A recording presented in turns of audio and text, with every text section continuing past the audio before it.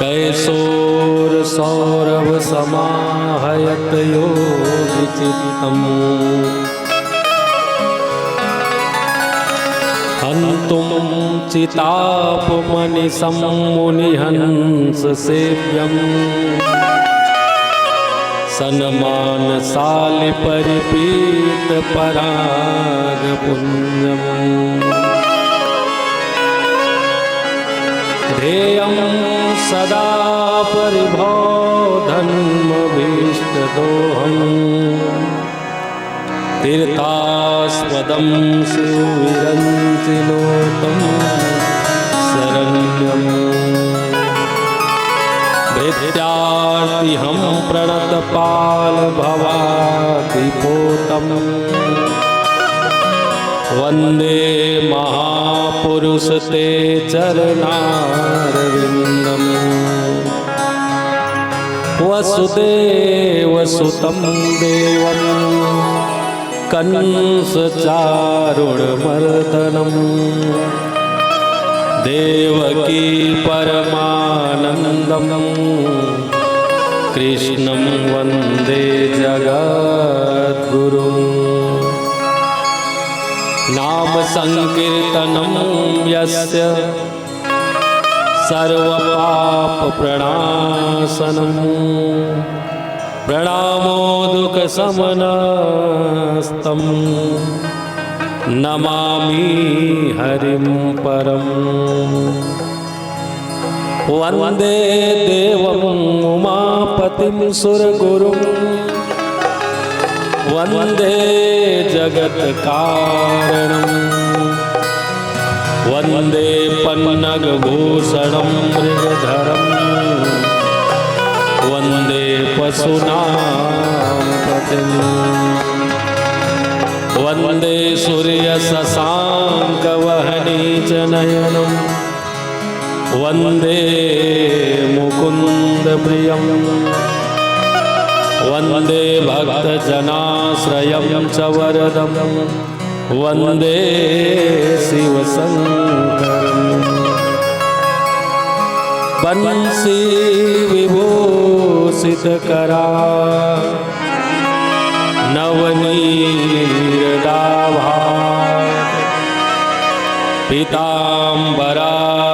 पीताम्बरादरुणबिम्ब फलाधरोष्ठा पूर्णेन्दु सुन्दरमुखा दरविन्दनेत्रात् कृष्णात् परं किमपि तत्त्वमह्यं न जाने। व्यासाय विष्णुरूपाय व्यासरूपाय विष्णवे नमो वै ब्रह्मनिधये वासिष्ठाय नमो नमः। वन्दे बोधमयं नित्यं गुरुं शङ्कररूपिणं यमाश्रितो हि वक्रोऽपि चन्द्रः सर्वत्र वन्द्यते। एकमन्त्रमय मोहबस कुटिलहृदय ज्ञान पुनि प्रभु मोहि विसारयो दीनबन्धु भगवान। विनती करी मुनिनाय सिर कह कर जोरी बहोर चरण सरोरुहनाथ जनी कबहु तजे मति मोर। नहीं विद्या नहीं बाहुबल नहीं खर्चन को दाम मोसो पतित पतंग को तुम पति राखो राम। ब्रजे वसंतम नवनीत चौरम गोपाङ्गनानाचदुकूल चौरम् अनेक जन्मार्जित पाप चौरम् चौराग्रगण्यं पुरुषं नमामि। कृष्ण की महिमा अमित यति वेद न पावै पार मति अनुसार मैं गावहूँ कृपा करो सरकार। बोले भागवत महापुराण की जय, श्री सत्य सनातन धर्म की जय, गौ माता की जय, नगर देवी देवताओं की जय, इष्ट देव भगवान की जय, अपने अपने माता पिता की जय।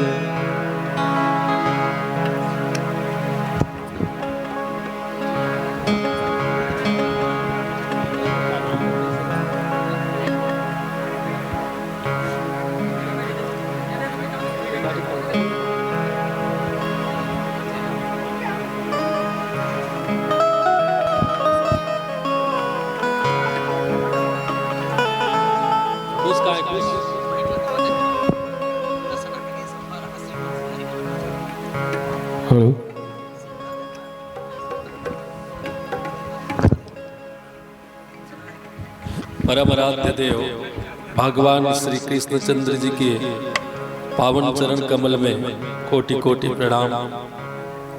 नगर में स्थापित ब्राह्मण जन साधु जन इन सभी के चरणों में बारंबार प्रणाम। भगवान कैलाश निवासी गटगटवासी औघड़दानी भोलेनाथ जी रुद्रावतारी भगवान हनुमान जी के चरणों में बारंबार दंडवत प्रणाम। श्रीमद् भागवत महापुराण ज्ञान यज्ञ कथा के आयोजन कृतिक जन बंधुगण आप सभी का प्रथम सत्र की कथा में बहुत बहुत स्वागत, बहुत बहुत सम्मान। आइए आज की पावन कथा प्रसंग की ओर बढ़े। इससे पहले 2 मिनट के लिए हरि नाम संकीर्तन, फिर आज की कथा रसापान करेंगे। बोले श्रीमद् भागवत महापुराण की जय। सावरे नंदलाला सावरे नंदलाला मधुसूदन मुरारी सावरन मुरारी सावरे नंदलाला सावरे नंदलाला सावरे नंदलाला सावरे नंदलाला सावरे नंदलाला मधुसूदन मुरारी सावरे नंदलाला मधुसूदन मुरारी सावरे नंदलाला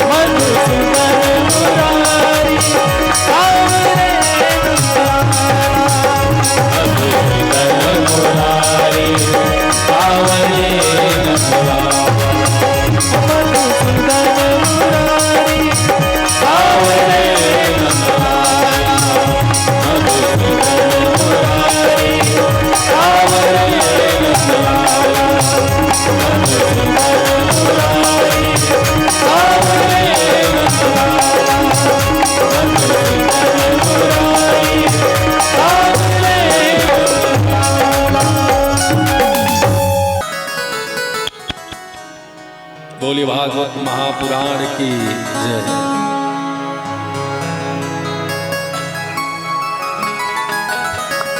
परम सौभाग्य हम आप सभी का आज हम मानव जीवन में आकर के भागवत दरबार में कथा श्रवण के लिए विराजमान हुए हैं।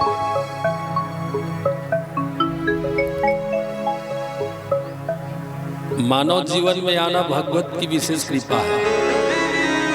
84 लाख योनि से निकाल करके हमें भगवान ने मानव बनाया, ये उनकी कृपा है।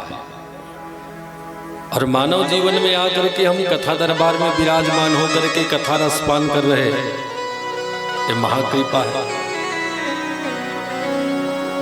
हम बड़े सौभाग्यशाली हैं, आज भगवत दरबार में विराजमान हैं।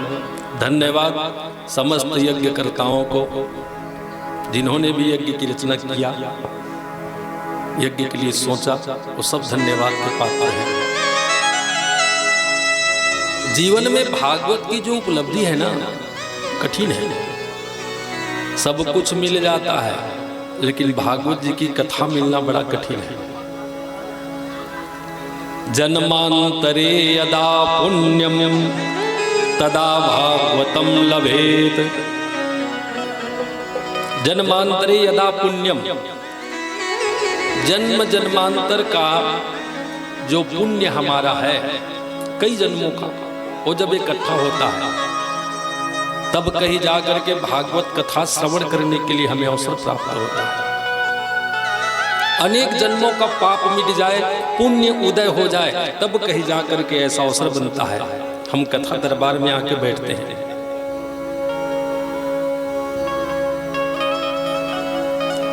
ये केवल संकल्प के लिए नहीं है, भागवत की कथा केवल पुण्य के लिए नहीं है। ये हमारा पुण्य है, ये पुण्य के लिए नहीं है, ये हमारा पुण्य है कि हम आज भगवत कथा में विराजमान हैं। वरना हमारी औकात ही क्या है, न बुद्धि, न ज्ञान, न बल, न प्रेम, न भक्ति, फिर भी आज कथा दरबार में बैठे हैं। यही हमारा पुण्य है। पुण्य प्रभाव से आज हम यहाँ विराजमान हैं और मानव जीवन में बैठे हैं। तो भागवत की कथा अमूल्य है। भागवत जी की कथा हम मानवों को भागवत बनाने के लिए, समझ रहे ना, भागवत जी की कथा हम मानव प्राणी को भागवत बनाने के लिए। भागवत करते होते हैं भगवान का, भागवत करते हैं जो भगवान का है वो भागवत है। तो हम संसार का ना रहे, कथा सुन के भगवान का बन जाए, यही तो भागवत है।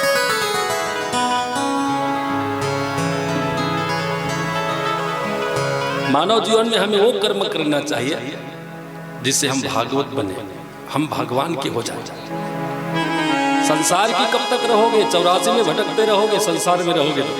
इसलिए भगवान की बनो, भगवान का बन जाओगे तो भागवत हो जाओगे। और भगवान का जो बन जाता है दोबारा संसार में नहीं आता है। बोल भक्त वत्सल भगवान की। जो तो 7 दिन की जो कथा है ना, आज से प्रारंभ हो रही है।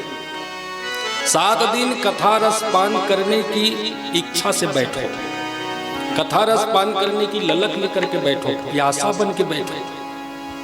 ऐसे बैठो जैसे प्यास लगी हो, अधिक तेज प्यास लगी हो कथा के लिए।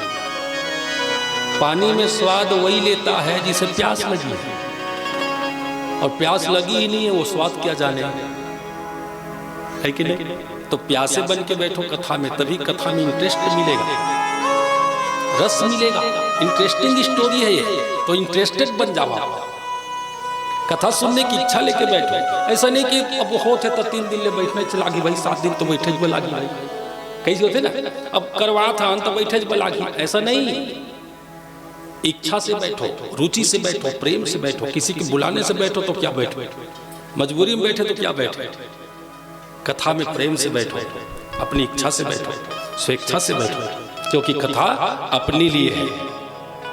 कथा सुन के अपना कल्याण होना है, तो अपने कल्याण के लिए बैठे हैं। बड़ भाग मानुष तन पावा, बड़ भाग मानुष तन पावा, सुर दुर्लभ सद गंध ही गावा, सुर दुर्लभ सद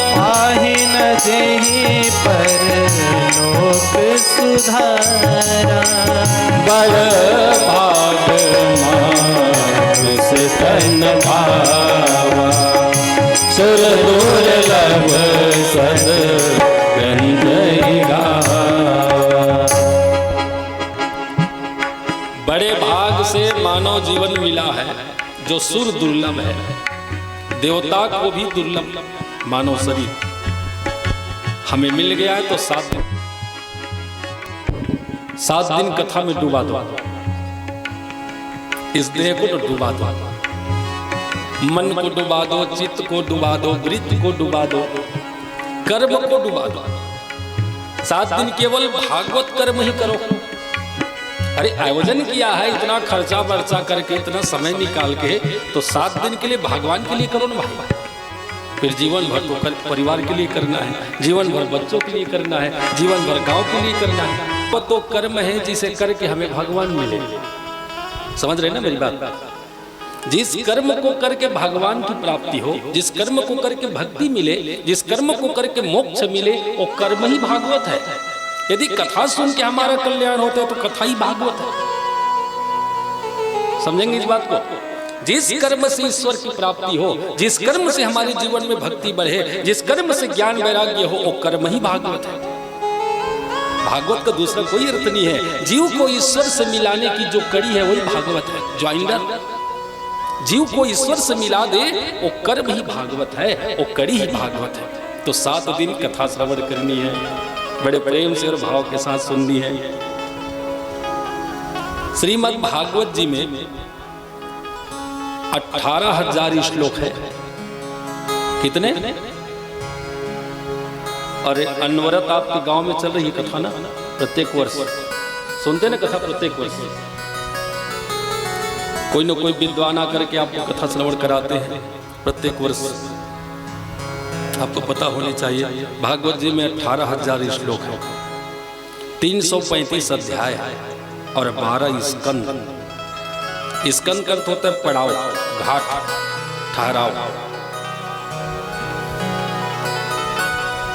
12 स्कंद में 335 अध्याय से 18,000 श्लोक बना करके श्रीमद् भागवत जी की रचना हुई है।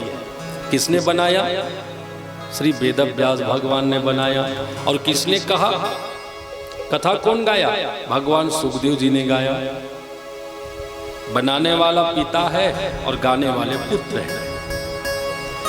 महाराज ब्रह्मा जी के पुत्र वशिष्ठ जी हुए, ध्यान देंगे, ब्रह्मपुत्र वशिष्ठ जी हुए हैं। वशिष्ठ महाराज जी के पुत्र हुए हैं महाराज शक्ति।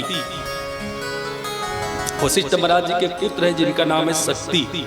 शक्ति महाराज जी के पुत्र हुए महाराज पराशर जी। अब पराशर महाराज के पुत्र वेद व्यास जी हुए और वेद व्यास जी के पुत्र भगवान से सुखदेव जी हुए। वशिष्ठ महाराज जी इनके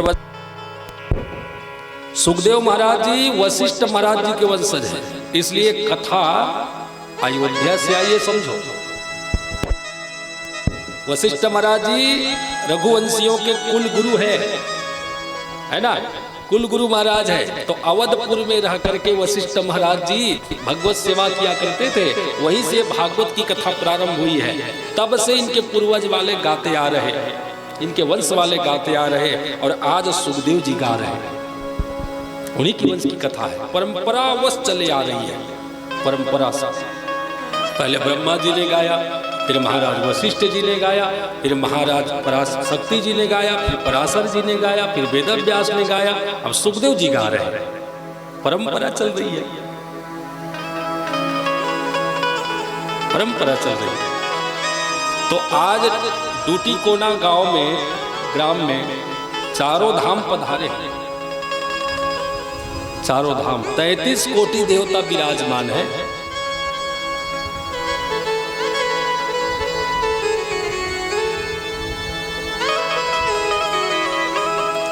स्वर्ग जैसा है, सभी देवताओं का वास हो गया है। तो यहाँ की पवित्रता, यहाँ की शुद्धता बनाए रखना है 7 दिनों तक। यहाँ गाली गलौज नहीं होना चाहिए, भगवत दरबार में लड़ाई झगड़ा नहीं होना चाहिए, भगवत दरबार में चुगली नहीं होना चाहिए, चारी चुगली। भगवत दरबार में नशा लेके नहीं आना चाहिए। 7 दिनों तक मंदिर है। कभी 7 दिन में किसी के लिए गलत सोचना भी नहीं चाहिए। बोल भागवत भगवान की। मन से भी किसी के लिए गलत मत सोचो। और जो किसी के लिए गलत नहीं सोचता, जो किसी का गलत नहीं करता, जीवन में उसका कुछ गलत नहीं होता है। वो व्यक्ति सुखी होता है जो सबके लिए अच्छा सोचता है। सुखी होना है तो सबके लिए अच्छा सोचो, सबके लिए अच्छा करो, कभी किसी के लिए गलत मत सोचो। मैं तो एक ही बात समझता हूँ, आने वक्त गलत सोचना, आने वक्त गलत करना माने अपन वक्त दुख ल निमंत्रण देना, आबे मोरो घाव, है ना। दूसरों के लिए गलत सोचना, गलत करना, इसका एक ही अर्थ होता है अपने जीवन में दुख को बुलाना, इनविटेशन कार्ड देना, निमंत्रण देना। दुख मोरो घर आवे और 10-12 दिन बाद आवे, है कि नहीं। इसलिए दूसरों के लिए गलत सोचो मत, गलत करो मत, सुखी रहोगे जीवन में। मस्त रहे, भजन करें, कीर्तन करें, अपनी मेहनत से कमाएं, रोटी खाएं, बढ़िया से नींद लेवें, बढ़िया से जीवन का सुख लेवें, और सुख लेते लेते भजन गाते रहें, मानव जीवन को सफल बना लें। बस यही सिखाने के लिए भागवत की कथा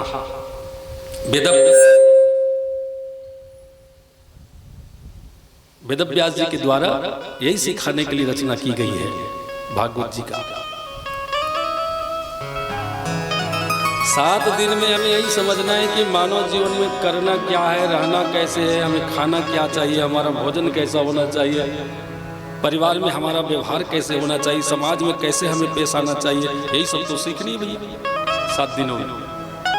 ऑल स्टोरीज फैमिली मेटर, ये 7 दिन की जो कथा हम सुनेंगे ना, वो हम आप सबके बीच की कथा होगी। ये कोई बाहर की कथा नहीं है, ये जीव और ईश्वर की कथा है, और जीव हम सब हैं और ईश्वर एक है। तो एक ईश्वर से हम सबको मिलना है कथा के माध्यम से। 7 दिन तक कथा बहेगी, 7 दिनों तक कंटिन्यू, तेज धार से, अविरल, टूटेगी नहीं, 7 दिनों तक धार। ये सप्त स्रोत गंगा है भागवत की कथा। आज जहां कथा विश्राम लेगी, कल वहीं से पुनः प्रारंभ होगी, वहीं से स्टार्ट होगा, फिर से धार टूटेगी नहीं, और 7 दिनों तक लगातार बहते रहेगी।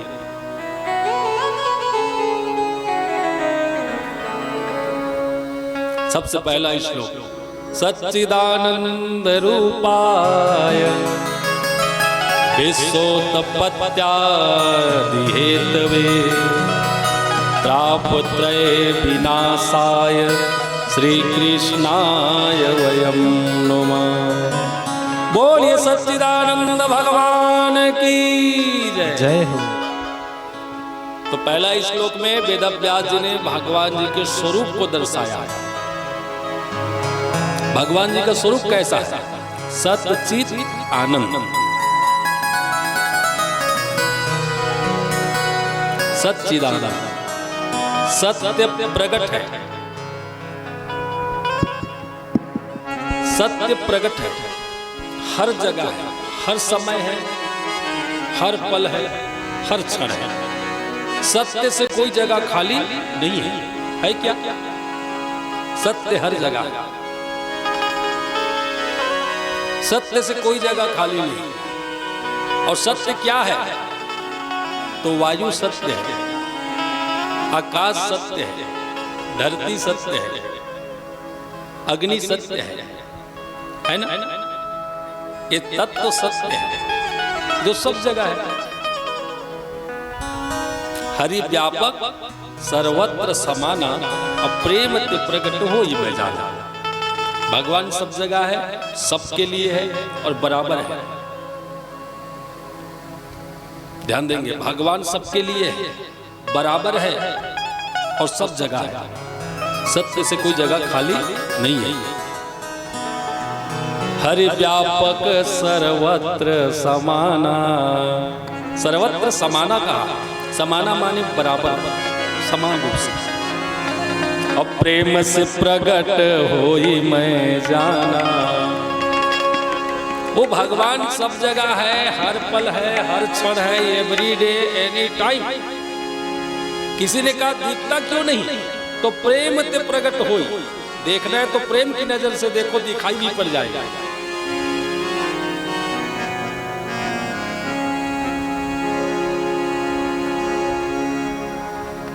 वो हर कण में, हर क्षण में विद्यमान है। उनको देखने के लिए प्रेम की नजर चाहिए बस। प्रेम से दिखाई देते हैं। चित विवेक है, ज्ञान है और आनंद हृदयगत वो भगवत स्वरूप है। ऐसे भगवान श्री सच्चिदानंद जी के चरणों में हम सब मिलकर के बारंबार प्रणाम करते हैं। बोले सच्चिदानंद भगवान की। त्रापत्रय विनाशाय दैहिक, दैविक और भौतिक तीनों प्रकार के ताप जिनकी शरण में आने मात्र से मिट जाए, तीनों प्रकार की ताप जिनकी शरण में आने मात्र से मिट जाए, वो भगवान सच्चिदानंद जी के चरणों में हम सब मिलकर प्रणाम करते हैं। बोले सच्चिदानंद भगवान की जय।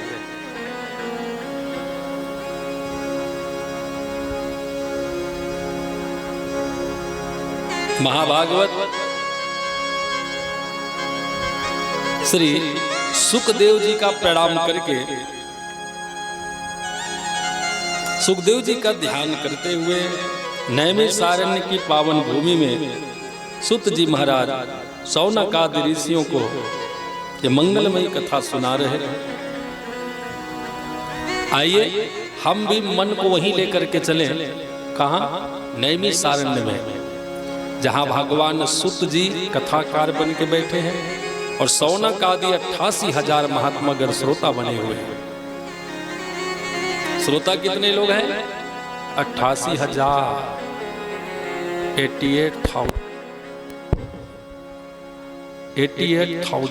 88,000 श्रोतागण बैठे हैं और वक्ता केवल भगवान से सुत जी हैं।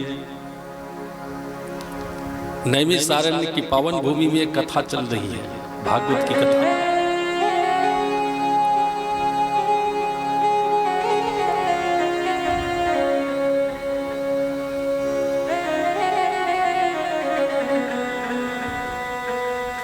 अट्ठासी 88,000 श्रोताओं में प्रथम श्रोता बनकर के, यजमान बन के बैठे महाराज शौनक जी।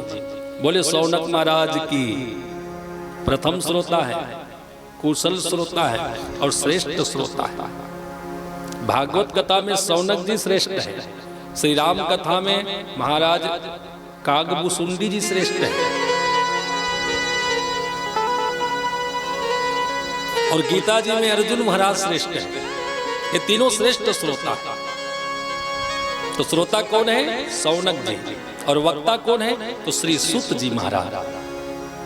18 ईयर ओल्ड, 18 वर्षीय है सुत महाराज। गोरा वदन, काले घुंघराले लंबे लंबे बाल, गोल गोल गाल, मोटे कजरारे नैन, हिष्ट पुष्ट वदन। सुत जी की सुंदरता का क्या कहें, बहुत ही खूबसूरत है, हैंडसम है, स्मार्ट है, बहुत सुंदर है। 18 वर्ष के हैं, बताओ। और इतना ज्ञान है उसमें, बड़े बड़े महात्माओं के बीच बैठे आज भगवत जी की कथा गा रहे हैं महाराज सुत जी। बोलिए सुत जी महाराज की जय। बहुत लोग बैठे कथा में सुनने के लिए। अच्छा, भगवत कथा क्यों सुनना चाहिए?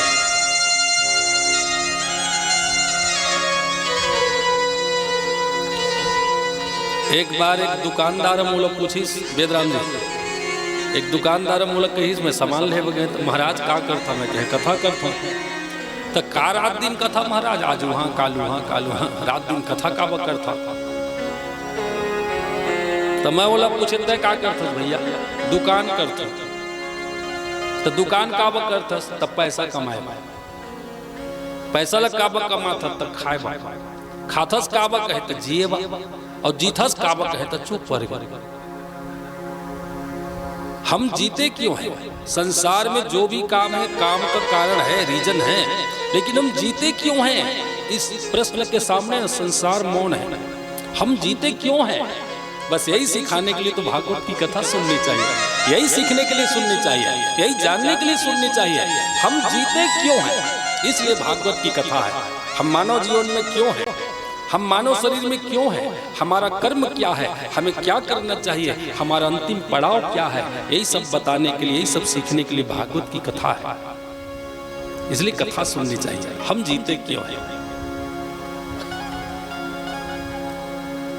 का मानव शरीर में खाज कमाए बराए ना रात दिन में वहाँ भी लेंटर में सुखो ता बेच पैसा पा तो खा पी ओकरे बराए का घर बना शादी कर छठी कर तो मर जा होत कितनी होते वो जन्मे तब ले कमाई डोकरा को मर ता फिर जन्म के लेके फिर कमाई होत किच करा थे चप्पा चार खा चले होत कितनी होते मरा थे ता फिर जन्म लेके आते फिर कमात जाते फिर मर जाते फिर जन्म लेते फिर मर जाते होत किच करत रहे का 84 में भटकते रहोगे तो मोक्ष कब होगा कल्याण कब होगा मानव जीवन मिला है साधन धाम मोक्ष कर द्वारा मानव जीवन से यदि मोक्ष प्राप्त नहीं कर पाया तो फिर 84 में भटकेगा इसलिए मानव जीवन मोक्ष के लिए मिला इस जीवन में ज्यादा से ज्यादा समय कथा में लगाओ ज्यादा से ज्यादा समय माता पिता की सेवा में लगाओ ज्यादा से ज्यादा समय गुरु चरणों में लगाओ ज्यादा से ज्यादा समय सत्संग में लगाओ तो कल्याण होगा और मानव जीवन पाके केवल खाने कमाने में लगे रहोगे तो खाते रहो कमाते रहो 84 में भटकना पड़ेगा मोक्ष चाहिए तो थोड़ा थोड़ा समय निकाल के हरि दरबार में बैठो मुक्ति का कोई तू जतन कर ले रोज थोड़ा थोड़ा हरि का भजन कर ले रोज थोड़ा थोड़ा हरि का भजन कर ले मुक्ति का कोई तू जतन कर ले मुक्ति का कोई तू जतन कर ले रोज थोड़ा थोड़ा हरि का भजन कर ले रोज थोड़ा थोड़ा हरि का भजन कर ले बोल वृंदावन बिहारी लाल की जय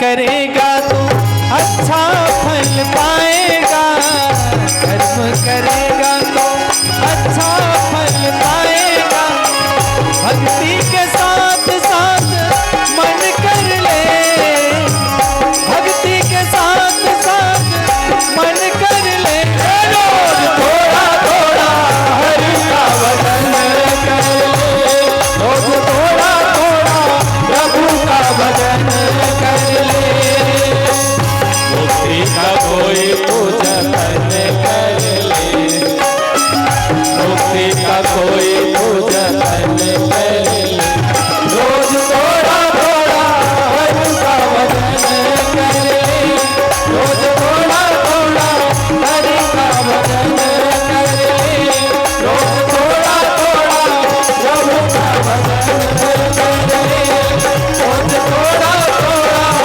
हरि का भजन कर ले रोज थोड़ा थोड़ा हरि का भजन कर ले रोज थोड़ा थोड़ा प्रभु का भजन कर ले राधे राधे राधे राधे जय जय श्री राधे भक्ति करेगा तो बड़ा ही सुख पाएगा भक्ति से आत्मा का मैल मिट जाएगा मानव जीवन इसीलिए मिला है भाई भक्ति करो भजन करो सेवा करो भूख लगे तो कमाओ और खाओ नींद आए तो सो जाओ और बाकी समय ना भजन करो कीर्तन करो 24 घंटा में 12 घंटा कमाए में लगे रहो रथिया तो सुधबो पोट गोड़तान की छोई ना भजन कब होगा इसलिए 2 वक्त की रोटी जुटाओ और मस्त कीर्तन भजन करो थोड़ा समय निकाल के भजन भी होना चाहिए जीवन में कीर्तन भी होना चाहिए एक ही काम में लगे रहोगे तो एक काम छूट जाएगा आज नैमिषारण्य की पावन भूमि पवित्र भूमि में बड़े बड़े महात्माओं के बीच सुत जी महाराज जी के चरणों में प्रणाम करके महाराज सौनक जी ने पूछा। सौनक जी पूछते हैं सुत महाराज जी से, हे महाराज सुत जी, आप हमें ये बताइए, मानव जीवन में भक्ति ज्ञान वैराग्य कैसे बढ़ाएं? ध्यान से सुनिएगा, प्रश्न क्या है? मानव जीवन में भक्ति ज्ञान और वैराग्य बढ़ाने के लिए क्या करें? ज्यादा भक्ति हो, ज्यादा ज्ञान, ज्यादा वैराग्य हो, इसलिए क्या करना चाहिए? हम कलियुगी प्राणियों का हृदय अंधकार से भरा है, अज्ञान के अंधकार, काम, क्रोध, मद, मोह, लोभ, ईर्ष्या, अहंकार, छल, छिद्र, कपट, मत्सर, इन सभी रोगों से ग्रसित है हमारा हृदय। कलियुगी प्राणियों का हृदय अंधकार से भरा है, केवल स्वार्थ में लत है पूरा, पाकिट भरने में सब लगे हैं। बड़े छोटे का मर्यादा मिट गया है, बच्चे माता पिता की सेवा से दूर हो रहे हैं, पत्नियां केवल शौक श्रृंगार में लगी हैं, पति सेवा करत भूल गई है। ऐसा घोर कलयुग आ गया है। हे प्रभु, ऐसे कलयुग में हम प्राणियों का हृदय शुद्ध कैसे हो, पवित्र कैसे हो, हमारे विचार में, हमारे कर्म में सुधार कैसे आए, इस निमित्त कोई कथा सुनाइए, इस निमित्त कथा सुनाइए। हम जानना चाहते हैं कि बड़े बड़े साधु संत महात्मा जो होते हैं वो काम क्रोध मद मोह लोभ से दूरी कैसे बनाते हैं? इनके जीवन से ये सब दूर चले जाते हैं। उन लोग क्या करते हैं? प्रभु जी कथा के माध्यम से सुनाइए ना, ताकि हम भी काम क्रोध से बचे रहे, लोभ से बचे रहे। ऐसी कोई कथा गा के सुना दीजिए, आपकी बड़ी कृपा होगी। आप हमें ना पावन पवित्र कथा सुनाइए, जिसका श्रवण रस पान करके हम मानव प्राणियों को श्री श्याम सुंदर जी का साक्षात्कार हो जाए। इस देह से हमें मुक्त करा दीजिए कथा सुना करके। हे सुत जी महाराज, आपकी बड़ी कृपा होगी, हृदय से अंधकार मिटा दीजिए। ध्यान देंगे, मानव जीवन में जो हृदय है ना, मानव का हृदय वो वास्तव में अंधकार से भरा है। काम क्रोध मद मोह के अंधकार, घोर अंधेरा है, इसमें ज्ञान की जरा भी प्रकाश नहीं है। इसलिए सुत जी को प्रणाम करके सौनक जी ने पूछा, हे प्रभु, आप हमें वो कथा गा के सुनाइए जिससे हृदय की अंधकार मिटे, काम क्रोध दूर चले जाए, जीवन में भक्ति ज्ञान वैराग्य बढ़े और श्याम सुंदर का दर्शन हो जाए। अंधेरा मिटाने का काम भगवान सूर्य देव जी किया करते हैं। कहा ये दिवस जहां भानु प्रकाश आता, जहां भगवान सूर्य देव जी प्रकट हुए वहां से अंधकार मिट जाता है ना। अंधेरा कौन मिटाए? सूर्य भगवान। इसी तरह से मानव जीवन के हृदय से अंधकार मिटाने में श्रीमद् भागवत जी करोड़ों सूर्य के समान है। इसमें तेज ज्ञान की रोशनी है। हे प्रभु, कृपा कर दीजिए, हमें कोई सारगर्भित कथा गा के सुना दीजिए। सुताख्याहि कथा सारम अज्ञान द्वंद्व विध्वंस कोटि सूर्य समप्रभा। आप में करोड़ों सूर्य के समान ज्ञान विद्यमान है। गुरु भगवान की कृपा से आप ज्ञान गम्य हैं। आपने बहुत ज्ञान अर्जित करके अपने अंदर रखा है। हे सुत जी, वही ज्ञान में से कुछ ज्ञान की प्रकाश, कुछ बूंद हम कलियुगी प्राणियों के हृदय में डाल दीजिए कथा के माध्यम से। वो कथा गा के सुनाइए, वो कथा डायरेक्ट कान से अंदर जाए और हृदय से अंधकार को मिटा दे। सुताख्याहि कथा सारम, आप हमें कथा सार सुनाइए।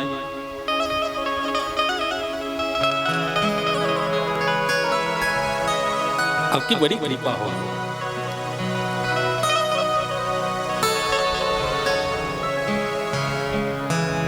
सुत जी महाराज प्रसन्न हो गए, बोले सुत महाराज की। देखिए बार बार जय बोलते रहिए ना, हेलो हेलो, बार बार जय बोलते रहिएगा। हेलो, क्योंकि घर में तो समय मिलता नहीं जय बोलने का। कोई तो बता दे घर में कोनो है का जे जय बोलवाते कतको माया करत रहे कोनो कोनो ला, चाहे बाप बेटा रहे के माँ महतारी बेटा रहे, कतको माया रहे कोनो रिश्ता में चला कीर्तन करबो नहीं कहे कोनो कथे का। घर में कोनो भजन करे वो कहे न जयकारा करे वो कहे हाँ ये बूता करे वो बूता करे का पूछी दे बूतल करदार कर कही, लेकिन भजन करदार का नीच का धन है वो रिश्ता, धन है वो रिलेशन। ये भजन में कभू नहीं कही, कीर्तन में कभू नहीं कही। ये संसार ऐसा ही है ना, संसार ऐसा ही है, खाई मीट के मई मीट, संसार ऐसा ही है। सही रास्ते दिखाने वाले गुरु होते हैं गुरु, और भागवत कथा जी जगत गुरु है। जो भी शरण में आएंगे उनको सही रास्ता मिल जाएगा, जो भी कथा श्रवण करेंगे उनके जीवन सार्थक हो जाएगा, मुक्त हो जाएगा, मुक्त हो जाएगा। प्रसन्न हो गए, प्रमुदित हो गए महाराज सुत जी प्रश्न सुन करके सौनक जी का।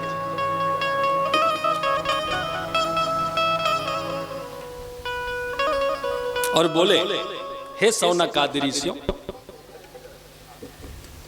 आपके मन में हमारे प्रति अति आदर है, प्रेम है, स्नेह है, और आप सभी में कथा सुनने के लिए इच्छा है, कथा श्रवण की प्यास है, ललक है, आप सब कथानुरागी जन है।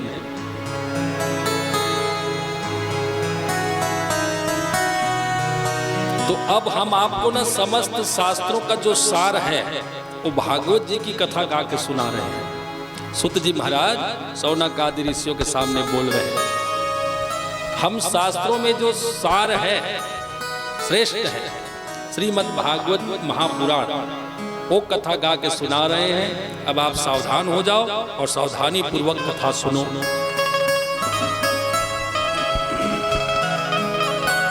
कथा में सावधान क्या है, कथा में सावधानी क्या है? वक्ता सुत जी बोले आप सावधान होकर सुनो। तो सावधानी क्यों? ये सावधान करते क्या है?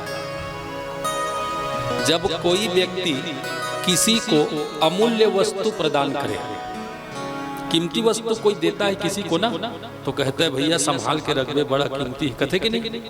बस यही है। सुत जी कथा बोलने से पहले श्रोता वृंद में जितने भी लोग बैठे हैं सबको सावधान करते हैं। सावधान बोले क्यों? ये साधारण कथा नहीं है, ये अमूल्य कथा है, जो जन्म जन्म का पाप मिटने से, जन्म जन्मों का जन्मांतर का पुण्य उदय होने से प्राप्त होने वाली कथा है। ये ऐसी वैसी कथा नहीं है, इसलिए सावधानी पूर्वक सुनो। ये कल्याणप्रद कथा है, पाप विनाशनी कथा है, इसलिए सावधान हो जाओ। ऐसी वैसी कथा नहीं है, ये कल्याणप्रद कथा है, मोक्षप्रद कथा है, पाप विनाशनी कथा है, इसलिए सावधानी पूर्वक सुनो। तो सावधान कैसे? तन से बैठे हो तो कथा में मन भी लगना चाहिए, और मन में कथा जच रही है तो जीवन में दिखना भी चाहिए। बोल भक्त वत्सल भगवान की। है ना? कथा सुने, कथा समझे और समझ के कथा के अनुसार जीवन यापन करें, इसे सावधानी कहते हैं। और सुना थे कछु और करा थे कछु तो हम मरना नो है। 7 दिन कथा सुनी, सब 8वां दिन पड़ोसी कर महाभारत होते। डब्लू गड़बड़ नहीं होगी।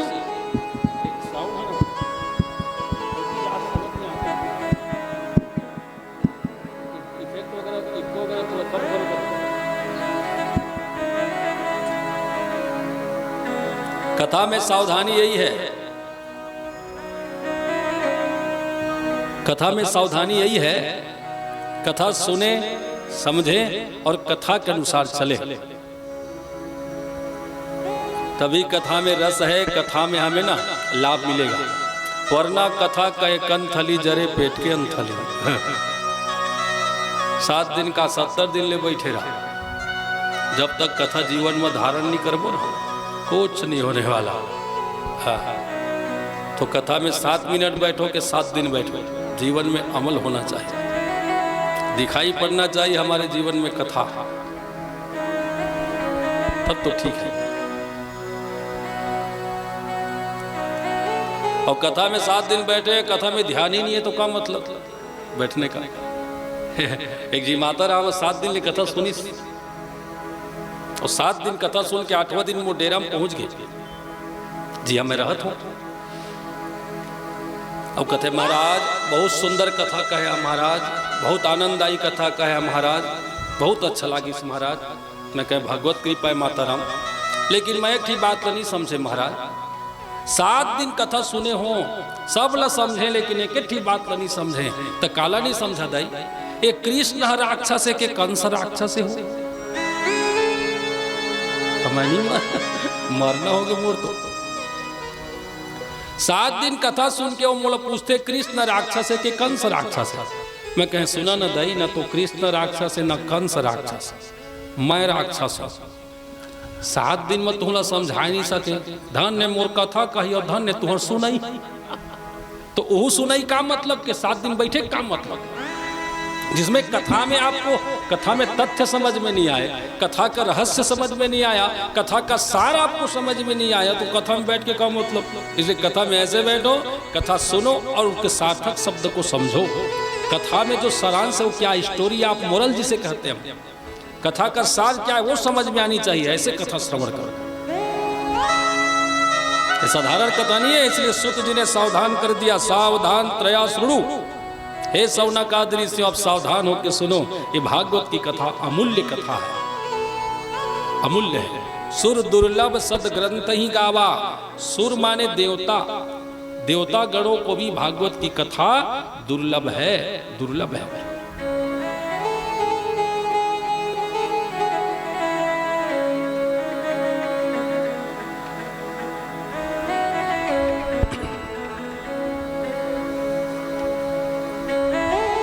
काल व्याल मुख ग्रास त्रास निर्वाण हेतवे, काल रूपी सर्प के मुख ग्रास होने से छुड़ाने के लिए, बचाने के लिए बाबा सुखदेव जी ने राजा परीक्षित जी को गा के सुनाई।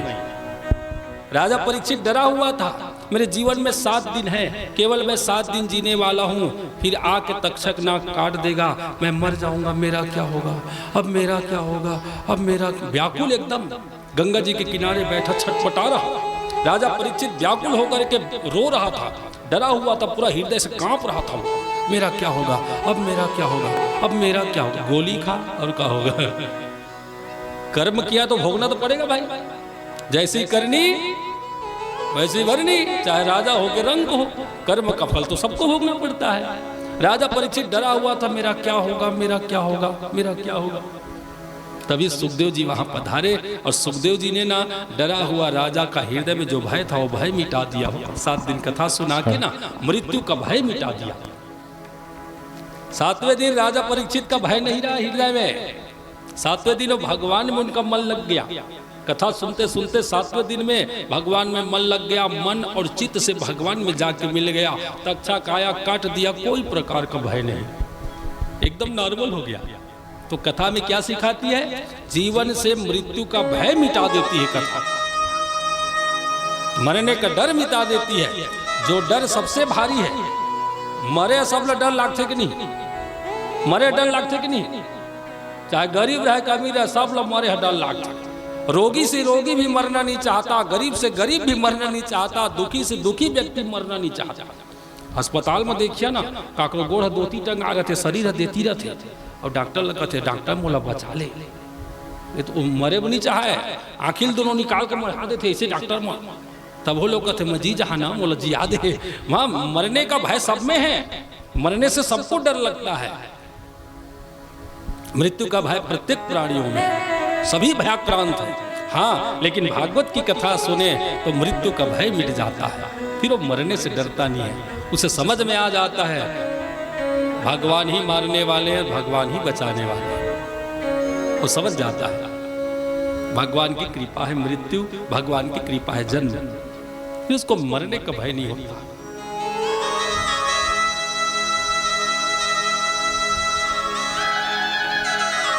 एक आदमी 12 बजे रात के निकली घर, एक हाथ में कंडील रखे रहे लालटेन, एक हाथ में छड़ी, अंधेरी रात, और गांव ले निकल के जंगल कती जात रहे। तो जंगल में जो रखवाला रहते देख दारिस दौड़त आइस पूछिस बाबा अतके रात के ते कहाँ जाबे तो रो के कथे मोर 3 ठी बेटा मोला तीनों जी दुख दे थे कोनो खाए बनी दे वो कथे ओकर करा रहा वो कथे ओकर करा रहा वो कथे ओकर करा रहा मैं कब तक सह सकूँगा मोला हाँ टाइम में खाना नहीं मिला थे मोर सेवा नहीं होते मैं 3 ठी लड़का ला पोसे मोला पोसत नहीं हो मन अब मैं मरे जाता हूँ हर तो मोला मरे जाए दे मैं मरे जाता हूँ पहाड़ ले कूद के मरहा मैं मरे जाता हूँ तो रखवाला पूछिस मरे जाते बाबा तो कंडील ल काप धारे तो हापट नहीं जा डंडल काप दे तो सांप भी आ जाई देख लो मरने जा रहे फिर भी भय है कि नहीं है जे हफ्तेल डरा थे ते हम मरे सखी का मृत्यु का भय प्रत्येक प्राणियों में है वही भय मिटाने के लिए भागवत की कथा है। सुखदेव जी राजा परीक्षित जी को 7 दिनों तक केवल मृत्यु भय मिटाने के लिए मोक्ष प्रदान करने के लिए भागवत की कथा सुनाई। सुर दुर्लभ है।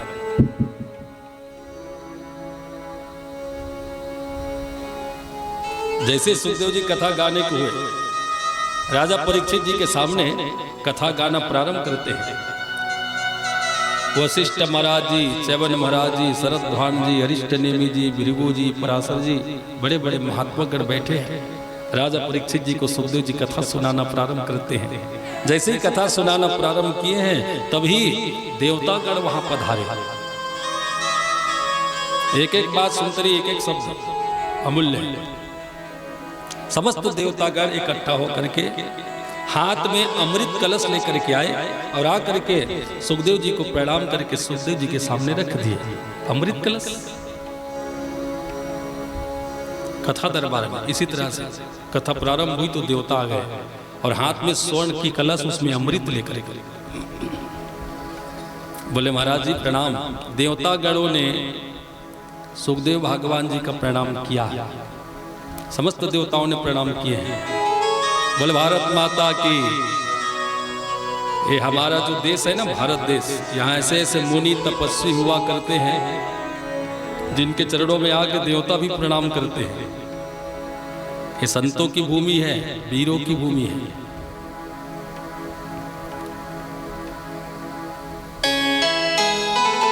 भगवत दरबार है। देवताओं ने प्रणाम किया और प्रणाम करके कलश सामने रख दी। सुखदेव जी ने पूछा भैया देवगणों, हाँ प्रभु ये कलश में क्या है? बोले अमृत है। ये क्यों? बोले आप राजा परीक्षित को पिला दो। परीक्षित राजा डरा हुआ है, 7वें दिन मेरी मृत्यु है, मैं मर जाऊंगा, तक्षक नाक काट देगा, मैं मर जाऊंगा, तो अमृत पिला दीजिए। अमृत पीने के बाद राजा का मृत्यु का भय मिट जाएगा, अमर हो जाएगा ना अमृत पी के, तो मरने का डर नहीं रहेगा।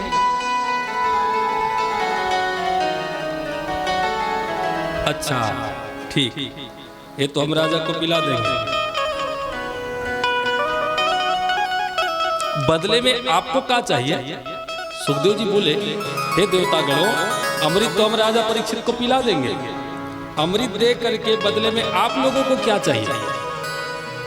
तो देवगण बोले, देवता बोले हे महाराज जी, वो जो कथा रूपी अमृत है ना, जो राजा परीक्षित को आप पिलाने जा रहे हैं, कथा गा करके सुनाने जा रहे हैं, तो हम देवता लोगों को पिला दीजिए, हम देवतागणों को सुना दीजिए।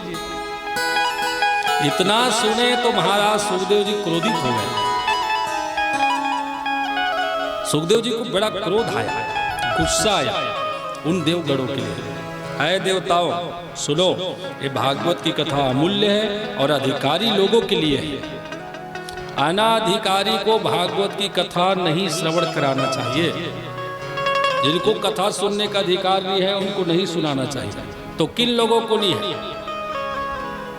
जिनको भगवान में भरोसा ना हो, जिनको कथा से प्रेम ना हो, जो भगवान को मानता नहीं, जो कथा से प्रेम रखता नहीं, इंटरेस्ट नहीं रखता, ऐसे लोगों को कथा नहीं सुनाना चाहिए।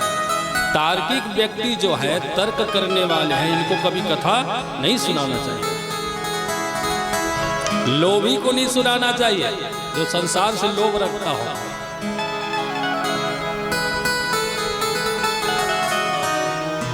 और भागवत दरबार में जो व्यापार करे ऐसे व्यापारी को भी कथा नहीं सुनाना चाहिए। कथा दरबार में व्यापार क्या है? तो यही है जो आज देवता कर रहे हैं, अमृत दे करके बदले में कथा सुनने के लिए आए हैं। अमृत देना और बदले में कथा रस पान करना।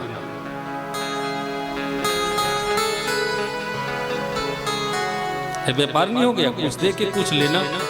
20 रुपया के नारियल, 20 रुपये मिलते का 20-25 रुपया, 20 रुपया के नारियल लेके मंदिर में जाथन और मंदिर में जाके हे भगवान मोर घर बने रहे, हे भगवान साल महुआ 2 बोरा किहा मिल जाए, हे भगवान खेत के धान ज्यादा हो जाए।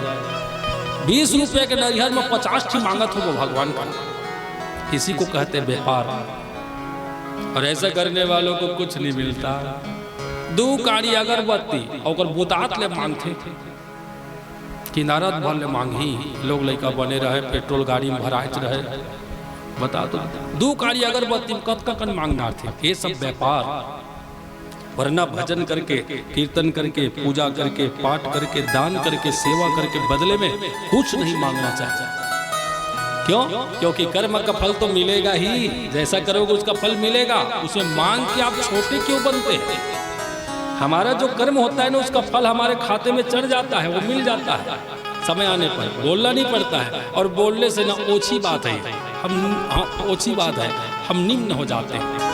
इसलिए भगवत सेवा करके कथा सुन के बदले में कुछ मत मिलो, बदले में कुछ मत चाहो। निस्वार्थ होनी चाहिए, निश्चल निष्कपट होना चाहिए। सुखदेव जी को क्रोध इसीलिए आया है, देवतागण अमृत दे करके बदले में कथा सुनने आए हैं। हटो यहाँ से। अभक्त चाय न ददाओ विज्ञा। ये भागवत की कथा अभक्त के लिए नहीं है, ये कथा भक्तों के लिए है। बोले भक्त भागवत भगवान की। सुन लो भैया, सुखदेव जी के दरबार में, भगवत दरबार में उन लोगों के लिए कोई जगह नहीं है जो भागवत कथा में बिजनेस करने को बैठो, है ना। इतना कथा सुने और इतना डिमांड रखे भगवान के सामने, ऐसे लोगों के लिए कोई जगह नहीं है। सुखदेव जी ने समस्त देवगणों को भगा दिया, निकलो यहां से। कहा अमृत, भागवत कथा अमृत।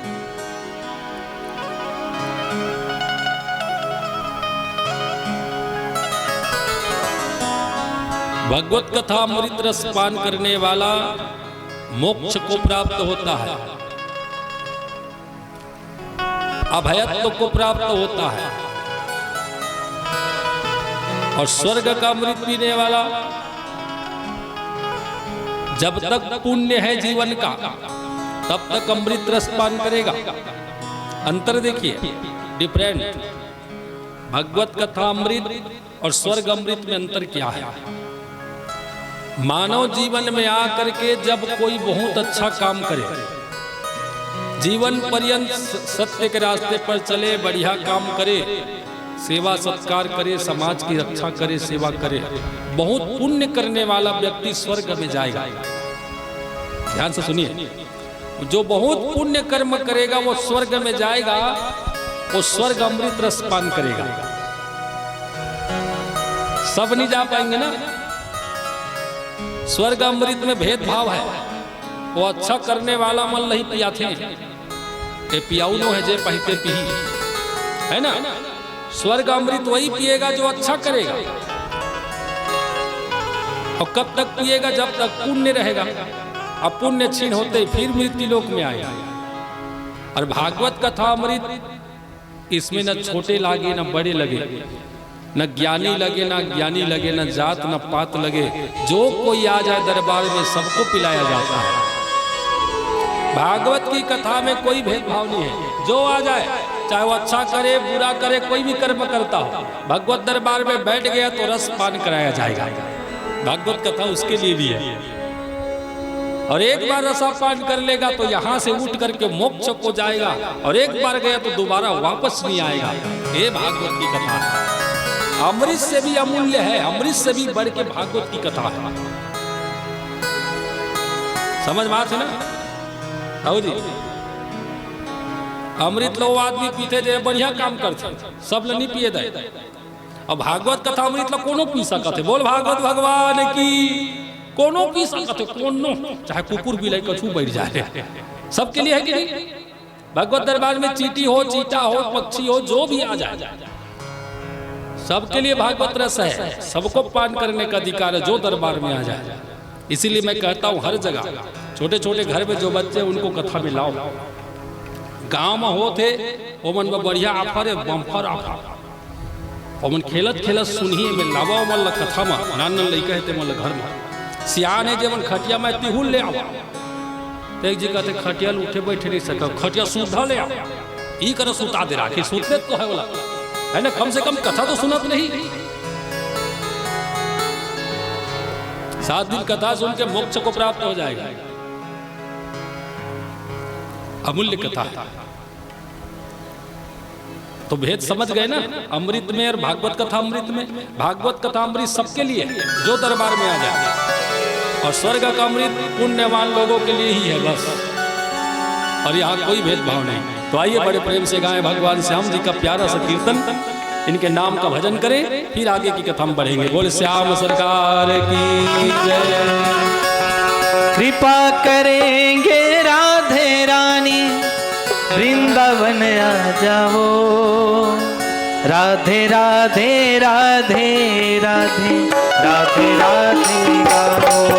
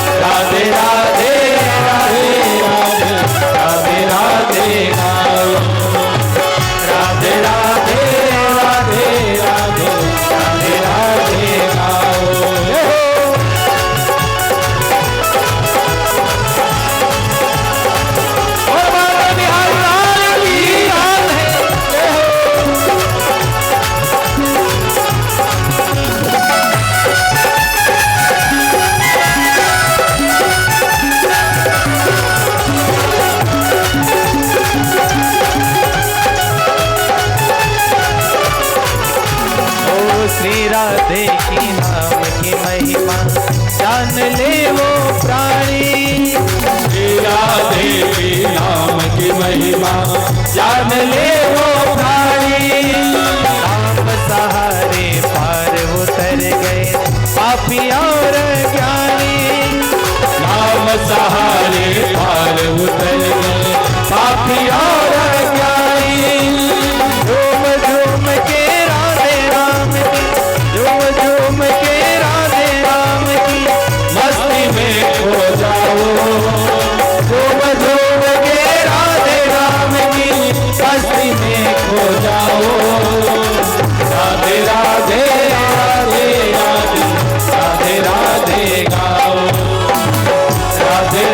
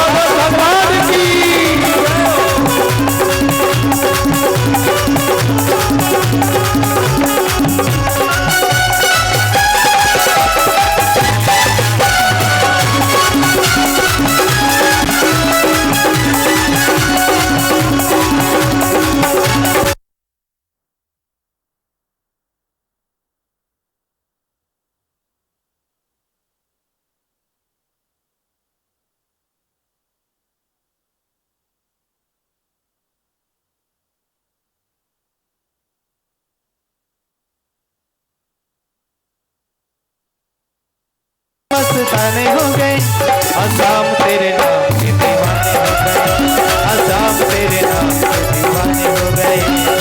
हंसी में रंग मस्ताने हो गए, हंसी में रंग मस्ताने हो गए, आसाम तेरे नाम के दीवाने हो गए, आसाम तेरे नाम के दीवाने हो गए।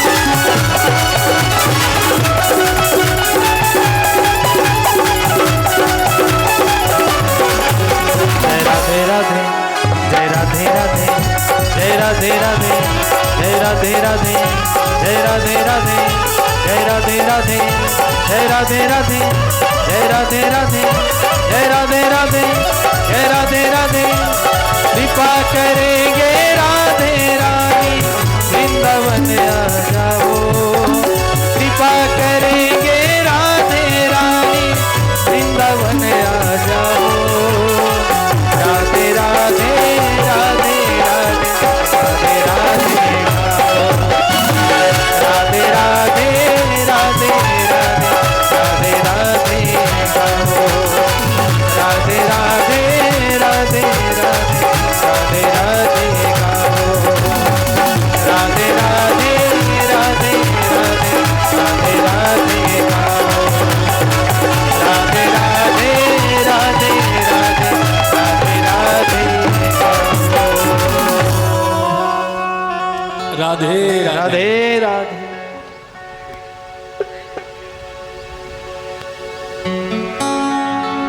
सुखदेव जी महाराज हरि कथा अमृत के परम रसिक हैं, इसलिए देवताओं को डांट करके भगा दिया। देवता लोगों को कथा श्रवण करने का अधिकार नहीं दिया सुखदेव जी ने। सुन लो भैया, इतनी दुर्लभ कथा है, देवता लोग कथा सुनने आए थे लेकिन इनको कथा सुनने नहीं दिया सुखदेव जी ने, भगा दिया। देवता लोग लौट करके आए और ब्रह्मा जी से शिकायत की। देखिए महाराज, हम देवता होकर के हरि कथामृत से वंचित हैं और एक साधारण मानव बच्चा राजा परीक्षित को सुखदेव जी कथा रसमान करा रहे हैं। क्या हम मानव से कोई कम है? हम देवता हैं, हम मानव से कोई कम है? फिर हमें क्यों नहीं सुनाया सुखदेव जी ने? क्यों भगाया गया भगवत दरबार से हमें? एक ब्राह्मण के ऊपर मृत सर्प लटकाने वाला, एक ब्राह्मण के गले में मृत सर्प लटका करके अपराध किया और राजा परीक्षित को बिठा के कथा रसपान करा रहे हैं और हम देवताओं को भगा दिया। हे ब्रह्मा देवता जी, अब आप ही न्याय करो। क्या रखा है भागवत में? क्या विशेषता है भागवत की जहां से हमें भगाया गया?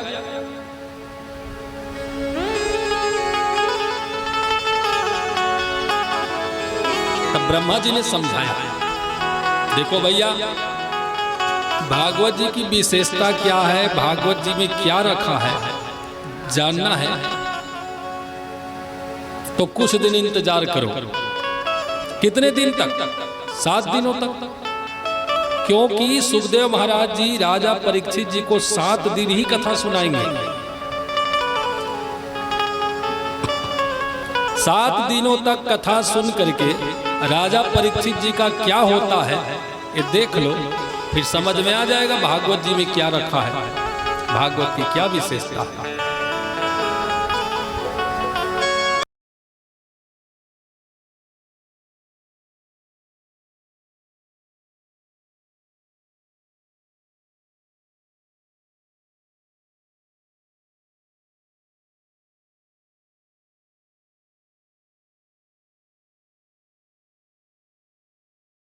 खराब होने से बचाने के लिए हम उपकरण का इस्तेमाल करते हैं। दूध खराब ना हो इसलिए हम फ्रिज में रख देते हैं, सब्जी खराब ना हो इसलिए फ्रिज में रखते हैं, कोई पदार्थ को हम हॉट पॉट में रखते ना। गर्म वस्तु को गर्म रखने के लिए, दूध को ताजा रखने के लिए, व्यंजन को ताजा रखने के लिए हम उपकरण में रखते हैं, कोई ना कोई साधन है उसके लिए। साहू जी दूध ला बचाए के मशीन है, सब्जी ला बचाए के मशीन है, वस्तु पदार्थ ला बचाए के मशीन है, लेकिन असना कोई मशीन बने जो मैं इंसान ला बचा दे, इंसानियत बच जाए, इंसान ला भर दे, इंसानियत बच जाए, इसमें कोई मशीन है का? फ्रिज का सेकोट असना मशीन जो आदमी ला भर दे तो आदमी के कर्म झन बिगड़े है क्या ऐसा? ये भागवत कथा है। एक बार जो कथा में रस लेगा ना, एक बार जो कथा में मन लगाएगा, वो इंसान की इंसानियत कभी खराब नहीं होगा। इंसान को इंसान बना देती है, इंसान को इंसान बनाए रखती है भागवत की कथा, इंसान की इंसानियत को बिगड़ने नहीं देती है भागवत की कथा। ये वो मशीन है, ये वो कथा है जिसमें कोई लग जाए तो उस प्राणी का कर्म ना बिगड़े, व्यवहार ना बिगड़े। संसार में असना कसु मशीन नहीं बने है ना, कोई मशीन नहीं बने हैं जब आदमी ला भर दे तो आदमी के कर्म नहीं बिगड़े, बने का? कर्म को बनाए रखने के लिए कोई मशीन है क्या? एक कथा ही है जो इंसान की इंसानियत को बचाए रखती है, इंसान को इंसान बनाए रखती है, यही इनकी विशेषता है।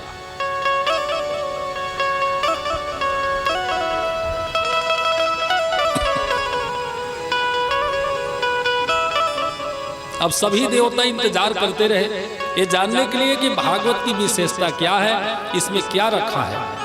7 दिनों तक सुखदेव जी ने राजा परीक्षित जी को कथा गा करके सुनाए हैं, 7 दिनों तक।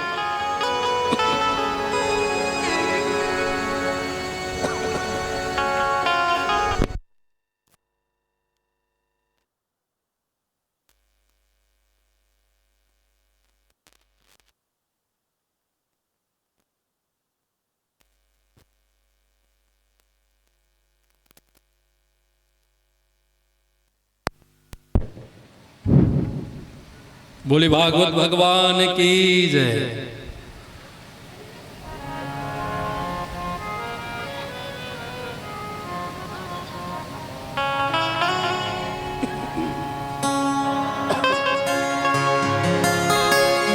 सात दिनों तक कथा सुन करके सुनने वाले राजा परीक्षित जी को जब परम पद की प्राप्ति हुई, वो मोक्ष को प्राप्त करते परम धाम को गए राजा परीक्षित। तो परीक्षित महाराज जी का मोक्ष गति प्राप्त करते ही ब्रह्मादि जितने भी देवता है आश्चर्य में पड़ गए। इसमें लिखते हैं वेद व्यास जी, राज्ञो मोक्षम वीक्ष पुरा दधापि विस्मिता। राजा परीक्षित जी का मोक्ष को देख करके जितने देवता हैं वो तो आश्चर्य में है ही, यहाँ तक विधाता ब्रह्मा भी आश्चर्यचकित हो रहे हैं। इम्पॉसिबल, ऐसा नहीं हो सकता, ये कैसे हो सकता है? ब्रह्मा जी भी कंफ्यूज है, इनको भी समझ में नहीं आ रही है भागवत तत्व, भागवत की विशेषता। ब्रह्मा जी भी फेल हो रहे हैं, ये कैसे हो सकता है? केवल 7 दिन कथा सुन करके एक पापी राजा मोक्ष को प्राप्त हो गया। यहाँ हजारों तपस्वी बैठे जंगल में, झाड़ी में, पहाड़ पर्वत में, आज भी बैठे ना, आज भी बैठे बड़े बड़े तपस्वी, बड़े बड़े पुण्यात्मा, इनका तो कुछ नहीं हो रहा, इनका विचारों का कुछ नहीं हो रहा। कई वर्षों से बैठे, धूप तापते हैं, बरसात में बैठे रहते हैं, ठंड में बैठे रहते हैं, गर्मी में बैठे रहते हैं ना, इनका कुछ नहीं हो रहा। और केवल 7 दिन कथा सुन करके एक पापी राजा परीक्षित का मोक्ष हो गया। आखिर ये भागवत है क्या? है क्या भागवत?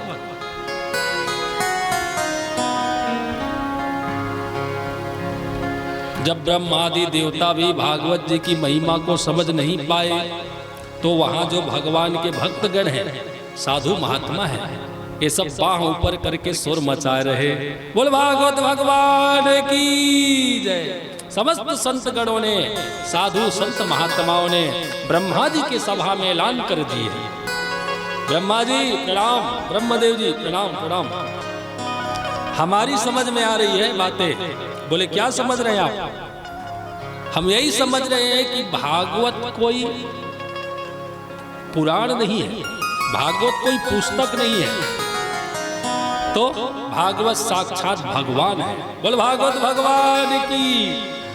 भगवान है भागवत भगवान। मेनि रे भागवत रूपम शास्त्रम भागवतम कलो। मेनि रे भागवत रूपम भागवतम कलो। तदा ऋषि गणा सर्वे विस्मयम परमम ययो। समस्त देवगणों के बीच ब्रह्मा जी के सामने समस्त महात्मा गणों ने, ऋषि गणों ने ऐलान कर दिया। हमें ये बात समझ में आ रही है ब्रह्मा जी। बोले क्या? भागवत जी भगवान है।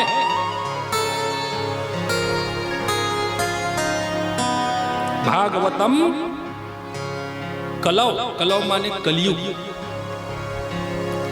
त्रेता में भगवान ने श्री राम का भेष बनाया, द्वापर में भगवान ने श्री कृष्ण का भेष बनाया, इसी तरह से कलयुग में भगवान ने भागवत भेष बनाया है। बोले भागवत भगवान की। कलयुग में साक्षात भगवान है भागवत।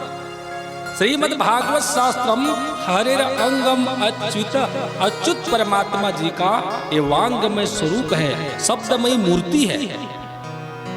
जैसे द्वापर में कृष्णा जी रहे ना, उसी तरह कलयुग में भगवान भागवत जी है। जो भी इनका दर्शन रसपान करेगा, जो भी इनकी कथा रसपान करेगा, जो भी स्पर्श सुख लेगा, उन सबका कल्याण हो जाएगा कलयुग में। बोले भागवत भगवान की। जैसे ही ब्रह्मा आदि देवताओं को सुनने में आई बात, ये समझ में आई बात कि भागवत जी स्वयं भगवान कृष्ण है, तो ब्रह्मा आदि समस्त देवताओं ने सिर झुकाया, एक साथ सिर झुका करके प्रणाम किए हैं। और प्रणाम करके समस्त देवताओं ने 18 पुराण में भागवत जी को श्रेष्ठ पुराण घोषणा कर दिए हैं। श्रेष्ठ पुराणों में एक पुराण भागवत जी को बताया है, 18 में श्रेष्ठ पुराण बताया।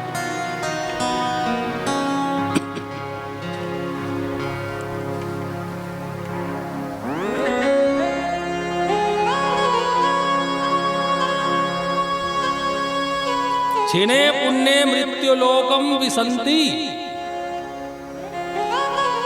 अमृत पीने वाला पुण्य क्षीण होते फिर मृत्युलोक में आता है, जबकि भागवत कथा अमृत पीने वाला मृत्युलोक से उठ के मोक्ष को प्राप्त करता है, फिर दोबारा नहीं आता है। ये वो भागवत है, ये साक्षात भगवान है कलयुग में भगवान। इसलिए भागवत जी का आप सम्मान करो, संशय ना करो। तब देवगणों को अपने अंदर से ख्याल आया, रियलाइज हो रहे, समझ में आ रहे देवताओं को सुखदेव जी के साथ हमने गलत व्यवहार किया। अब तक ये समझ रहे थे कि सुखदेव ने हमें भगा दिया, सुखदेव जी ने हमें भगा दिया, लेकिन अब इनको बात समझ में आ रही हमें क्यों भगाया। क्यों भगाया? क्योंकि भगवान के सामने हम व्यापारी बन के गए थे अमृत दे करके कथा सुनने के लिए, इसीलिए हमें भगा दिया। हम सुखदेव जी को गलत समझ रहे थे और जाकर के समस्त देवताओं ने सुखदेव जी से क्षमा याचना की है। हमें ये बात समझ में आ गई है कि भागवत भगवान है और भगवान के दरबार में हम व्यापार करने आए थे, हम स्वार्थ में आए थे, इसीलिए आपने हमें भगाया, क्षमा कर दीजिए। हम समझ नहीं पाए थे इस तथ्य को। हम भागवत जी का भी प्रणाम करते हैं और वक्ता भगवान सुखदेव जी का भी प्रणाम करते हैं। ऐसा बोल करके देवताओं ने क्षमा याचना किया। ये है भागवत जो देव दुर्लभ है।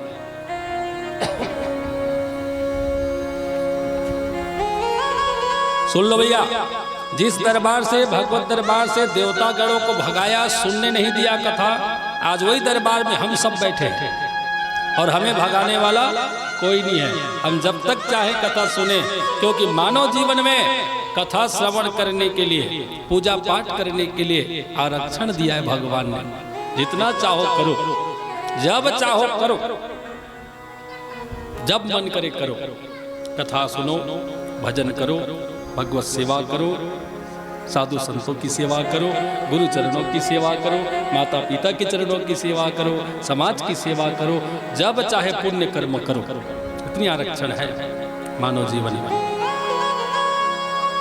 कथा सुन सुन करके सौनक आदि ऋषि बड़े प्रसन्न हो रहे हैं। आनंदित हो रहे, मुग्ध हो रहे।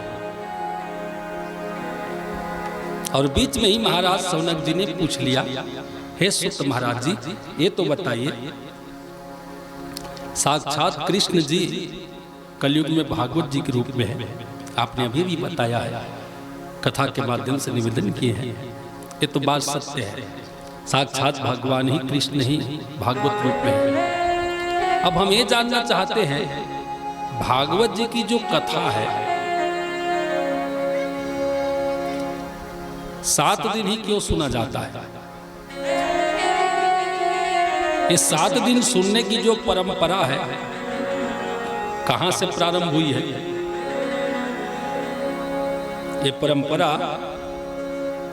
कैसे प्रारंभ हो गई कि हम 7 दिन ही कथा सुने? मैं कथा कहा तो ते समझ में आते कि नहीं जी? समझ में आते ना? सौनक जी का प्रश्न ये है, भागवत जी की जो कथा है उसे 7 दिन ही क्यों सुना जाता है? 8 दिन क्यों नहीं? 6 दिन क्यों नहीं? 5 दिन, 3 दिन क्यों नहीं? 7 दिन ही क्यों? ये 7 दिन की जो परंपरा है किसने बनाई है? कहां से प्रारंभ हुई है? सबसे पहले 7 दिन कथा किसने किया? सबसे पहले धराधाम में। ये नियम कहां से प्रारंभ हुई? इस विषय में कथा सुनाइए, हमारी सुनने की इच्छा है। हम जानना चाहते हैं ये सप्ताह कथा की उत्पत्ति कैसे हुई। तब सुत जी ने गाना प्रारंभ कर दिया, जय जय राधा रमण हरि बोल, मन राधा रमण हरि बोल, जय जय राधा रमण हरि बोल, मन राधा रमण हरि बोल, जय जय राधा रमण हरि बोल, मन राधा रमण हरि बोल, राधा रमण हरि बोल, मन राधा रमण हरि बोल, हरि बोल हरि बोल हरि बोल हरि बोल हरि बोल हरि बोल हरि बोल हरि बोल हरि बोल हरि बोल हरि बोल हरि बोल हरि बोल हरि बोल हरि बोल हरि बोल, जय जय राधा रमण हरि बोल, मन राधा रमण हरि बोल, जय जय राधा रमण हरि बोल, मन राधा रमण हरि बोल, जय जय राधा रमण हरि बोल, मन राधा रमण हरि बोल, जय जय राधा रमण हरि बोल, मन राधा रमण हरि बोल। राधे राधे।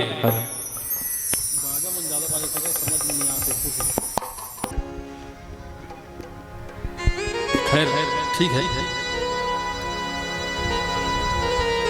कहाँ थे हम? हाँ, सप्ताह कथा यज्ञ की शुरुआत कहाँ से हुई? ये 7 दिन कथा सुनना है, ये परंपरा कहाँ से लागू हुई?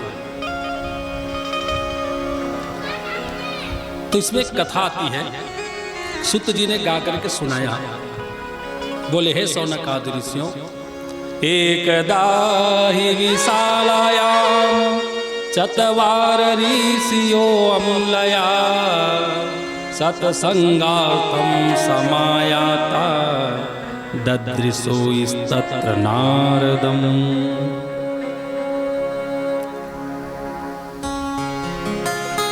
एकदा ही विशालायाम, एकदा जहाँ जहाँ भागवत जी में एकदा शब्द आया है वहाँ वहाँ कोई न कोई घटना है, कोई न कोई घटना घटती है।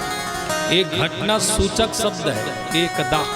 जहाँ जहाँ भी आप खोल के देख लीजिए, भागवत जी को खोल के देख लो, जहाँ जहाँ एकदा शब्द लिखा है वेद व्यास जी ने, वहाँ कोई न कोई घटना घट जाती है, कोई न कोई घटना घट जाता है। यहाँ भी एकदा है तो एक बार की बात है, एक समय की बात है। ब्रह्मा जी के 4 पुत्र, मानसी पुत्र कौन? सनकादि मुनि, सबको पता है ना। ये लगातार कथा सुन रहे हैं आप गांव में, सबको पता है ब्रह्मा जी के चारों पुत्र हैं सनकादि मुनि। कौन कौन है? सनक, सनंदन, सनातन, सनत कुमार, ये चार भाई हैं और चारों के चारों ब्रह्म ज्ञानी हैं, ब्रह्म ज्ञान रखने वाले, परम विद्वान है, लेकिन दिखने में छोटे छोटे बालक जैसे, बच्चों जैसे। एक समय ये चारों भाई ब्रह्म सदन से निकल करके मृत्यु लोक में घूमने आए। ध्यान से सुनते रहिए। ब्रह्म सदन से निकल के, देव सभा से निकल के चारों भाई भारत भूमि में आए घूमने। बोल भारत माता की। हम धन्य है ना, क्योंकि हमने भारत में जन्म लिया है। यहाँ बड़े बड़े संत महात्मा देवता लोग घूमने आते हैं भारत भूमि में ना, संत संग करने आते हैं, यहाँ भक्तों से मिल करके हरि चर्चा करने आते हैं। ये भक्तों की भूमि है। चारों भाई हर समय ब्रह्म ज्ञान में लीन रहते हैं। हरि ओम शरणम, हरि ओम शरणम, हरि ओम शरणम, हरि ओम शरणम। इनके श्वास प्रति श्वास में मंत्र चलते रहता है। हरि ओम शरणम, हरि ओम शरणम, हरि ओम शरणम।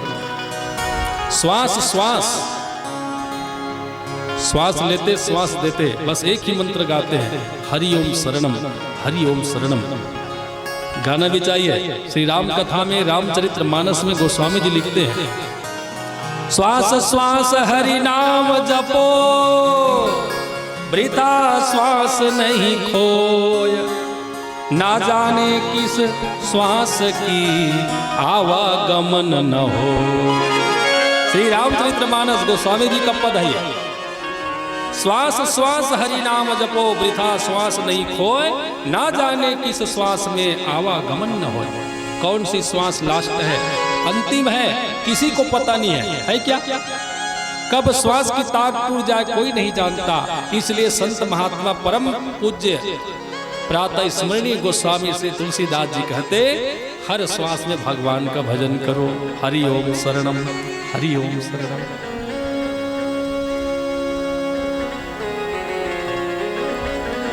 कबीर जी ने भी कहा है, कबीरदास जी का भी एक पंक्ति है, जाकी पूंजी श्वास है, छिन आवे छिन जाए, तासो तो बस चाहिए रहे हरि मल्ला। जिनकी संपत्ति श्वास ही है, ऐसे देहधारियों को श्वास श्वास में भगवान का भजन करना चाहिए। और हम सब की ना ओरिजिनल संपत्ति कोई है तो श्वास है। नेचुरल थिंग्स, ओरिजिनल संपत्ति श्वास है कि नहीं? श्वास हमारी सबसे भारी संपत्ति है। श्वास नहीं तो हम नहीं। कपड़ा के बिना चल जाएगा, ध्यान रखियो, कपड़ा के बिना चल जाएगा, जूता के बिना चल जाएगा, जूता के बिना चल जाएगा, भोजन के बिना भी कुछ दिन चल जाएगा, पानी के बिना भी कुछ दिन चल जाएगा, लेकिन श्वास के बिना, तेरे बिना क्या जीना?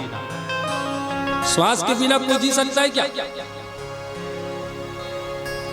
हमारी ओरिजिनल कोई संपत्ति है ना तो श्वास है। और जिनकी संपत्ति श्वास है उन सभी देहधारियों को चाहिए, कबीर जी कहते हैं, कबीरदास जी कहते हैं, उन सभी देहधारियों को चाहिए श्वास श्वास में भगवान जी का भजन करें। कुछ नहीं रखा है ना मानव जीवन में, जब तक श्वास है तभी तक आस है। श्वास गई तो सब गई। अच्छा बताओ, श्वास हमारी है क्या? श्वास हमारी है क्या?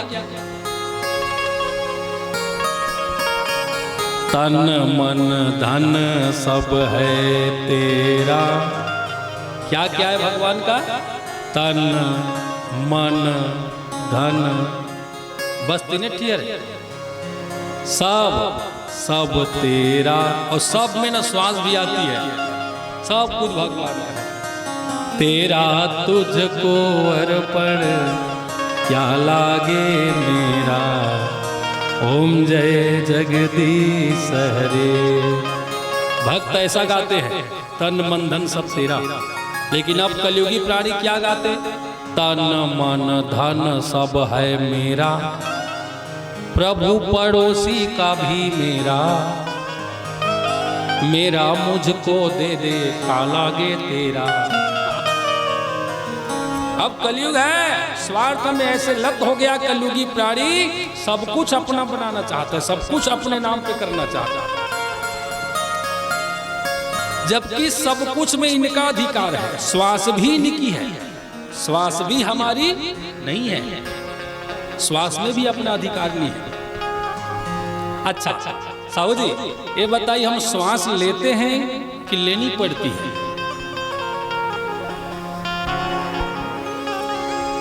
कहिए, लेनी पड़ती है।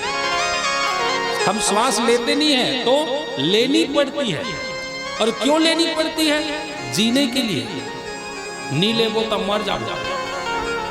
ओकरे बल लेहे बलाक थे, और जे लेहे बलाक थे ना साहू जी, वहाँ आने के रथ सकल लेहे बलाक थे, कपड़ा लस्ता लेहे बलाक थे, और जे लेहे बलाक थे आने के रथ।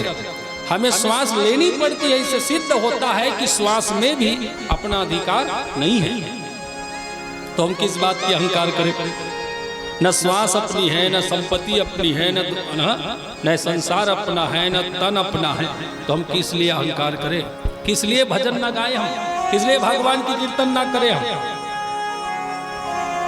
भगवान का कीर्तन नहीं करने के लिए कोई तो रीजन बता दे हमें, कोई तो ऐसा कारण बता दो कि भगवान का भजन नहीं करना चाहिए। है क्या कोई कारण? भगवान का भजन नहीं करना चाहिए, ऐसा कोई कारण है क्या? क्यों नहीं करना चाहिए? और भगवान जी का भजन करना चाहिए, इस विषय में अनेक कारण मिलेंगे आपको।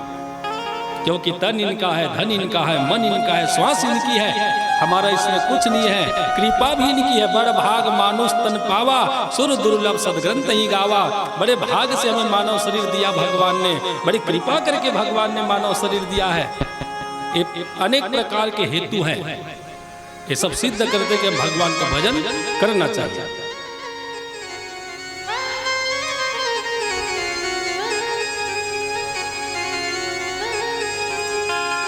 हर क्षण भगवत कृपा बरस रही है, हर क्षण भगवत कृपा बरस रही है। हम जब जब श्वास लेते हैं तब तब भगवत कृपा है।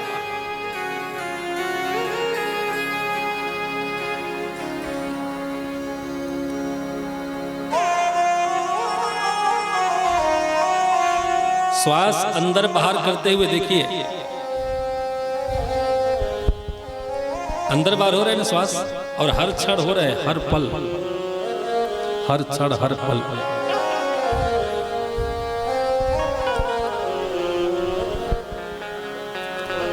और जब जब हम श्वास अपने से बाहर करते हैं फिर वापस आ जाती है, आती है ना, यही तो भगवान की कृपा है।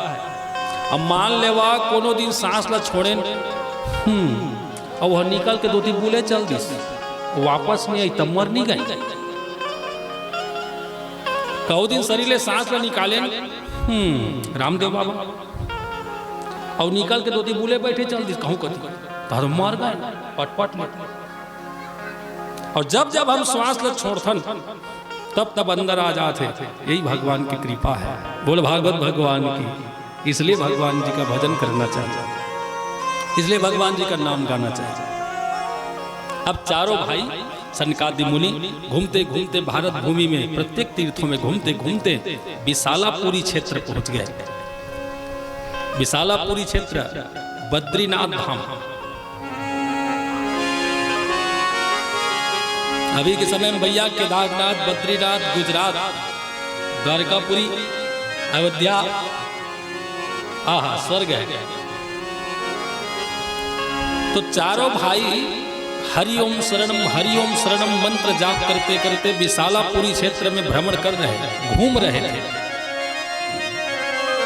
बहुत भारी जंगल है, बड़े बड़े पहाड़ पर्वत है विशालापुरी क्षेत्र में, बद्रीनाथ, केदारनाथ।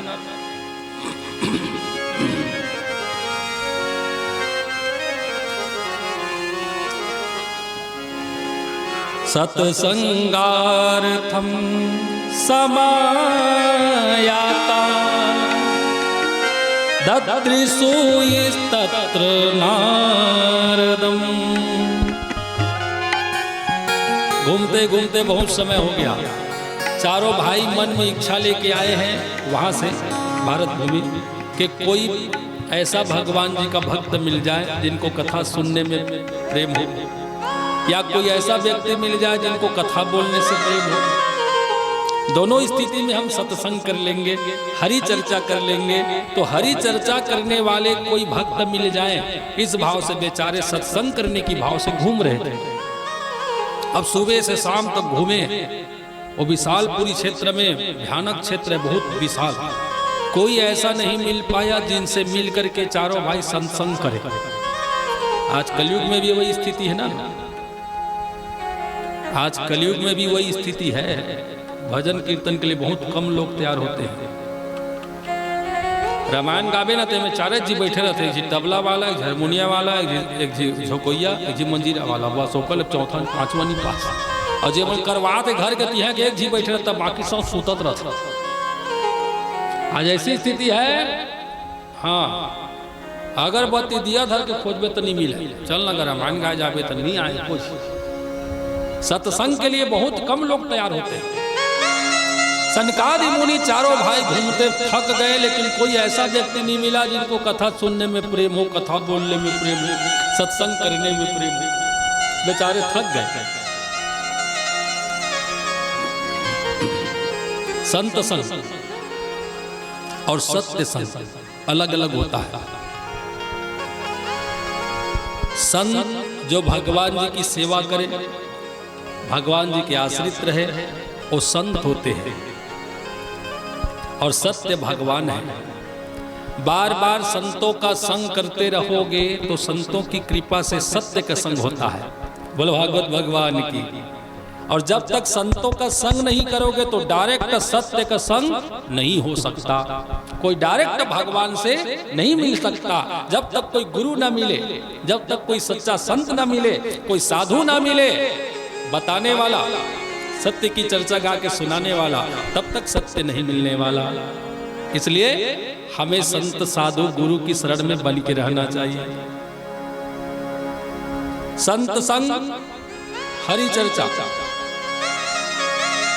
एक व्यक्ति दूसरे व्यक्ति से भगवान की कथा बोले, भगवान के विषय में बोले, संतों के विषय में बोले तो संतसंग होता है। एक आदमी दूसरा आदमी कर मिलते ना तो भगवान के विषय में बोलते, कथा के विषय में बोला संत संग। अब एक आदमी दूसरा आदमी कर मिल के पड़ोसी के बारे में उठाते थे, चारी कथे, चारी चुगली। संसार के विषय में बोलोगे तो चुगली हो जाएगा, और भगवान के विषय में बोलोगे तो संत संग हो जाएगा। बस इतना ही तो भेद है भैया। अब अपने ऊपर है संत संग करना है कि चुगली करना। चलते चलते चलते सनकादि मुनियों को बहुत समय हो गया, कोई व्यक्ति नहीं मिल पाया, कोई श्रोता नहीं मिल पाया। हाँ, लेकिन एक जगह नारद मुनि जी दिखाई पड़े। इसमें स्पष्ट लिखते हैं ददृशु तत्र नारदम। थके हुए सनकादि मुनियों ने देखा सामने से नारद मुनि जी भाग करके आ रहे हैं, पसीने से लथपथ हैं, श्वास ऊपर नीचे फूला हुआ है, और जल्दी जल्दी दौड़ करके आ रहे हैं। सनकादि मुनियों ने देखा, अरे ये तो ब्रह्मानंदन नारद मुनि जी हैं, देव ऋषि नारद जी हैं, और ये भाग करके कहां से आ रहे हैं, और ये क्यों भाग रहे हैं? चारों भाई आश्चर्य में पड़ गए। जैसे ही नारद मुनि जी सामने हुए, चारों भाइयों ने रास्ता रोक लिए। नारद मुनि जी राम, आप जल्दी जल्दी भाग करके कहां से आ रहे हैं और भाग के कहां जा रहे हैं? परिचय दीजिए। क्व सुधा कथालोके, कथा रूपी अमृत रस पान कराने में आप श्रेष्ठ हैं। आप अमृत पान भी करते हैं और लोगों को पान भी कराते हैं। और आज जैसे महात्मा साधु इस तरह से बेचैन रहे, अनमने से रहे, तो समाज का क्या होगा? कहिए, आप कहां से आ रहे हैं, कहां जा रहे हैं, क्यों उदास हैं? आल स्टोरी गा के सुनाइए। कथम ब्रह्मदिनामुख कुतश्चिन्तातुरो भवान् त्वरितं गम्यते कुत्र कुतश्च आगमन कारणम् कुतश्च आगमन कारणम्।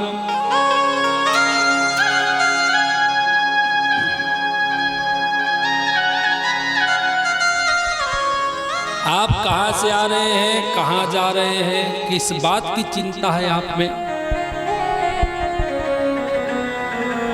हमें आप साफ साफ सुनाइए। आप दुखी नजर आ रहे हैं। तब नारद मुनि जी ने चारों भाइयों को प्रणाम करते हुए बोले, हे सनकादि मुनियों, क्या बताऊं,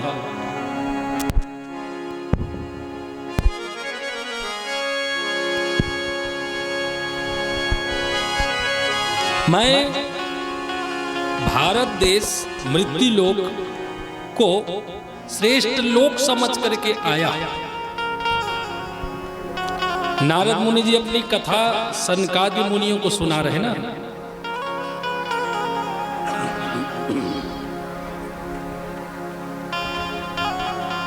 मैं इस संसार में संत संग करने की इच्छा से आया। नारद मुनि जी सुना रहे हैं। जैसे ही मृत्युलोक में प्रवेश किया तो मृत्युलोक में जितने भी तीर्थ हैं, पुष्करम च काशीम च गोदावरी, प्रयाग, हरिक्षेत्र, कुरुक्षेत्र, श्रीरंगम, सेतु बंधनम, ये जितने भी तीर्थ हैं भारत भूमि में, सभी तीर्थों में जा जा करके मैंने घूम घूम करके मैंने देखा।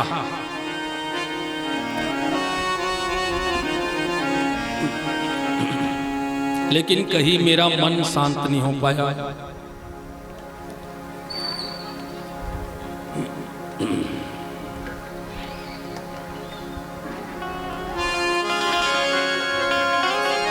बताओ, संसार में मैं मन शांत करने आया था इस मृत्युलोक में, प्रत्येक तीर्थों में गया, लेकिन कहीं मेरा मन शांत नहीं हो पाया।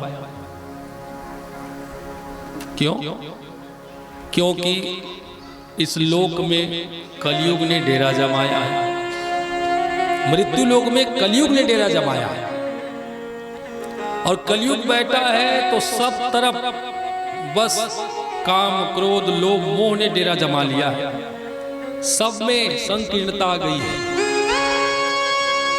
बड़े बड़े तीर्थ कहलाने वाले जो पवित्र तीर्थ स्थल है, तीर्थों का राजा है, वो सब जगह लोभ, क्रोध ने डेरा जमा लिया।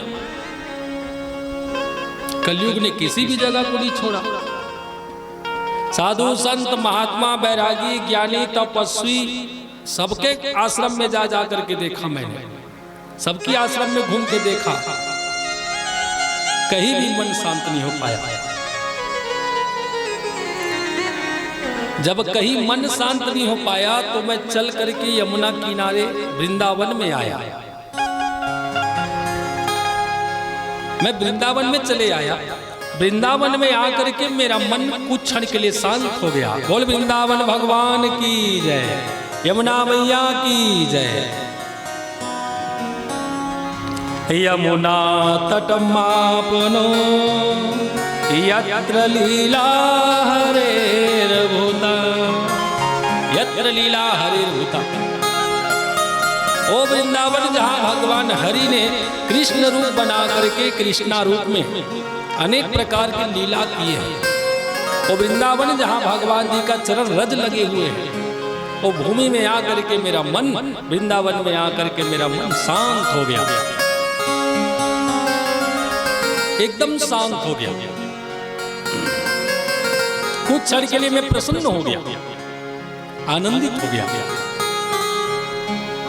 हे सनकादि मुनियों, लेकिन मेरे हृदय में जो आनंद है ना, मेरे हृदय का जो आनंद है, शांति है, सुख है, ज्यादा समय तक टिक नहीं पाया। बोले क्यों? क्योंकि वृंदावन में भी मैंने आश्चर्य घटना देखा, एक आश्चर्यचकित घटना देखा। क्या देखा? तत्राश्चर्यं मया दृष्टं श्रूयतां मुनीश्वरा, एका तो तरुणी तत्र निषन्ना खिन्न मानसा। यमुना किनारे मैंने देखा एक सुंदर युवती बैठे रो रही है। एक सुंदर युवती बैठ करके रो रही है और बहुत सारी देवियां लेडीजों का झुंड उनकी सेवा कर रही है। कोई हवा दे रही थी, कोई पानी लेकर के हाथ में पानी जलपात्र पिलाने का प्रयास करते, कोई ढांढस बंधा रही है। अनेक देवियां घेर करके उनको समझा रही है, शांत करा रही है, लेकिन वो देवी जी फूट फूट के रोए जा रही है।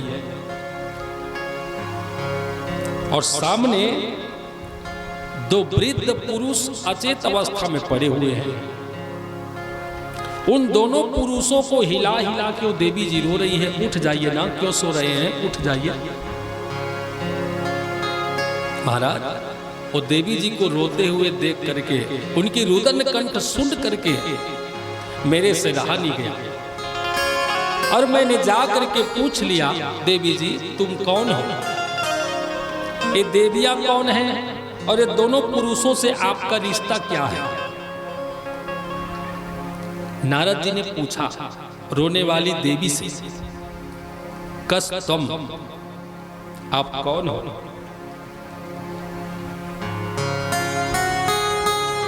का इमा, ये देवियां कौन है। का इमो, ये दोनों पुरुष कौन है। 3 प्रश्न नारद जी के, रोने वाली से 3 प्रश्न। पहला काशी तुम कौन हो। दूसरा का इमा, ये देवियां कौन है। और का इमा, ये दोनों पुरुष, इन दोनों से तुम्हारा क्या रिश्ता है।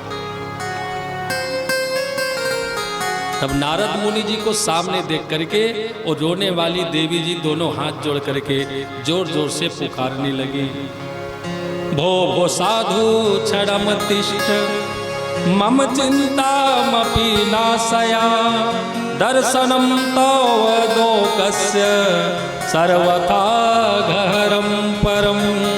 भो भो साधु क्षणम तिष्ठ, हे साधु, हे मुनिनाथ, भो भो रुक जाइए, रुक जाइए, क्षणम क्षण मात्र के लिए रुक जाइए। तिष्ठ माने रुकना।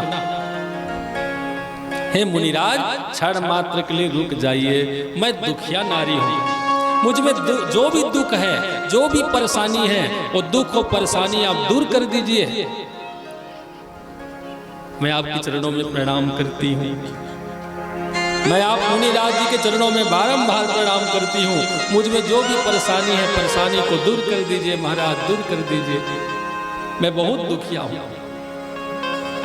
दर्शनम तो लोकस्य, इस मृत्यु लोक में आप मुनि नारद मुनि जी का दर्शन दुर्लभ है कि नहीं दुर्लभ। संत साधु नारद मुनि का दर्शन दुर्लभ है ना। जितनी कठिनाई ईश्वर दर्शन में, उससे ज्यादा कठिनाई सच्चा गुरु सच्चा संत के दर्शन में है।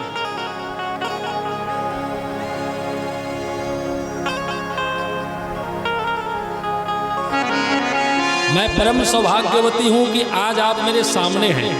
हे नारद मुनि जी, आप मेरे सामने, मैं परम सौभाग्यवती हूं। मैं धन्य हो गई आपका दर्शन पा करके, मैं सौभाग्यवती हूं। अब इतनी कृपा कर दीजिए, मुझ में जो परेशानी है दूर कर दीजिए।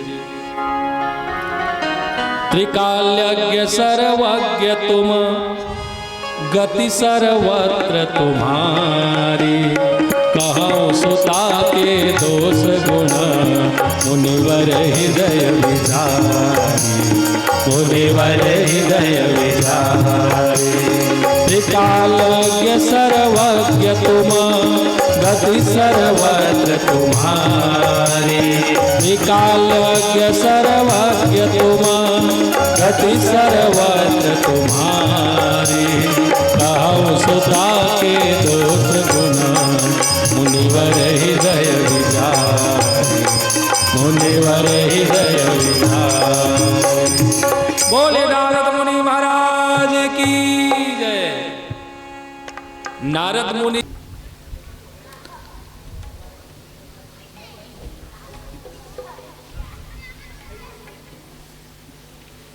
वद देवी सविस्तारम।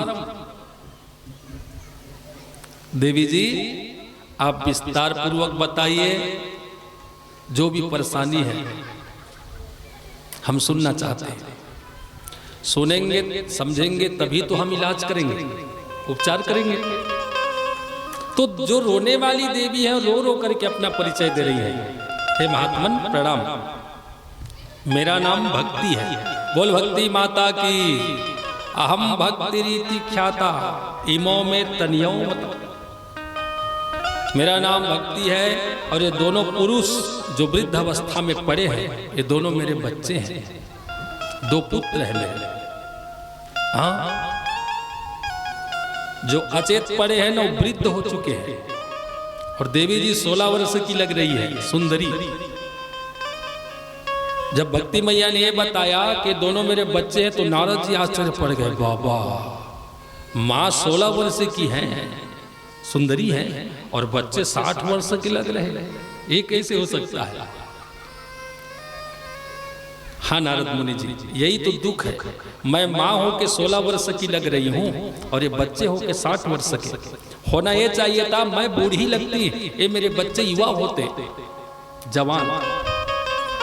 लेकिन दुख इस बात की है कि मैं माँ हो के जवान हूँ और ये बच्चे वृद्ध हो चुके, बूढ़े। यही दुख है, यही परेशानी, इसीलिए मैं रो रही हूँ। अब आपसे निवेदन है, इनमें जो भी रोग है, जो भी बीमारी है, इलाज कर दीजिए, मेरे बच्चों को स्वस्थ बना दीजिए। बरसों से बेचारे बेहोश पड़े हैं, बरसों से ना हिले ना डूले ना बोले, कुछ नहीं, केवल अचेत पड़े हैं, कोमा में समझो, कोमा। और मैं दुखिया माँ बरसों से इंतजार में बैठी हूँ, एक कब इनकी आंखें खुले, कब मुझसे बोले, कब ये स्वस्थ हुए। अच्छा देवी जी, ये देवियां कौन है? ये कोई साधारण देवियां नहीं है जो मेरी सेवा में है। तो कौन है? गंगा जी हैं, यमुना जी हैं, सरस्वती जी हैं, गोदावरी जी हैं। ये सब पवित्र नदियां हैं जो मूर्तिवंत होकर के मेरी सेवा में है। समझ रहे ना कथा? कलयुग में भक्ति रो रही है, देवियों से सेवित है फिर भी रो रही है। और क्यों रो रही है? तो बच्चे दोनों अचेत पड़े हैं, बीमार हैं, अस्वस्थ हैं। और लड़का मन जब परेशान होते ना, बीमार होते, तो दई दादा मन चेत नहीं रहा है ना। लड़का मन कुछ बीमारी होते, कुछ बुखार आ गए, कि सर्दी हो गई, कि कुछ भी परेशानी हो गई ना, तो दई दादा मन खाना पीना छोड़ देते। उसके प्रेम रहते संतान पर रहते कि नहीं रहे। लड़का पढ़ते तो आँखी में आंसू महतारी के निकलते, उसके प्रेम रथे लोग लड़का। भक्ति मैया रो रो के कथे, महाराज मोर दोनों लड़का मन कब ले अचेत पड़े है, एकल ले बढ़ के दुख काली हा।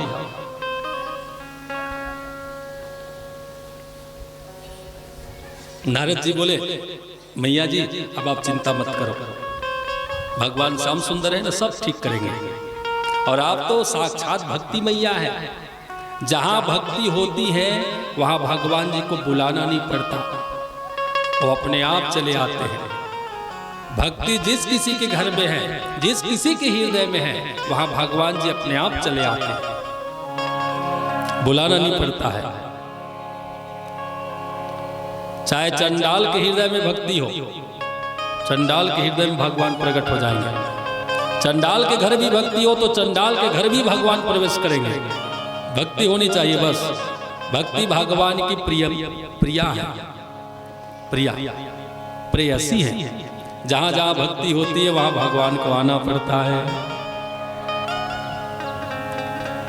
इसलिए हृदय में भक्ति धारण करो, भगवान के पीछे ना भगो, भगवान के पीछे ना भगो, भक्ति को धारण कर लो, भगवान चले आएंगे। प्रभु खींचे हुए बंधे हुए चले आएंगे। बस भक्ति होनी चाहिए, वो अपने आप चले आएंगे, उनको बुलाना नहीं पड़ता है, वो आ जाते हैं। भगवान को ढूंढना नहीं पड़ता है, वो आ जाते हैं। कब? जब हृदय में भक्ति हो तब। साफ साफ बताइए, विदुर और भगवान ला खोजे निकले नहीं से कहा, विदुर महाराज भगवान ला खोजे निकले नहीं से कहा, भगवान और घर में गीस जबरदस्ती दरवाजा ला खोलवाई, काका ओपन द डोर, दरवाजा ला खोल काका कहीस के नहीं। विदुर खोजे नहीं गई भगवान ला, का करीस अपन हृदय में भक्ति धारण कर लीस, तो भक्ति के जो चाहने वाला भगवान है वो दौड़त आगिस। दुर्योधन के मेवा त्यागो 56 प्रकार के मिठाई ला छोड़ दीस और सूखा भाजी ला खाईस, भथुआ भाजी ला बिना नून मिर्चा के। क्यों? भक्ति प्रगाढ़ है, हृदय में शुद्ध भक्ति है विदुर जी का। अच्छा ये बताओ, सौरी माता भगवान ला खोजेगी इसका, खुद भगवान और रेंगत रेंगत होकर घर तक गई। बोल सौरी मैया की। जितने भी भक्त हुए उनका इतिहास खोल के देख लो, सबके घर भगवान जा जा के दर्शन दिए, सबके घर। केवट से मिलने भगवान ही गए, मीरा से मिलने भगवान ही गए, जितने भी भक्त हुए सबसे मिलने भगवान गए। क्यों गए? क्योंकि इन भक्तों के हृदय में भक्ति है, भगवत भक्ति है।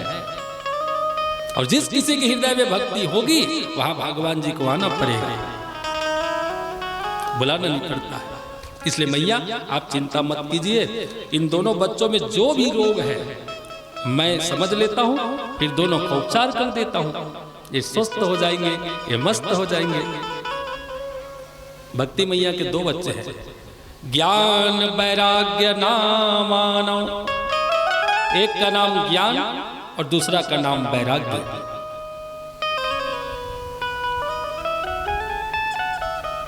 भक्ति मैया के 2 बच्चे हैं, कौन कौन?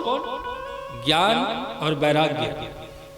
प्रथम दिवस है इसलिए थोड़ा ज्यादा समझना पड़ेगा, होती तो लीला है, कृष्ण भगवान इतना लीला चलिए समझना। 3 दिन है, 3 दिन की कथा सार कथा है भागवत में, पहला दूसरा तीसरा, फिर तो लीला प्रारंभ हो जाएगा।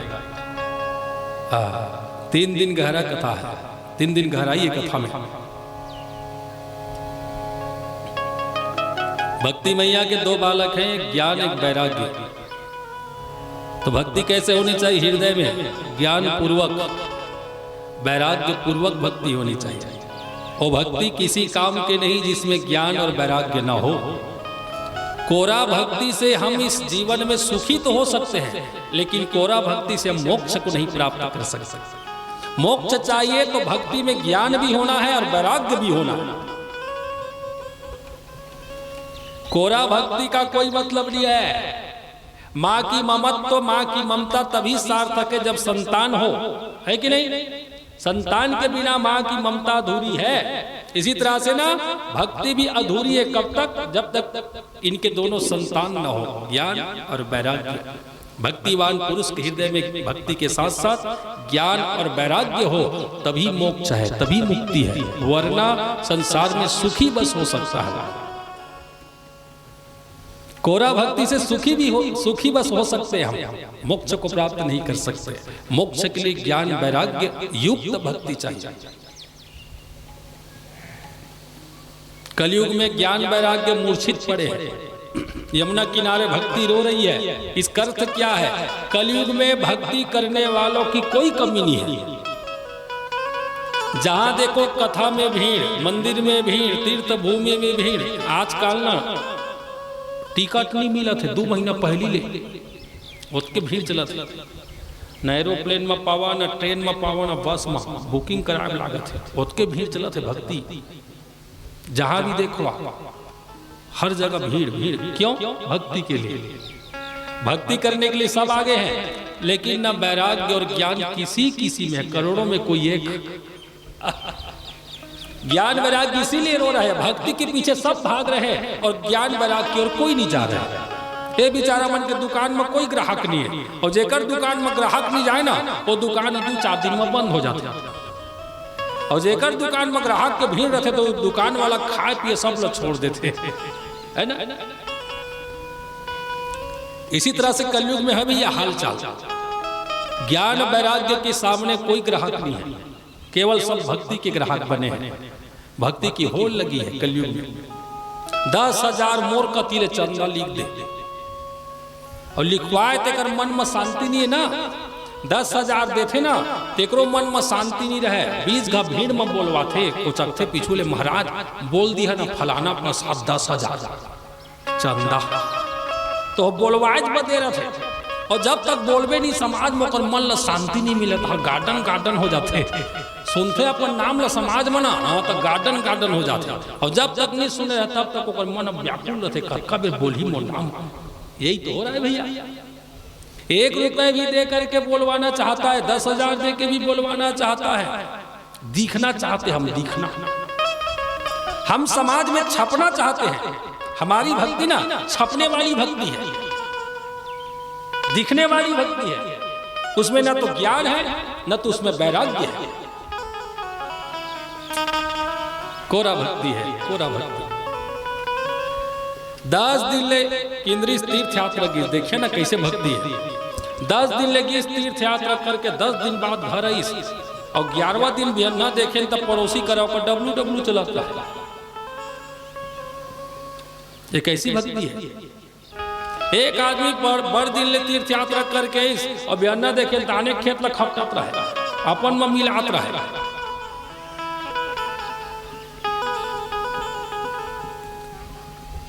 बस यही तो हो रहा है भैया, स्वार्थ की भक्ति हो रही है, उसमें ना तो ज्ञान है ना वैराग्य। इसीलिए बेचारे ज्ञान वैराग्य दोनों मूर्छित पड़े हैं, न हिले न डूले, बैठे बैठे सुध भुला है कुर्सी में और कोई ग्राहक ही नहीं। नारद महाराज जी को समझने में कोई देरी नहीं हुई। ज्ञान वैराग्य में एक ही रोग है, कलयुग। और कलयुग में जो भी रोग है कलयुग के, और रोग मिटाने का एक ही रास्ता है, बोले क्या? भगवत भजन।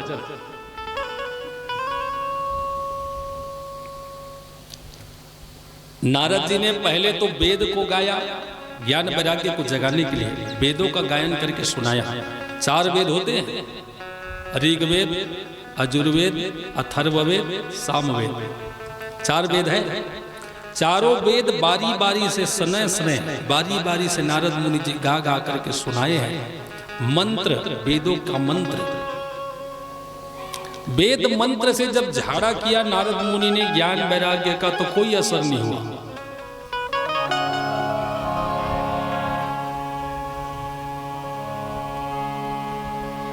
कलयुग में बड़े बड़े वेद मंत्रों का कोई अर्थ नहीं है। देख लो, चारों वेद को गा के सुनाने के बाद भी ज्ञान और वैराग्य में कोई चेतना नहीं आई, कोई हलचल नहीं। फिर उपनिषद गाया, उपनिषद के गाने से भी ज्ञान वैराग्य में कोई हलचल नहीं, कोई एक्शन, कोई रिएक्शन नहीं। कलयुग में सब कोई काम नहीं आने वाले। अंतिम में गीता जी का पाठ करके सुनाया, बोले गीता माता की जय।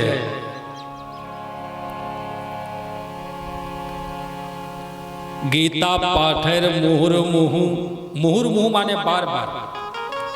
नारद मुनि जी ज्ञान और वैराग्य को जगाने के लिए बार बार जब गीता जी का पाठ करके सुनाया, 18 अध्याय है गीता में, 720 श्लोक। सबके घर में गीता हो ही, काकर काकर घर में गीता है, हाथ ऊपर करा। गीता जी काकर काकर घर में है, बस काकरो घनी है। धन्यवाद, बहुत सुंदर।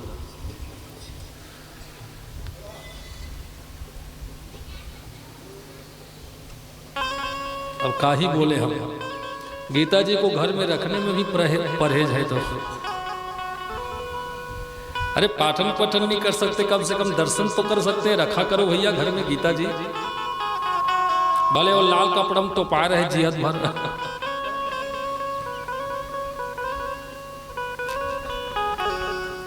बार बार गीता जी का पाठ करके जब सुनाया नारद मुनि जी ने, तो ज्ञान और वैराग्य दोनों भाई कुछ क्षण के लिए उठ के बैठ जाते हैं। उठ करके बैठ गए और बैठ करके चारों तरफ से देख रहे हैं, ये कौन सी जगह है, हम कहां आ गए।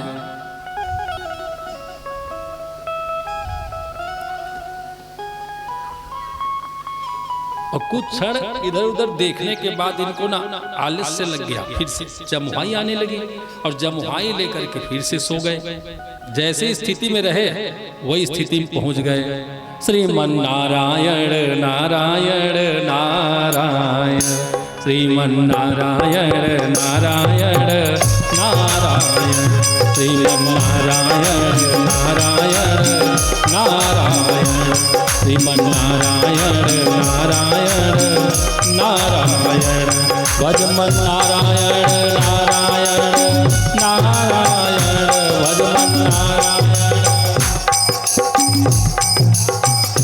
भजमन नारायण नारायण नारायण, भजमन नारायण नारायण,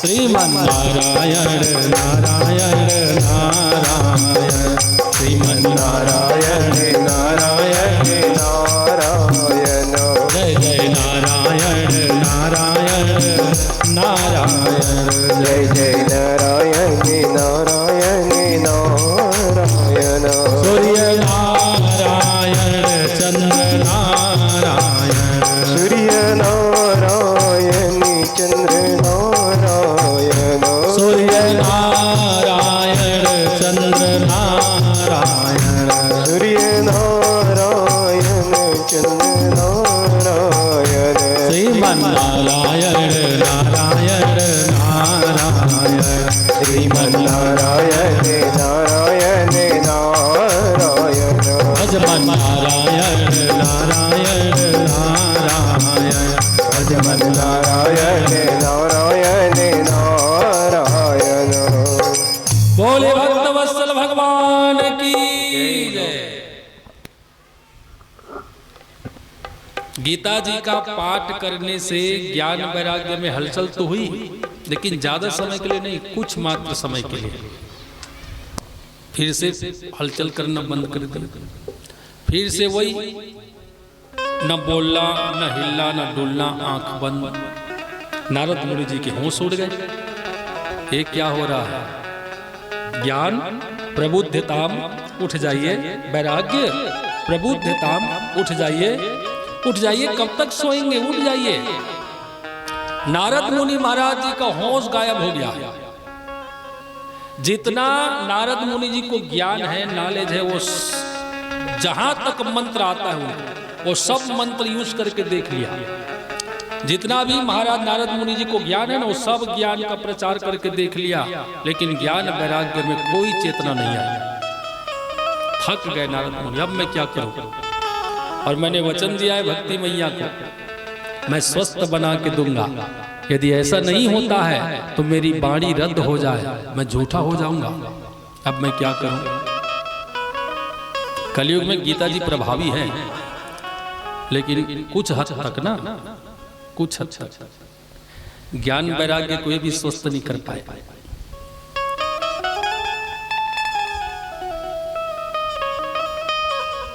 कोई व्यक्ति अंतिम समय में रहता है तो गीता जी को पढ़ के सुनाया जाता है। ब्राह्मण को बुलाते हैं, गीता जी का पाठ करके सुनाते हैं, है ना?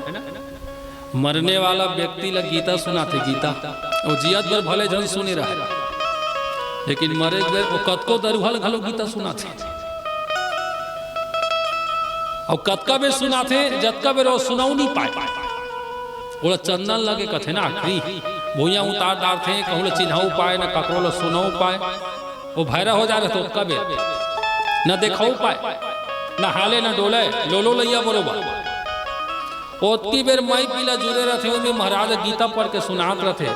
कर्म क्षेत्रे कुरुक्षेत्रे डू समथिंग, बेटा समझा था वो का सुनी, वो तो भैरा हो गया। जब तक सुने सकी तब तक संसार के सुनी, और मरे देर मोला गीता सुना थे, जब वो कान नहीं सुना था तब महाराज पढ़ते थे, हम सुनथन बैठे रहथन ते मन वो का सुनी, लोलो लैया। महाराज पढ़ा थे, हम सुना था, बोला कोई मतलब नहीं ना, ओकर ध्यान दोती चल दे। महाराज कहते सुनागा आज सुते काल हमरो नंबर लग सकत है। ले गीता जी के ज्ञान ल पहली ले ले। गीता जी वो ज्ञान है, एक बार कान से अंदर चली जाए ना गीता की ज्ञान, तो जीव पवित्र हो जाए, कर्म सार्थक हो जाए, मोक्ष गति मिल जाए। लेकिन बड़ा विचित्र है, मोरे एक बेर सुना थे। जब तक सुने के शक्ति है तब तक सुनना चाहिए ना, कान जब तक सुना है तब तक सुनना चाहिए, और नहीं सुनाई सोचता बेर बोलबे तो का मतलब वो कर।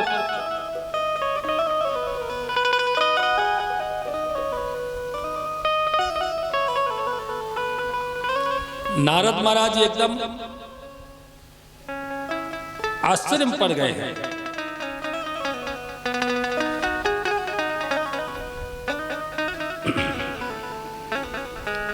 अब मैं क्या करूं, इन दोनों को उठाने के लिए मुझे और क्या करना चाहिए। जितना चूर्ण चटनी थी मेरी औषधालय में सब मैंने चटा दिया इन दोनों को। अब कोई ना तो टेबलेट है ना कोई इंजेक्शन है, कुछ नहीं बचा है, और रोग इतना असाध्य है कि मेरे से ठीक नहीं हो पा रहा है, मैं क्या करूं। तब आकाशवाणी भाई, आकाशवाणी माने ब्रह्मवाणी, व्योमवाणी तदेवा मुन्नमा किद्यते ऋषि तामिति उद्यमः सफलतेभ्यः भविष्यति न संशया। आकाशवाणी में बताया गया व्योमवाणी तदेव, व्योम माने आकाश, वाणी माने शब्द, आसमान से शब्द हो रहे। नारद मुनि जी उद्यमः सफलतेभ्यो, आप जिस काम में लगे हुए हैं वो काम में आप लगे रहिए। देखिए उद्यमशील व्यक्ति जो होता है, मेहनत करने वाला व्यक्ति जो होता है, मेहनत से जो डरता नहीं है एक दिन वो जीवन में सफल होता है। और जो कामचोर होते हैं, जो मेहनत से डरते हैं, जिनको मेहनत करने में रुचि नहीं है, ऐसे लोग पीछे रह जाते हैं, है कि नहीं। इसलिए डोंट सर्क वर्क, काम से कभी जी मत चुराओ। आकाशवाणी में ये कहा गया नारद मुनि जी आप जिस काम में लगे उसमें लगे रहिए, समय आने पर आप सफल हो जाएंगे। तो नारद मुनि जी ने आकाशवाणी करने वाले भगवान जी से ही पूछ लिए, प्रभु कब तक करूं और मैं क्या करूं जिससे ज्ञान वैराग्य स्वस्थ होए। इन दोनों को स्वस्थ बनाने के लिए क्या करना चाहिए।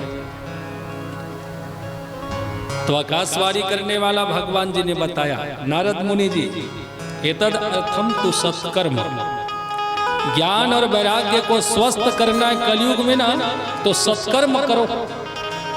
समझ रहे ना, बोले भक्त वत्सल भगवान की, जोर से बोलिए भागवत भगवान की जय हो। कलयुग में स्वस्थ रहना है, कलयुग के रोगों से बचना का एक ही उपाय है। कलयुग में अच्छा रहना है, स्वस्थ रहना है, मस्त रहना है, तो सत्कर्म करते रहो, बस यही एक इलाज है, यही एक उपाय है। समस्त दोषों का एक उपचार, सत्कर्म करो। राम नाम की औषधि खरी नियत से खाय, अंग रोग ना व्यापे सकल रोग मिट जाए। कलयुग के नाना प्रकार के दोष है कलयुग में, लेकिन सभी दोषों का एक उपचार, भगवान नाम संकीर्तन करो, सत्कर्म करो, सारे दोष से मुक्त हो जाओ। कोई दोष नहीं टिकेगा जीवन में। कलयुग केवल, देखिए कलयुग में केवल एक ही आधार है सभी पापों का शमन करने का, मिटाने का। कलयुग केवल नाम आधारा, सुमर सुमर उतरहि पाया, सुमर सुमर उतरहि पाया, सुमर सुमर कलयुग केवल नाम आधारा, कलयुग केवल नाम आधारा, सुमर सुमर नर उतरहि पाया, सुमर सुमर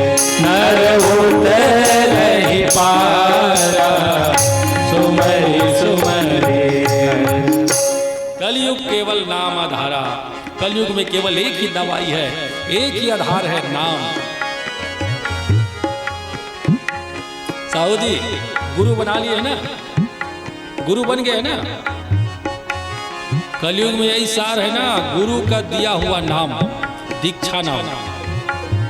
गुरु ने जो नाम दिया है उस नाम का भजन कीर्तन करते रहो, उसका स्मरण बनाए रखो। जिन जिन लोगों ने गुरु बनाया उन सब के लिए है। गुरु महाराज जो मंत्र देते भुलाना नहीं है। कोई मंत्र के भजन करना है, कोई मंत्र के ध्यान कर जाना बहुत मुसीबत है। इसलिए गुरु से मिलो और मंत्र कंठस्थ रखो। भूलने वाली बात नहीं है ये सार है कलयुग में। नारद मुनि जी आप सत्कर्म करो। इतना बोल के आकाशवाणी शांत हुई। फिर नारद मुनि जी यमुना के किनारे से ज्ञान वैराग्य और भक्ति मैया को छोड़ के सत्कर्म के ढूंढने के लिए निकल पड़े। नारद जी को ये पता नहीं है कि सत्कर्म क्या है। भक्ति मैया से प्रार्थना करके, मैया जी आप थोड़े समय इंतजार कीजिए, मैं यूं गया यूं आया। भक्ति मैया पूछते कहाँ जावे बेटा? तब मेडिकल जात दवाई ले। मैं धरे रहते दवाई मन काम नहीं करी। वो डॉक्टर बताए ना ऊपर वाला वो दवाई ले जाता। तो का दवाई? सत्कर्म रूपी दवाई। तो कौन मेडिकल में मिली तो कौन जनी। मैं खोजा जाता मेडिकल मिली, रास्ता में सब लोग पूछा जा जाके। बस नारद मुनि जी सत्कर्म क्या है ये जानने के लिए वृंदावन से निकल करके प्रत्येक तीर्थों में घूमते घूमते बड़े बड़े महात्माओं से मिलते मिलते आज विशालापुरी क्षेत्र में दौड़ के आए हैं। एकदम बेचैन है बेचारे नारद मुनि जी। श्वास ऊपर नीचे पसीने से लथपथ भाग करके आ रहे थे। जो महात्मा मिले, जो साधु मिले रास्ते में, सबसे एक ही प्रश्न किए हैं। एक ही प्रश्न किया नारद मुनि ने, व्हाट इज दिस सत्कर्म? ये सत्कर्म है क्या? कोई तो बताओ सत्कर्म है क्या? कहीं से तसल्ली युक्त जवाब नहीं मिलने पर नारद मुनि जी एकदम बेचैन हो गए और बेचैन होकर के आज बद्री विशाल क्षेत्र में आए हैं। जैसे ही बद्री विशाल क्षेत्र में प्रवेश हुए तो सनकादि मुनि मिल गए। बोले सनकादि महाराज की, यही है ना कथा। जैसे ही सनकादि मुनि मिले तो नारद जी महाराज को देख करके उन्होंने पूछ लिया आप ऐसे क्यों हैं? तब नारद जी ने अपनी सारी कथा सुनाई। हे सनकादि महात्माओं, हे प्रभु अब आप ही बताओ सत्कर्म क्या है? मैं थक गया हूं। भक्ति मैया को वचन दिया है यदि ज्ञान और वैराग्य स्वस्थ नहीं होंगे तो याद रखिएगा भक्ति मैया पहले से बोल चुकी है, इदम स्थानम परिदत्य विदेशों गम्यते मया। भक्ति मैया ये बोल चुकी है यदि मेरे बच्चे स्वस्थ नहीं होते भारत देश में, यहाँ के डॉक्टर मन ठीक कर नहीं सकी, तब भक्ति मैया डायरेक्ट कहे मो लड़का मान मैं विदेश में इलाज करवा, मैं विदेश चल रहा हूँ। मैं बना के नहीं बोल रहा हूँ ना, इसमें स्पष्ट लिखा है इदम स्थानम परित्यज्य, मैं इस स्थान को छोड़ दूंगी और विदेशों गम्यते मया, मैं विदेश चली जाऊंगा मेरे बच्चों का इलाज कराने के लिए। और आज भी वही होता है भैया, हमारे देश में हम खर्चा करथन, बड़े बड़े डॉक्टर दिखाते ठीक नहीं हुए तो बड़े पैसे वाला विदेश ले जाते है ना। तो भक्ति मैया विदेश ना जाए, भक्ति मैया भारत देश को छोड़ के कहीं ना जाए, इसलिए नारद मुनि बेचारा प्रयास कर रहे हैं जो हम सबको करना चाहिए। हमारे घर में भक्ति रहे, हमारे हृदय में भक्ति रहे, गांव में भक्ति रहे, इसलिए हम सबको प्रयत्न करना चाहिए। भक्ति मैया को इस देश में रखने के लिए नारद मुनि ने बहुत प्रयास किया। आइए 2 मिनट कीर्तन करें, भगवान नाम संकीर्तन, फिर आगे बढ़ेंगे। कोई प्यार से मेरे श्याम को सजा दे, क्या बात, गजब हो जाएगा, गजब हो जाएगा।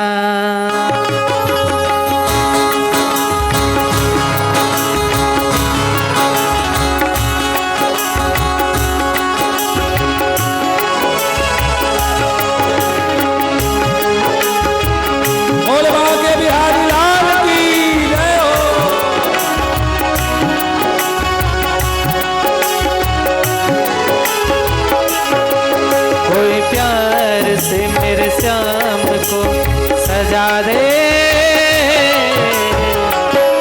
गजब हो जाएगा, गजब हो जाएगा।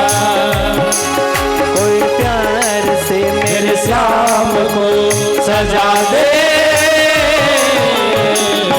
गजब हो जाएगा, गजब हो जाएगा, गजब हो जाएगा, गजब हो जाएगा, गजब हो जाएगा, गजब हो जाएगा। कोई प्यार से मेरे श्याम को सजा दे,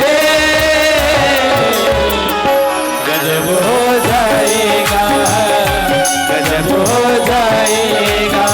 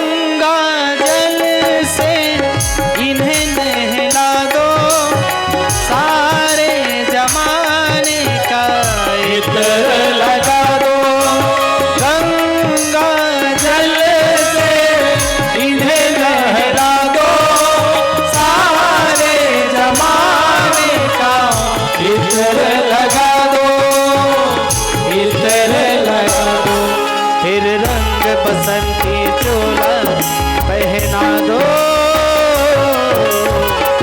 नजर हो जाएगा, गजब हो जाएगा, गजब हो जाएगा, गजब हो जाएगा, गजब हो जाएगा, गजब हो जाएगा। कोई प्यार से मेरे श्याम को सजा दे, गजब हो जाएगा, गजब हो जाएगा।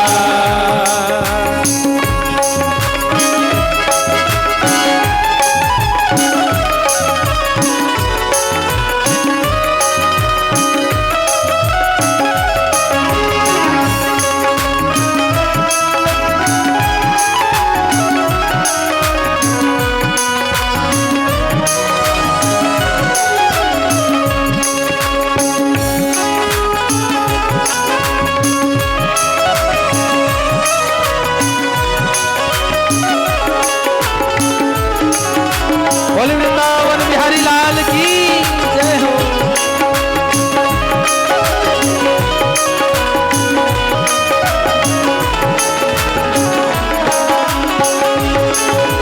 सांवरे के चेहरे पे चंदन लगा के, माथे पे रोली का टीका लगा के, सांवरे के चेहरे पे चंदन लगा के, माथे पे रोली का टीका लगा के, टीका लगा के, फिर आईना मेरे श्याम को दिखा दे,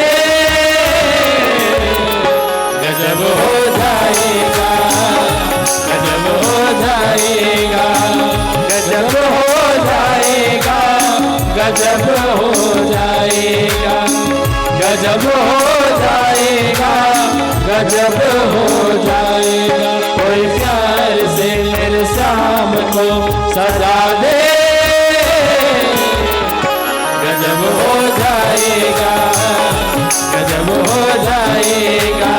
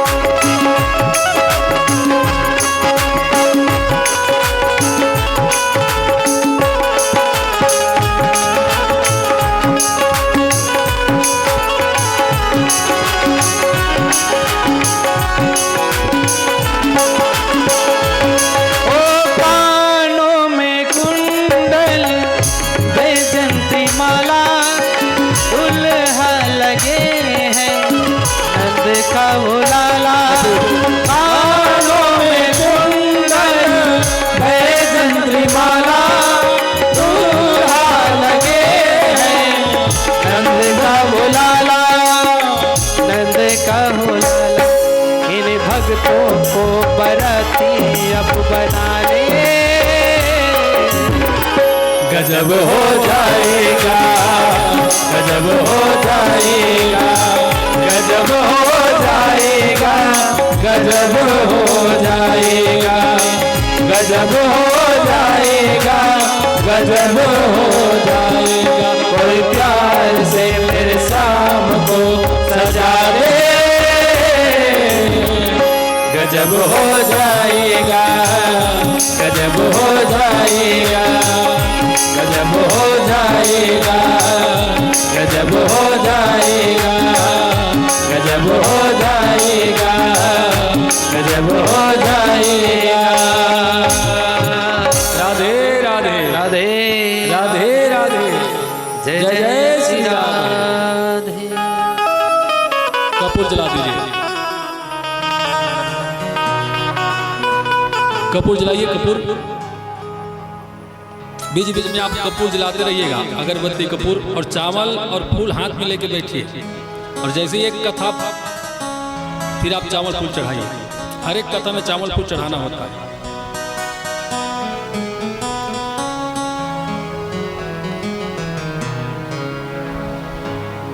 आज नारद मुनि महाराज जी बड़े बेचैन हैं। सनकादि मुनियों से मिल करके अपनी परेशानी सुना रहे हैं। महाराज बिल्कुल चिंता त्याग दो।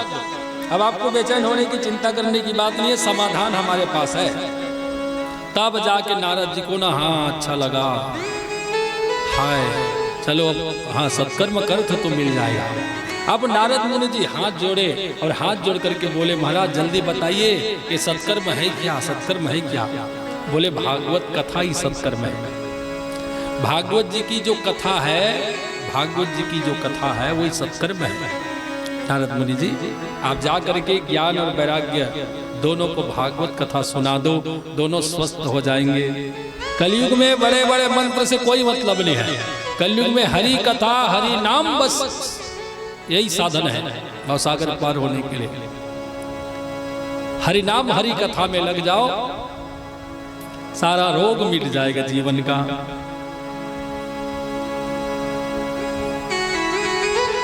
कलयुग तरन उपाय न कोई और राम भजन रामायण धोई। गोस्वामी जी का प्यारा मंत्र है। कलयुग में दो ही उपाय है, पहला या तो भगवान का नाम भजन करो या भगवान की कथा श्रवण करो। दोनों से आपके जीवन का कलंक मिट जाएगा, पाप मिट जाएगा। नारद मुनि जी हम विश्वास के साथ कहते हैं, आत्मविश्वास माने कॉन्फिडेंस के साथ, एक बार ज्ञान वैराग्य को आप भागवत जी की कथा सुना दो और दोनों स्वस्थ हो जाएंगे। जो भी रोग होगा दोनों बच्चों में सब मिट जाएंगे, सब गायब हो जाएंगे।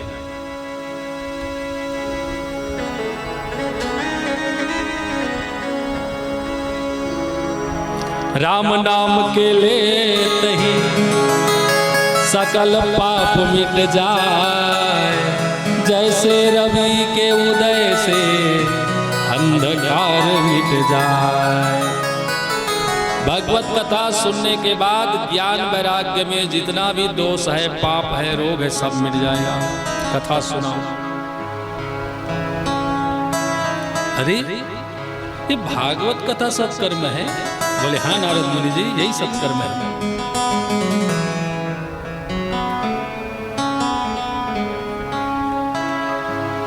तो महाराज जी भागवत कथा बोलने के लिए मैं आप चारों भाइयों को निवेदन करता हूँ, आप चारों भाई हमें भागवत कथा सुना दीजिए। मैं नारद मुनि ब्रह्मपुत्र नारद भक्ति ज्ञान वैराग्य के लिए, इनकी स्वस्थता के लिए भागवत कथा सुनना चाहता हूँ और आप चारों भाई मिलकर के कथा सुनाइए। मेरी इच्छा है सुनने की। नारद मुनि जी ने जानने के बाद कि भागवत कथा सत्कर्म है, सनकादि मुनि को ही वर्ण कर दिया। महाराज तुझ बन कथा का देवा, कहाँ ले खोजत रहा जंगल में, मिल गया महाराज तो तुझ बन कथा का देवा। तो सनकादि मुनि प्रसन्न हुए। क्यों? क्योंकि ये कथा बोलने ही तो आए हैं, ये संत संग करने तो आए हैं। सनकादि मुनि प्रसन्न हो गए, चलो अब 7 दिन तक सत्संग करेंगे। नारद मुनि जी हम कथा बोलने के लिए तैयार हैं, जगह बनाओ। तो हरिद्वार में गंगा जी के किनारे एक मंच बनाई गई। गंगा जी के रेत को इकट्ठा करके नारद मुनि ने एक मंच बना दिया, बालू रेत, और रेत से मंच बनाया, उसमें चारों भाइयों को बिठाया, चंदन बंदन कर दिया, प्रणाम करके नीचे आप बैठ गए। देखिए वक्ता बने सनकादि मुनि, ऊंचे स्थान पर बैठे, सनक सनंदन सनातन सनत कुमार चारों भाई, और नीचे यजमान बने नारद मुनि जी, जैसे आप बैठे हैं, लच्छीराम जी, राजकुमार जी, जहां आप लोग बैठे हैं ना वही नारद मुनि जी बैठे, और इस जगह में महाराज सनकादि मुनि बैठे। सनकादि मुनि कथा बोलने जा रहे हैं, भागवत जी की कथा गाने जा रहे हैं। ये सुन करके बहुत लोग चले आए, साधु संत महात्मा ज्ञानी वैरागी गृहस्थी सन्यासी वानस्पति ब्रह्मचारी, हर प्रकार के लोग कथा सुनने आ रहे हैं। आसमान से देवता लोग भी पधार रहे कथा सुनने, इधर से हमारे देश के लोग भी जा रहे हैं कथा सुनने के लिए, बहुत भीड़ लग गई। गंगा जी के किनारे जय जयकार गूंज रहे, ढोल मृदंग बाजे बज रहे, सनकादि मुनियों का बार बार जय जय हो रहे। बोलिए सनकादि महाराज की जय, जोर से बोलिए, गूंजना चाहिए, सनकादि भगवान की जय हो। गूंज रहे पूरी सभा में, करतल ध्वनि हो रहे। अच्छा एक बात और जानने की है, नारद मुनि जी कथा सुनने बैठे, दक्ष महाराज जी का श्राप है इनको, 6 मिनट से ज्यादा कहीं टिकते नहीं है नारद मुनि, इधर से उधर घूमते रहते हैं। फिर 7 दिन तक कैसे टिक गए कथा में? यही तो भगवान की कृपा है, कथा में लगने के बाद सब श्राप मिट जाता है। बोल भक्त वत्सल भगवान की। जब तक हम सत्कर्म में होते ना, हमारे जीवन का जो भी अपराध है वो हमें छोड़ के दूर चले जाते हैं। जब तक हम सत्कर्म में हैं, जब तक पूजा पाठ में, तब तक अवगुण हमें स्पर्श नहीं कर सकता। पाप ताप संताप सब हमसे दूर हो जाते हैं, और जैसे ही वहां से निकल के हम संसार में फिर वापस आते हैं, फिर सब बंद हो जाते हैं, जकड़ जाते हैं।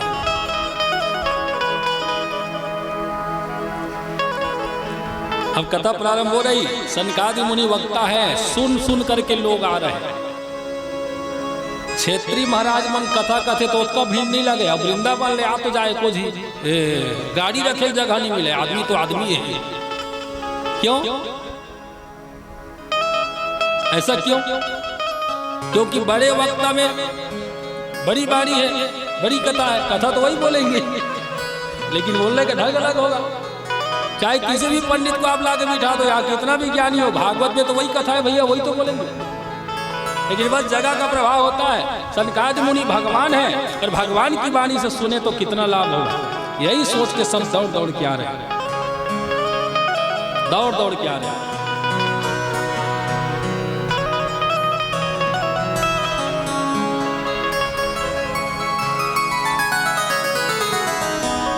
लच्छीराम जी एक बात तो तय है, जब तक कोई संत संग नहीं करता है ना, संतों के संग नहीं बैठते हैं, कथा में नहीं जाते हैं, पूजा पाठ में नहीं जाते हैं, उन लोग को उतना समझ नहीं होता है सब होता क्या है।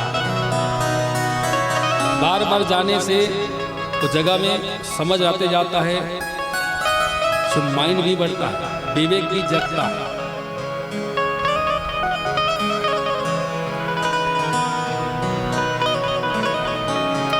जानो समझो फिर अमल करो, जीवन का सूत्र है।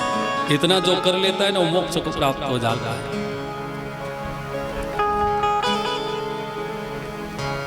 अब सनकादि मुनि कथा प्रारंभ कर रहे हैं। प्रथम दिवस की कथा देखिए, 2-3 दिनों तक भागवत जी में न मार्मिक प्रसंग होता है, जानकारी ये कौन है, वो कौन है, इनकी वंश परंपरा कहाँ से है, ये सब कथाएं हैं। 3 दिन तक कथाएं हैं। फिर उधर लीला है, लीला में इंजॉयमेंट है। अभी ज्यादा भजन करेंगे तो कथा नहीं हो पाएगा, और हम कथा सुनने के लिए भागवत कराते हैं ना, गाना सुनने के लिए नहीं कराते।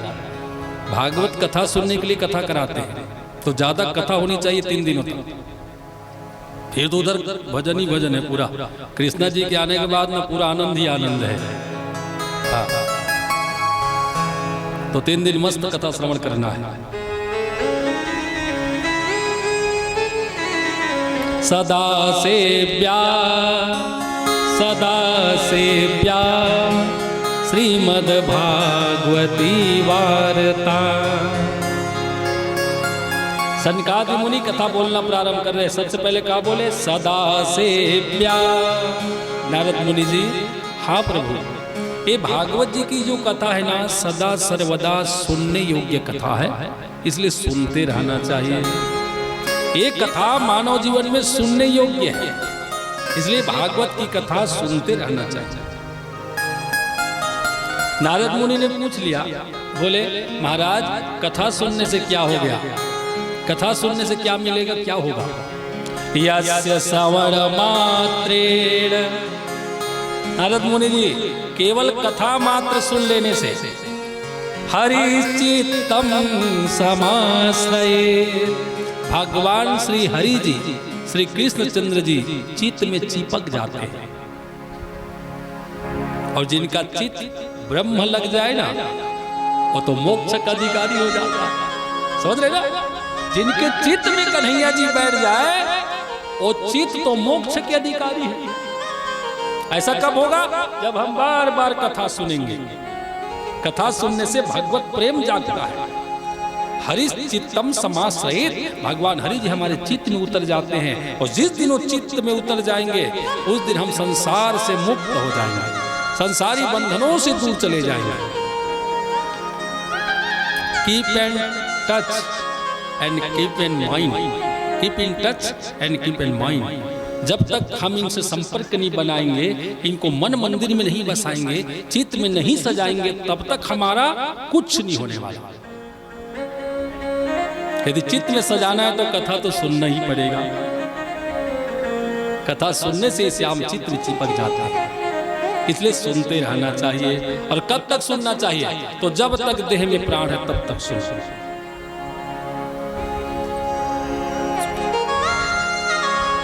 राम नाम रटते रहो, कब तक? जब तक घट में प्राण, कभी तो दीन दयाल की भनक पड़ेगी कान। कब तक नहीं सुनेंगे हमारी फरियाद? अब बार बार आवाज लगाओ, बार बार आवाज लगाओ, लगाते रहो जब तक देह में प्राण है। एक न एक दिन सुनेंगे। राजकुमार जी, मैं कहूँ 12 बजे रात के डॉक्टर का काम आ गई, अगर स्वास्थ्य खराब होगी। अब सोते बसे में डॉक्टर के मुहूर्ता में गए ना, 12 बजे रात के दरवाजा लग खटखटाए, डॉक्टर साहब 12 बजत रह रात के। 1-2 बार आवाज लगाए, दरवाजा खटखटाए, नहीं उठी तो हम उत्का में डरा जाता। अरे बने सोते कबू जंगा झन जाए, और डर के मारे घर वापस आ गए तो हमारा काम हुई का नहीं हो ना। वो में डराना नहीं है, वो डॉक्टर लोग उठाना है तो बिहान के पहाड़ का ठक ठक पात रखा, तब बेले नहीं उठी। एक गुस्सा में उठ के आई, कौन परेशान करते, लेकिन आई तो सही। बोल भक्त वत्सल भगवान की। इसी तरह मानव जीवन में जब तक देह में प्राण है, आप गाते रहो, शोर मचाते रहो, राधे राधे श्याम श्याम। हल्ला हो तो सुन क्या ही, कौन रे हल्ला करे, है ना? जिस किसी कारण से भगवान दरबार में आ जाए, दरवाजा खोल दे, उस दिन हमारा कल्याण हो जाएगा। इसलिए आप शोर मचाते रहो, भगवान जी के नाम को गाते रहो, उनकी कथा सुनते रहो। कब तक नहीं सुनेंगे? कब तक नहीं सुनेंगे? नारद मुनि जी, भागवत कथा सुनने योग्य है, इसलिए हमें जब तक देह में प्राण है सुनना चाहिए, सुनते रहना चाहिए। गोस्वामी जी लिखे हैं, बड़ भाग मानुष तन पावा। नहीं तो ओलाकार इसे लिख देती, बड़ भाग कुकुर तन पावा, बड़ भाग बिलई तन पावा, घोड़ा तन पावा। बड़ भाग मानुष तन इसीलिए लिखा है क्योंकि मानव चाहे तो अपने जीवन पर्यंत भजन कर सकता है, मानव चाहे जब तक श्वास से कथा सुन सकता है, मानव चाहे जब तक अपनी सेवा कर सकता है ना, इसीलिए बड़ भागी है। वरना जितना हम करते हैं उतना कुत्ता बिल्ली भी करते हैं।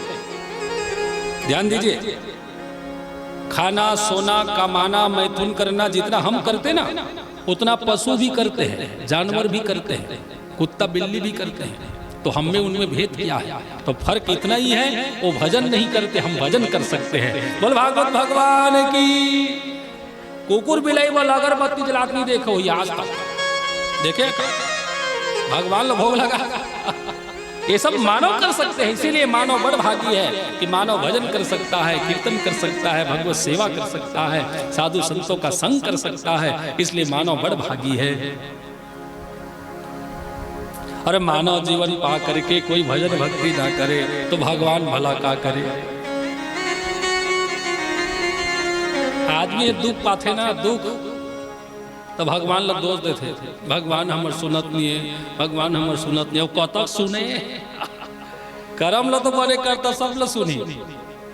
दूषित कर्म करके हम दुखी होते हैं, गलत काम करके हम दुखी होते हैं, भगवान में दोष लगाते हैं। जबकि हमारे जीवन का दुख सुख आना जाना खाना पीना उठना बैठना जीना मरना सब हमारा कर्म है, तो दोषारोपण क्यों भगवान में करना। सनकादि मुनि मस्त होकर के भागवत की महिमा बखान रहे, बहुत लोग कथा सुन रहे हैं। इसी बीच भागवत महिमा के बीच कथा दरबार में भक्ति मैया ज्ञान वैराग्य दोनों बच्चों को लेकर के प्रकट हो गई।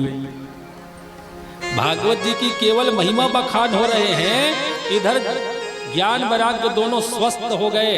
18-18 वर्ष के लगने लगी। इतनी सुंदरता है दोनों भाइयों में, एकदम गोरा बदन घुंघराले बाल गोल गोल गाल, बड़े हिष्ट पुष्ट है। दोनों भाई स्वस्थ हो गए हैं। मैया भक्ति जी मुस्कुरा रही है, दोनों बच्चे स्वस्थ हो गए केवल महिमा सुन के भागवत की। देख लो इतना लाभ है। वर्षों से अचेत पड़े हुए थे, आज केवल भागवत की महिमा को सुन के दोनों स्वस्थ हो गए हैं। मैया दोनों बच्चों को लेकर के आई और हरिद्वार में जहाँ भागवत कथा हो रही है वही दरबार में घुस करके नाचने लगी। भरी सभा के बीच में मैया भक्ति नाच रही है, और मैया जब नाचने लगी तो पीछे पीछे दोनों बच्चे भी चट मट करके कमर हिला रहे हैं और गा गा के नाच रही है। श्री कृष्ण गोविंद हरे मुरारे, हे नाथ नारायण वासुदेव। श्री कृष्ण गोविंद हरे मुरारे, हे नाथ नारायण वासुदेव। श्री कृष्ण गोविंद हरे मुरारे, हे नाथ नारायण वासुदेव। श्री कृष्ण गोविंद हरे नाथ नारायण वासुदेव। भक्ति सुतौ तौ तरुणं गृहीत्वा प्रेमैक रूपा सहसा विरासे। भक्ति सुतौ तौ तरुणं गृहीत्वा प्रेमैक रूपा सहसा विरासे। श्री कृष्ण गोविंद हरे मुरारे, हे नाथ नारायण वासुदेव। श्री कृष्ण गोविंद हरे मुरारे, हे नाथ नारायण वासुदेव। श्री कृष्ण गोविंद हरे मुरारे, हे नाथ नारायण वासुदेव।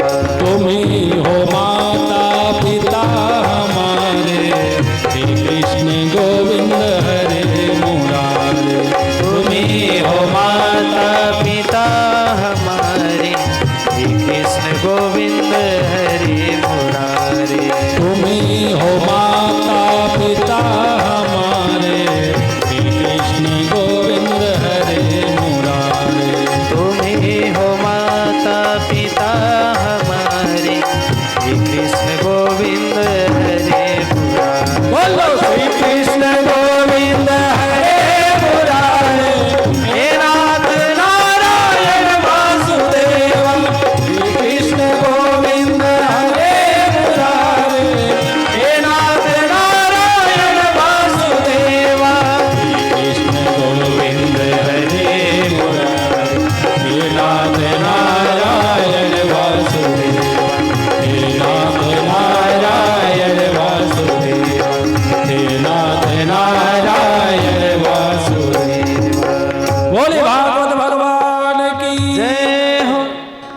जाइए। धन्यवाद, बैठिए।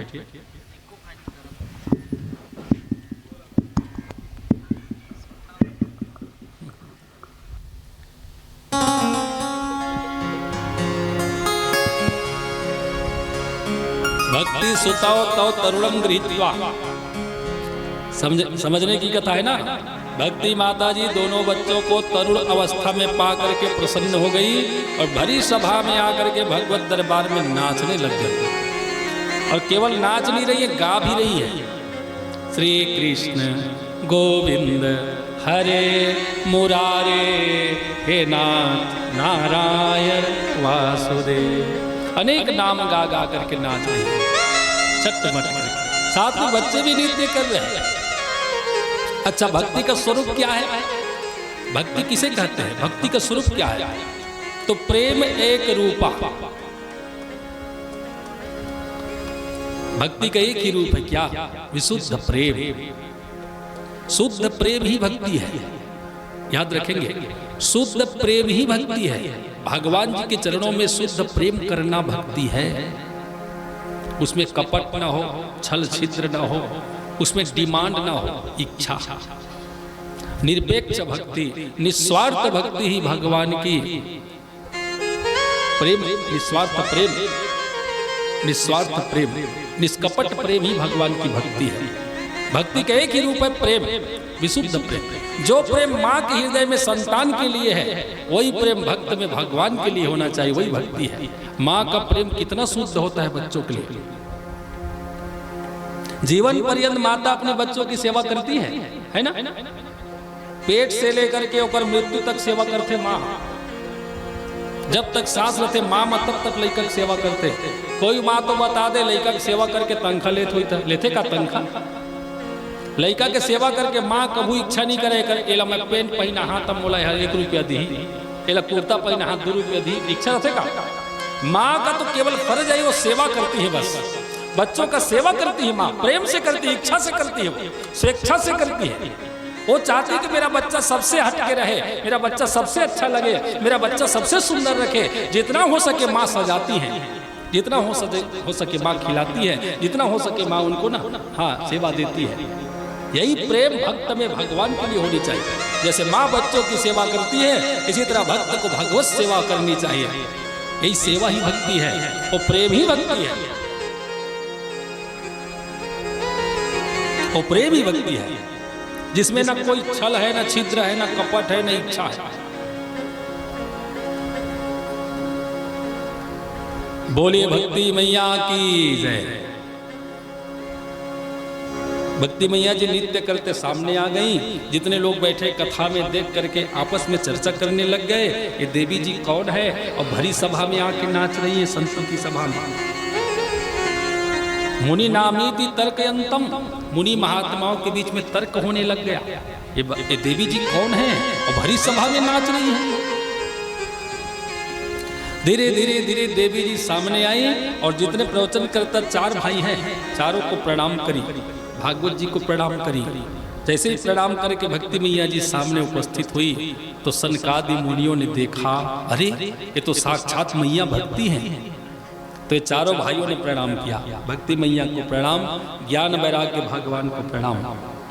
माँ, आज हमारी ये जो कथा है ना, यज्ञ है, सफल हो गया। कैसे? आपके आने से, भक्ति मैया के आने से, ज्ञान वैराग्य भगवान के प्रकट होने से हमारा यज्ञ सफल हो गया, हमारी कथा सफल हो गई। माँ, बारंबार प्रणाम, बारंबार प्रणाम। आप आ चुकी हैं दरबार में, आप आ गई हैं तो भगवान जी को आने में देरी नहीं है। अब हमें पूरा विश्वास है भगवान जी आएंगे, राम आएंगे, आएंगे राम आएंगे। हमें पूरा विश्वास है भगवान आएंगे। क्यों? क्योंकि भक्ति आ गई है और भक्ति जहां आ जाती है वहां भगवान को आना ही पड़ता है।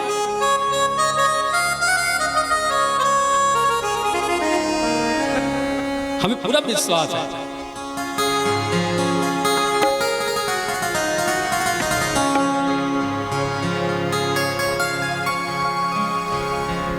भक्ति मैया मुस्कुरा करके बोली, हे सनकादि मुनियों प्रणाम। ये तो बताओ, मैं दरबार तक तो आ गई हूं और मन करता है मैं 7 दिन बैठ करके कथा सुनूं। मैं भी कथा सुनना चाहती हूं, तो बैठने के लिए जगह दो। मैं दोनों बच्चों के साथ बैठ करके कथा सुनना चाहती हूं। तो सनकादि मुनियों ने भक्ति मैया को ज्ञान वैराग्य के साथ बैठने के लिए जगह दे रहे हैं। बोले मैया, इस दरबार में जितने लोग कथा सुनने के लिए बैठे हैं ना, कथा सुन करके इन सब का हृदय पवित्र हो गया है। मैं चाहता हूं आप इन सब भक्तों के हृदय रूपी आसन में जाकर बैठे। सबसे सुंदर जगह आपके लिए बेस्ट जगह वही है, क्या? भक्त का हृदय जो कथा सुन के पवित्र हो चुका है। जाइए मैया, बैठ जाइए। एक तो कथा सुन सुन के भक्तों का हृदय आनंद से भरा हुआ है, सुख से भरा हुआ है। उसमें ऊपर से ज्ञान वैराग्य को लेकर भक्ति जी प्रवेश कर गई। जैसे ही भक्तों के हृदय में भक्ति मैया विराजमान हुई, ज्ञान और वैराग्य को लेकर के, तो भक्तों में आनंद की बाढ़ सी आ गई, आनंद की बाढ़ सी आ गई। इतना आनंद हो गया, सभी लोग अपनी जगह में उठ गए और उठ करके सब नाचने लग गए। सब के सब एक साथ जितने भी लोग हैं सब नाच रहे हैं। श्री कृष्ण गोविंद हरे मुरारे, हे नाथ नारायण वासुदेव। श्री कृष्ण गोविंद हरे मुरारे, हे नाथ नारायण वासुदेव। श्री कृष्ण गोविंद हरे मुरारे, हे नाथ नारायण वासुदेव। श्री कृष्ण गोविंद हरे मुरारे, हे नाथ नारायण वासुदेव। श्री कृष्ण गोविंद हरे मुरारे, हे नाथ नारायण वासुदेव। श्री कृष्ण गोविंद हरे मुरारे, हे नाथ नारायण वासुदेव। त्वमेव माता पिता त्वमेव बन्धुश्च सखा त्वमेव माता पिता त्वमेव विद्या द्रविणं त्वमेव त्वमेव सर्वं त्वमेव। बोलो श्री कृष्ण गोविंद हरे मुरारे, हे नाथ नारायण वासुदेव। श्री कृष्ण गोविंद हरे मुरारे, हे नाथ नारायण वासुदेव। श्री कृष्ण गोविंद हरे मुरारे, हे नाथ नारायण वासुदेव। बोले भक्ति मैया की जय, भगवत दरबार की जय हो, रोटी कोना बस्ती की जय जय श्री राधे। आज भक्ति मैया ज्ञान वैराग्य को लेकर पधार चुकी हैं और भक्तों के हृदय में प्रवेश भी कर चुकी हैं। और जिस किसी के हृदय में भगवान भक्ति जी, वैराग्य भगवान, ज्ञान भगवान को लेकर प्रवेश होती है ना, उनको भगवत दर्शन में देरी नहीं होता। जब सब लोग झूम झूम के नाचने लगे, हृदय का आनंद जब उमड़ गया, मुंह से भजन बन के, आंख से आंसू बन करके छलकने लगे, तो भगवान साक्षात हो गए। देखिए, केवल भागवत की महिमा से भक्तों में इतना आनंद आ गया, हृदय में इतना आनंद भर गया, भक्ति ज्ञान वैराग्य के आने से नाचने लगे। और जब नाचने लगे तो इनके हृदय का आनंद बाहर आ गया और सुंदर रूप बना करके प्रकट हो गया। 4 भुजा में श्याम वर्णधारी भगवान विष्णु जी प्रकट हो गए हैं। बोले चतुर्भुज भगवान की। शंख चक्र पद्म गदा लिए हुए भगवान जी तैनात है सबके सामने प्रकट। तेज प्रकाश आभा, हिरण रोशनी, बिजली, चारों तरफ प्रकाश हो रहे। पीतांबर कसी हुई है, लट घुंघराले बाल, कान में कुंडल है, वक्ष स्थल में कौस्तुभ मणि है। भगवान जी शंख चक्र पद्म गदा लिए मंद मंद मुस्कुरा रहे। श्री रामचंद्र कृपालु भजो मन हरण भव भय। श्री रामचंद्र कृपाल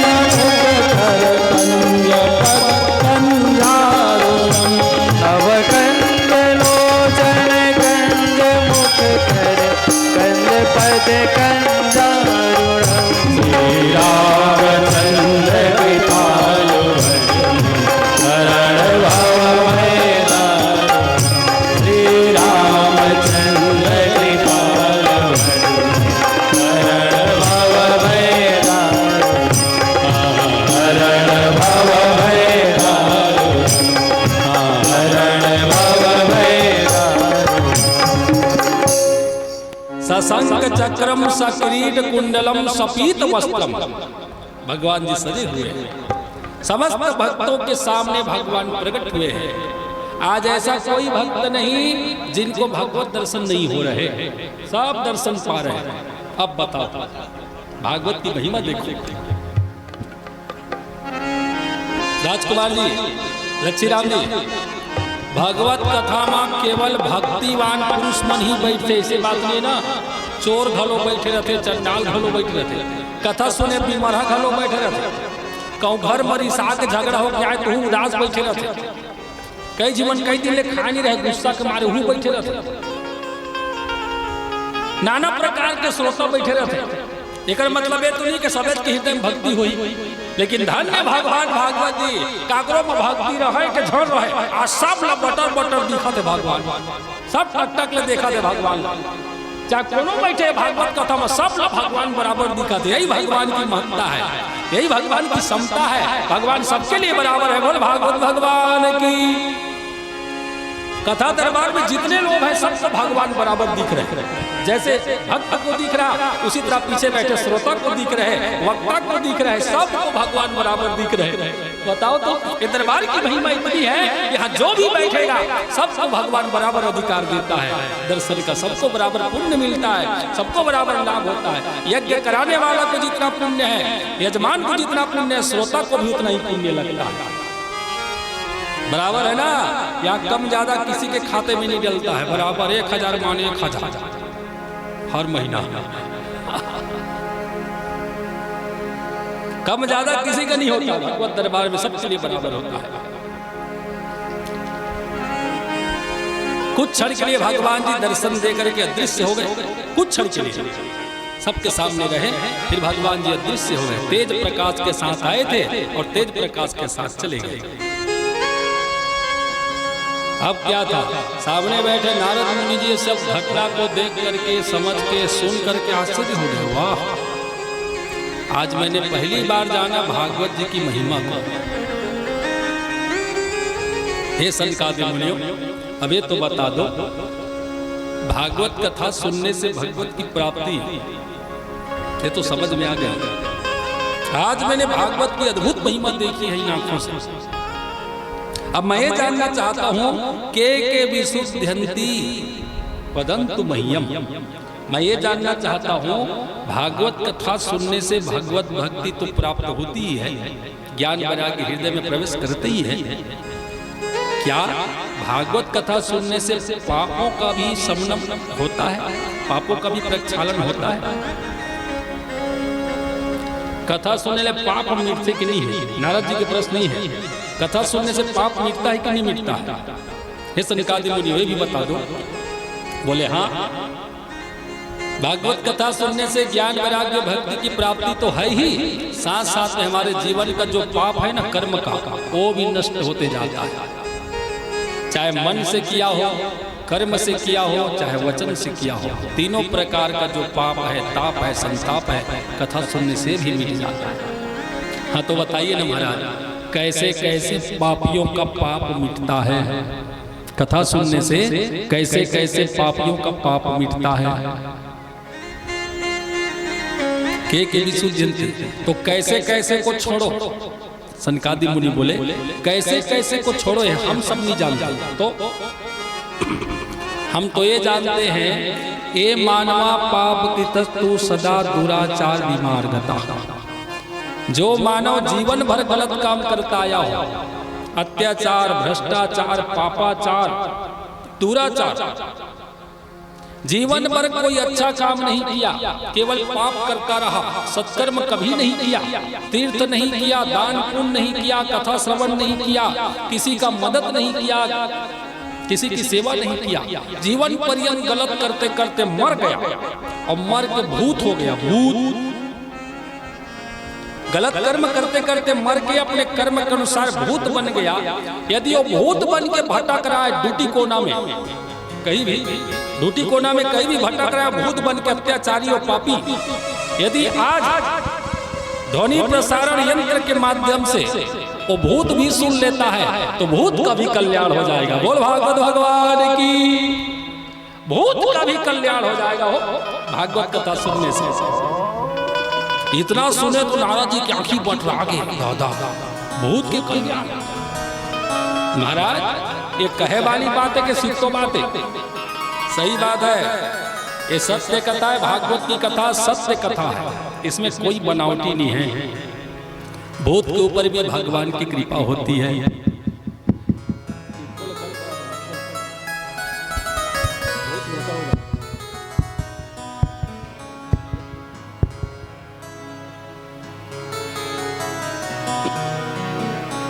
भूत के ऊपर भी भागवत कृपा, भूत के ऊपर। नारद जी विश्वास नहीं कर पा रहे, ऐसा नहीं हो सकता। अरे जो कथा सुने, जो जीवंत प्राणी है वो कथा सुनेंगे, कथा सुन के उनका पाप मिट जाएगा, ऐसा तो हो सकता है। लेकिन मर के कोई भूत बन गया हो तो भूत का कल्याण कैसे हो सकता है? तो सुनो, नारद मुनि जी को समझाने के लिए एक बहुत प्राचीन कथा गा करके सुनाए हैं। सुनो, भागवत की कथा भूत के ऊपर भी कृपा हुई है, भागवत कथा की कृपा। एक समय की बात है, अब एक कथा सुना रहे ना, विश्वास होना चाहिए श्रोता को। वक्ता कुछ भी बोले श्रोता मान ले, ऐसा तो हो नहीं सकता। श्रोता को प्रमाण चाहिए, है ना। हम यहाँ से जो भी बोलेंगे उसका प्रमाण चाहिए ना आपको, तब तो आप मानेंगे भैया। प्रमाणित थोड़ी चाहिए वक्तव्य। तो सनकादि मुनि अपनी वाणी को न प्रमाणित कर रहे हैं। उन्होंने ये कह दिया है कि भूत के ऊपर भी भगवत कृपा होती है, तो उसको प्रमाणित कर रहे हैं। हे नारद मुनि जी, अब मैं एक बहुत पुराना इतिहास गा के सुना रहा हूं। अत्र ते इतिहास कीर्तिश्याम इतिहासनम पुरातनम, बहुत पुराने समय की कथा है। अब ध्यान से सुनो, फिर समझ में आ जाएगा सुनने के बाद कि भूत के ऊपर भी भगवत कृपा होती है। एक कथा जो मैं बोलने जा रहा हूं, एक कथा बहुत पुण्यदायी कथा। यस्य श्रवण मात्रेण, एक कथा सुनने मात्र से पाप हानि प्रजायते, जीवन का पाप और हानि सब नष्ट हो जाता है। इसलिए प्रेम से सुनिएगा। बहुत पहले समय की बात है, तुंगभद्रा नदी के किनारे एक बहुत सुंदर गांव बसा हुआ था। नगर कौन सी नदी है? तुंगभद्रा, तुंगभद्रा नदी। तुंग माने श्रेष्ठ होता है, भद्र माने कल्याण। Attention please. तुंग माने श्रेष्ठ, भद्र मिस कल्याण। नदी का नाम कितना प्यारा है, तुंगभद्र नदी। तुंग श्रेष्ठ है, भद्र कल्याण है। जो श्रेष्ठ है कल्याण करने वाली है। कौन सी नदी है? तुंगभद्र। ये शरीर तुंगभद्र नदी है। इस देह को तुंगभद्रा नदी कहा गया है, ये मानव शरीर को। ये श्रेष्ठ भी है 84 में और कल्याणप्रद भी है। इस देह को पा करके हम कल्याण बना सकते हैं। इस देह को पाए बिना किसी का कल्याण नहीं हो सकता। इसीलिए देवता लोग भी तड़प रहे मानव बनने के लिए, ताकि मानव जीवन में जाके हम अपना कल्याण बनाए। ये तुंगभद्र है।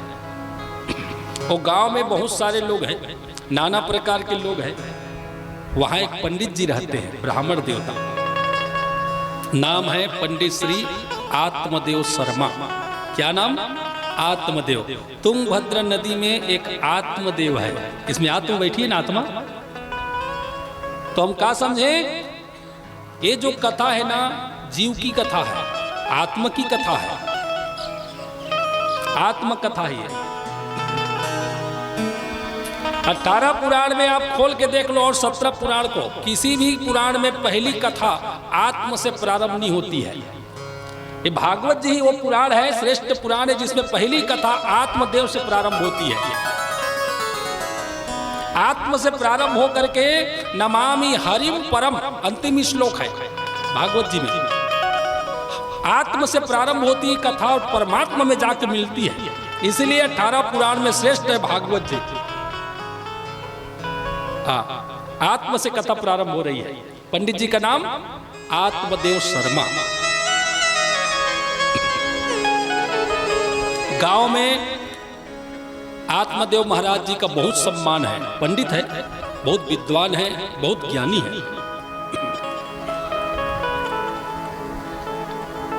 बहुत तेजस्वी है ब्राह्मण। और उनकी पत्नी आत्मदेव महाराज जी की पत्नी का नाम श्रीमती धुंधली देवी शर्मा। क्या नाम? धुंधली।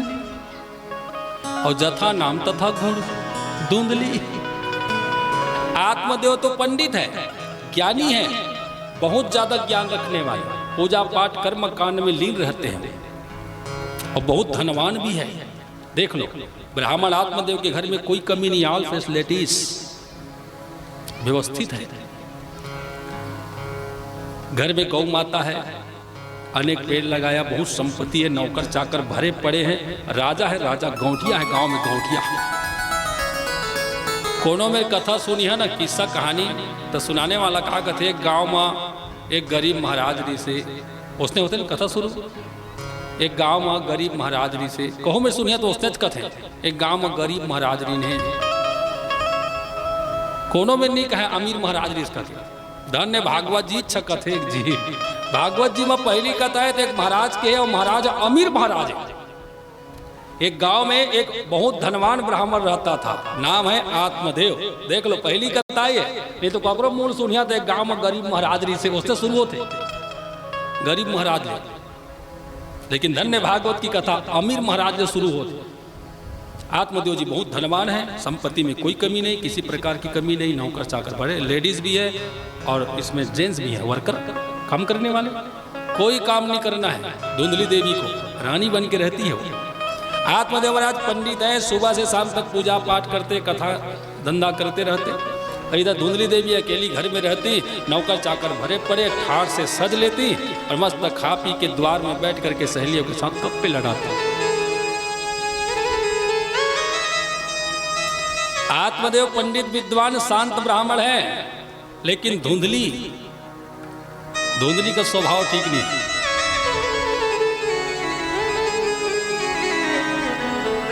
लोकवार्ता रता क्रूरा प्रयासो बहु जल्पिका सुरा च गृहकृत्येषु कृपणा कलह प्रिया। देखिए धुंधली जी का स्वभाव कैसा है, तो कथा के अनुसार लोक वार्ता रहता, चुगली करने में माहिर। पति देवता बेचारा संतोष है, शांत, बहुत ज्ञानी, शांत रहने वाला, लेकिन पत्नी चुगली करने वाली, क्रूर स्वभाव की, जिद्दी, चिड़चिड़ी, हर बात में चिड़चिड़ करना।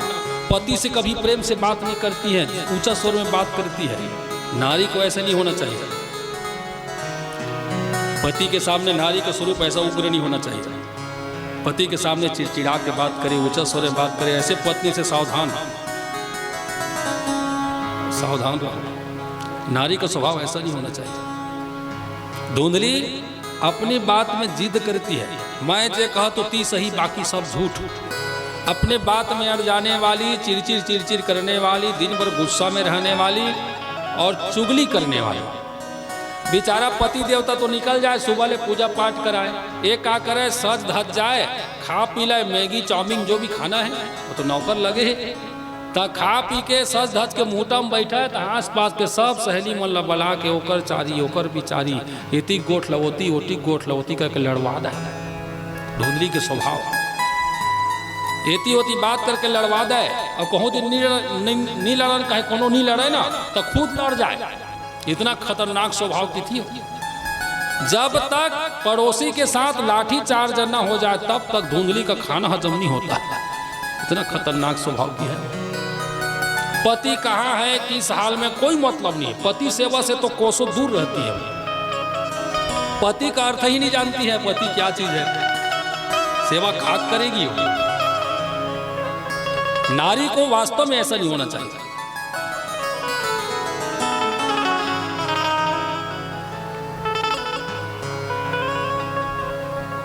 करकसा, चुगली करने वाली, जिद्दी स्वभाव की, चिड़चिड़ी, बात बात में गुस्सा करने की स्वभाव।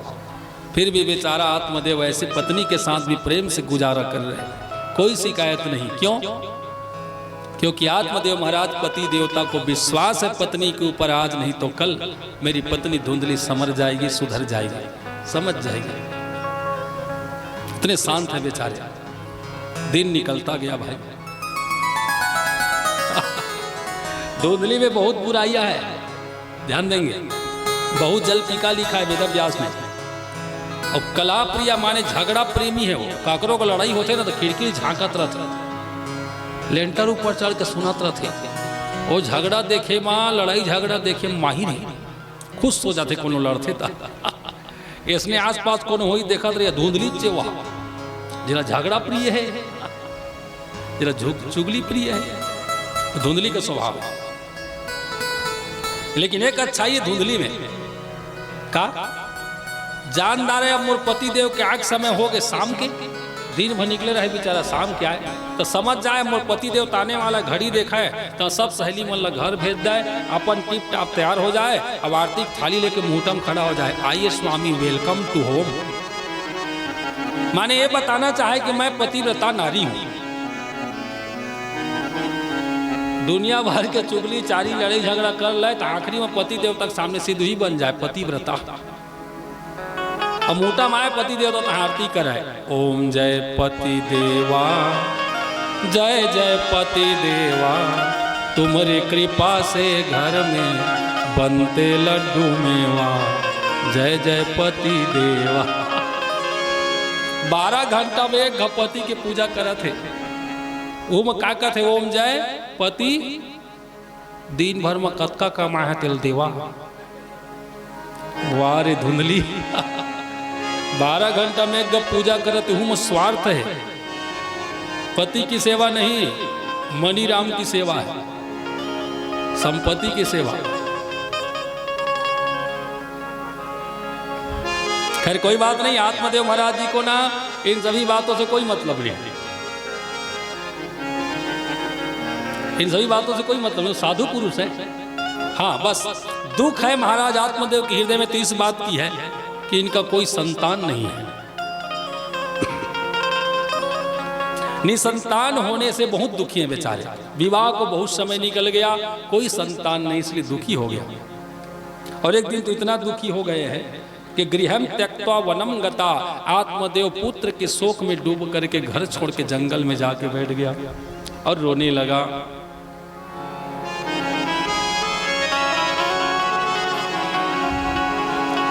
मेरा कोई न सहारा बिन तेरे, प्रभु श्याम सांवरिया मेरे। आत्मदेव दुखी मन से रोने लगा, हे प्रभु आपको छोड़ करके अब मेरा कोई नहीं है, अब आप ही मेरे एक रखवाले हैं, सहारे हैं। निवेदन है परमात्मन कृपा करो, मेरी डूबती नैया को संभाल लो। हे प्रभु मेरी नैया डूब रही है, संभाल लीजिए।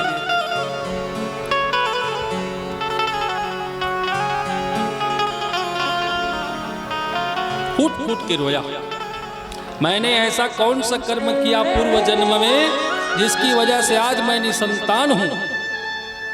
इतना कुछ दिया आपने प्रभु, संतान सुख नहीं दिया, क्यों? ऐसा क्यों? इतना रोया, आंख के आंसू से पूरा मिट्टी गीली हो गई उस जगह में, जंगल में जहां बैठे। तभी एक साधु आया जंगल से, जटाजूट वाले एक बाबा जी निकल करके आए और आकर के रोदन करते हुए ब्राह्मण आत्मदेव को देख करके पूछ लिया। संत ने पूछा, भाई तुम कौन हो? कथम रोदसी विप्रतम काते चिंता बलियसी। हे भाई तुम कौन हो, किस चिंता से दुखी हो, क्यों रोते हो, क्या चाहिए? महात्मा जी को देख करके आत्मदेव ने प्रणाम किया, बोले महाराज भगवान का दिया सब कुछ है मेरे पास, बस कमी है तो संतान की, मैं इसीलिए दुखी हूं महाराज। आप महात्मा लगते हैं, कोई ज्ञानी लगते हैं, त्रिकालदर्शी बाबा लगते हैं, कृपा कर दो, मुझ में जो कमी है आप पूरा कर दो, कृपा कर दो, मुझे संतान सुख दे दीजिए। इतना सुन करके बाबा जी ने समझाया, देखो बेटे सौभाग्य में जिनका जितना दिया है भगवान उतना ही मिलेगा, कर्म के हिसाब से जिनका जिनका जैसा जैसा है वैसा ही रहेगा, इसमें कोई बदलाव नहीं होगा। कर्म प्रधान विश्व करी राखा, जो जस करही सो तस फल चाखा। तो स्वामी जी का मंत्र है, जो जैसा कर्म किया उनका वैसा फल उनको मिलता है, इसमें कोई दो मत नहीं है। गीता में भी है, कर्मणा जाय जंतु कर्मणयो विलीयते, सुखम दुखम भयम क्षेमम कर्मणैव वर्तते। कर्म ही सुख, कर्म ही दुख है, कर्म ही गरीबी, कर्म ही अमीरी है, कर्म से ही जन्म है, कर्म से ही मृत्यु है, कर्म ही दुख है, कर्म ही सुख है, कर्म ही हमारे जीवन का आधार है। इसलिए बेटे तुम दुखी मत होना, जैसे हो जो भी है तुम्हारे पास उसी में शांत रहो और भगवान का भजन करो। ये समझो कि भगवान की कृपा है जो भी अपने पास है। अधिक के लिए सोचो मत, और जितना है उसी में शांत रहो। मैं तुम्हारा सौभाग्य पढ़ रहा हूं बेटे, तुम्हारे मस्तक में स्पष्ट दिखाई पड़ रहा है, सप्त जन्मनि तव पुत्रो नय वचा नय वचा। 7 जन्मों तक तुम्हारा संतान सुख नहीं है। अब जब सौभाग्य में लिखा ही नहीं तो मिलेगा कैसे? इसलिए मेरी बात मानो, जाओ और जो भी अपने पास है उसी में मस्त रह के भजन कीर्तन करो, तुम्हारा कल्याण होगा। पुत्र है तो भगवत कृपा है, किसी का पुत्र है तो भगवत कृपा है, ध्यान रखना। और किसी का पुत्र नहीं है, संतान नहीं, तो महाकृपा समझो, टेंशन फ्री।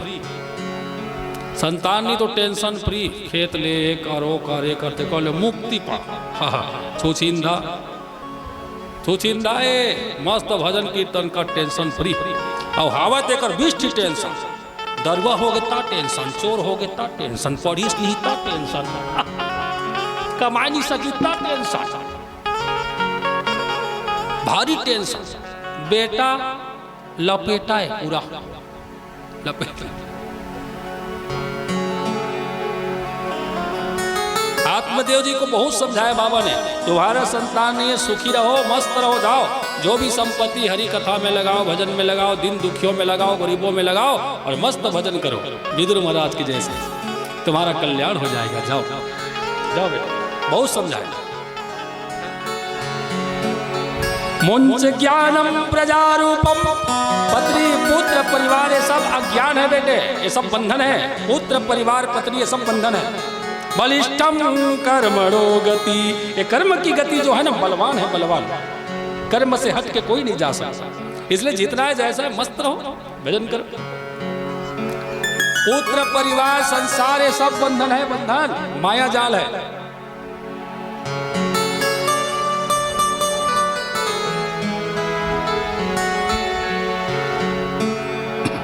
गृह कारज नाना जंजाला, गृह कारज नाना जंजाला, ते अति दुर्गम शैल विशाला, ते अति दुर्गम शैल विशाला। गृह कारज नाना जंजाला, गृह कारज नाना जंजाला, ते अति दुर्गम शैल विशाला, ते अति दुर्गम शैल विशाला। गृह कारज नाना जंजाला, जंजाल है जंजाल। ये जंजाल से बचे रहो, भजन करो, कीर्तन करो, तुम्हारा कल्याण होगा। आत्मदेव जी बोले, महाराज महू महाराज और पंडित तो महू प्रवचन करतो, मैं तुम्हारा करा प्रवचन सुने बनी आए हो।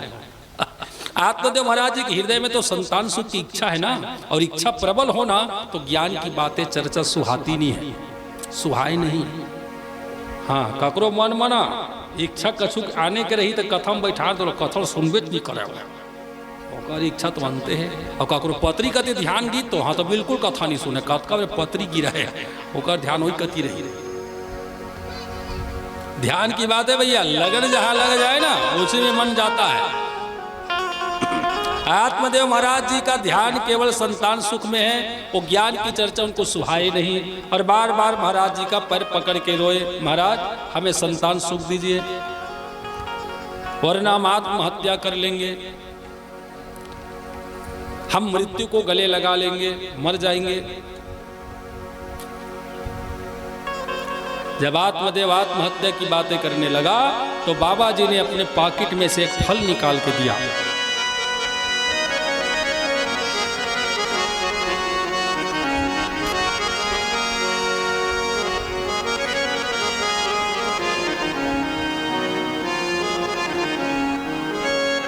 एक मीठा फल निकाल के बाबा ने आत्मदेव जी के हाथ में रख दिया। बेटे, तुम्हारे सौभाग्य में संतान सुख नहीं है, लेकिन तुम्हारी स्थिति को देख के हमें दया आ गई, इसलिए मैं अपने पुण्य कर्म का जो फल है, जीवन भर जो कर्म अच्छा किया उसका पुण्य मैं तुम्हें फल के रूप में दे रहा हूं। इस फल को ले जा करके अपनी पत्नी को खिला देना, गर्भ ठहर जाएगा और सही समय में तुम्हारे घर पुत्र जन्म लेके आएगा। जाओ, लेकिन याद रखना बेटे, एक बार फिर से कहता हूं मैं, संतान से किसी को सुख नहीं मिला, और मिला तो कोई बिरला माता पिता है जिनको सुख मिल पाया, वरना 90% पुत्र 90% बच्चे नालायक हो गए। नालायक अपन परिवार बनी तहदई दादा फुटबॉल खेलते थे, 3 भाई 4 भाई रहते और 2 महीना 4 महीना बांटदार थे। 4 दिन तैराक, 4 दिन तय, शर्म आना चाहिए, लाज जाना चाहिए। ऐसा बेटा मान ला ना, डूब के मर जाना चाहिए। बता तो 4 ठी लड़का ला महतारी बांट के नहीं पोसे है ना, एक ठेंगनम पोसे है कि नहीं? महतारी बाप मन एक ठेंगनम पोसिस और वही लड़का बाढ़ की साथ माता पिता ला 4 ठेंगनम नचवा थे। चारों बेटा कर रहे के मन है माता पिता के, लेकिन बेटा मन असना बांट देते, एक कर जाते, 3 के मैया छूट जाते, एक कर जाते तो कर मैया छूट जाते। बताओ, लेकिन याद रखना, आज हमारी कल तुम्हारी आएगी बारी बारी। आज जैसा कर्म कर रहे हो कल वही फल तुम्हें भोगना पड़ेगा। आज माता पिता के साथ जो तुम कर रहे हो कल तुम्हारे साथ भी होगा, कल तुम्हें भी वही चोट सहना पड़ेगा, वही दर्द सहना पड़ेगा। ये मृत्यु लोग है भैया, यहाँ कर्म का फल घूम करके एक बार जीवन में आएगा। इसे संभाल के, अभी भी समय है, माता पिता के साथ दुर्व्यवहार मत करो। उन बच्चों को कभी सुख नहीं मिलता जो माता पिता का दिल दुखाते हैं, चाहे संपत्ति कितना कमा ले, परिवार कितना बढ़ा ले, लेकिन वो सुख आत्म से उनको नहीं मिलेगा जब तक माता पिता का अपमान किया होगा, सेवा नहीं करेगा। केवल संपत्ति बना लेने से, परिवार बना लेने से इंसान सुखी नहीं होता। आत्म से सुख तभी होगा जब हम किसी का दिल नहीं दुखाएंगे। जीवन में किसी का दिल नहीं दुखाया है ना, तो एक रोटी मिल जाए उसी में वो शांति पूर्वक जीवन यापन करेगा, वो सुखी रहेगा। चाहे करोड़ रुपए रख लो अपने पास, जब तक हमने कर्म अच्छा नहीं किया ना तब तक सुखी नहीं हो पाएंगे। सुख का तो कल्पना भी मत करना। आत्मदेव फल लेकर के आया, अपनी पत्नी धुंधली के हाथ में रख दिया, देवी ये फल खा लो। बोले क्यों? बाबा जी का दिया प्रसाद है, फल खाने से तुम्हारा गर्भ ठहर जाएगा, हमारे जीवन में जो कमी है संतान की पूरा हो जाएगा, ऐसा बाबा ने कहा है। जिन लोग अपने माता पिता के साथ दुर्व्यवहार करते हो, सुन ले कान खोल के, जहां तक मेरी आवाज जा रही है। माता पिता का अपराध करना महापाप होता है, महापाप, वो साधारण पाप नहीं है। माता पिता का अपराध करना, हाथ उठाना माता पिता के ऊपर, महापाप, और महापाप का कहीं इलाज नहीं होता है। ना तो गंगा नहाने से मिटेगा, ना तो गया श्राद्ध करने से मिटेगा। यदि किसी से माता पिता का अपमान हो गया है, जाने अनजाने में अपराध कर लिया है, तो उनसे मैं एक ही बात कहूंगा, आज कथा प्रारंभ हुई, आकर के बैठे और 7 दिन कथा सुने तो महापाप से बच जाएगा, वरना पानी बूढ़े नहीं पहुंचे। यम के दरबार में भी वो दंड नहीं है जो इनको दिया जाए, इससे भी कड़ा दंड मिलेगा उन लोगों को। एक ही ऑप्शन है, 7 दिन भागवत कथा सुन लेगा तो महापाप मिल जाएगा। अभी कथा में सुनेंगे आगे, दूसरा कोई रास्ता नहीं है, कोई ऑप्शन नहीं है ऐसे लोगों का, ऐसे अपराधियों का। पत्नी धुंधली फल हाथ में रख ली, आत्मदेव जी ने सारी कहानी स्टोरी गा के सुनाया, बाबा ने दिया है, पुत्र प्राप्ति के लिए फल है, प्रसाद है, खा लो, और आप चले गए, आप काम में लग गए। अब फल को लेकर के धुंधली सोचने लगी, रोने लगी, तर्क करने लगी। पता नहीं कौन बाबा ने दिया है, क्या क्या मंत्र डाल के दिया है, कई खाने के बाद रिएक्शन कर गया तो मैं मर जाऊंगी। ये फल में कौन कौन सा मंत्र डाल के दिया है क्या पता, बाबा ने, कौन बाबा है, कैसे बाबा है। कई खाने के बाद रिएक्शन हो गया तो मैं मर जाऊंगी। जैसे भैया हमें फल नहीं खाना, I don't like Indian fruit, हमें फल नहीं खाना, नहीं खाई हो। एवं कुतर्क योगेन तत्फलम नयो भक्षिताम, साधु का दिया हुआ प्रसाद रूपी फल को कुतर्क से काट करके रख दी, लेकिन खाई नहीं, छिपा दी, धुंधली। शाम को पति देव वापस आए, पूछा फल खाया? बोले हाँ, वो तो तभी खा ली थी। और खाई नहीं है, पति से झूठ। पति कर झूठ बोली तो सती हजार के कथा सुने ना, सती चरित्र कल के कथा में है। पति शंकर भगवान ला झूठ बोली सो कैसे परीक्षा ले, सती तो नहीं ले हो परीक्षा का दिस, और राम भगवान के परीक्षा ले क्या से, और का परिणाम का हुई, सती मैया अपन मैके की तो जर के मर गई सागी लग के। सुन लो, पति के साथ गलत करने वाली है सती नहीं बच पाई कर्म के भोग से, तो हम आप कौन होते हैं। इसलिए परम पति के सामने छल मत करो। ये परम पति हैं, ये सबके पति है, इनके सामने छिपाव करना, इनके सामने छल करना, कपट करना, माने अपने ही ऊपर हाँ कष्ट को आवाहन करना है, अपने ही क्षति करना है, अपने ही नुकसान करना है। पति से झूठ बोल के सुखी नहीं हो पाई सती, आज धुंधली झूठ बोलती है। हाँ मैं तो फल खा ली हूँ, बेचारा आत्मा जो सीधा साधे हैं, सीधे साधे हैं, सीधा एकदम शांत, ये विश्वास कर लेते हैं। समय निकलता गया, चलिए 2 मिनट कीर्तन करते हैं फिर से।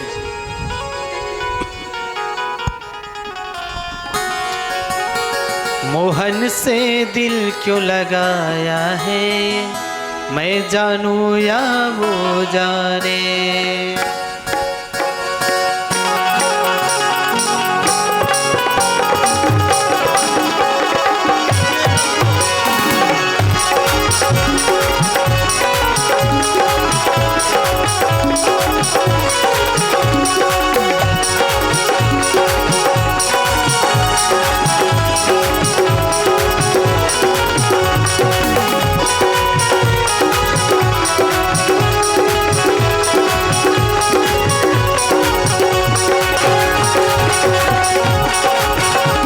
जितना दिल ने तुझे याद किया, उतना जग ने बदनाम किया, उतना जग ने बदनाम किया। ओ जितना दिल ने तुझे याद किया, उतना जग ने बदनाम किया, उतना जग ने बदनाम किया। बदनामी का फल क्या पाया, जानो यारो जाने, बदनामी का फल क्या पाया है, मैं जानू यारो जाने। मोहन से दिल को लगाया है, मैं जानू यारो जाने, छलिया से दिल को लगाया है, मैं जानू यारो जाने।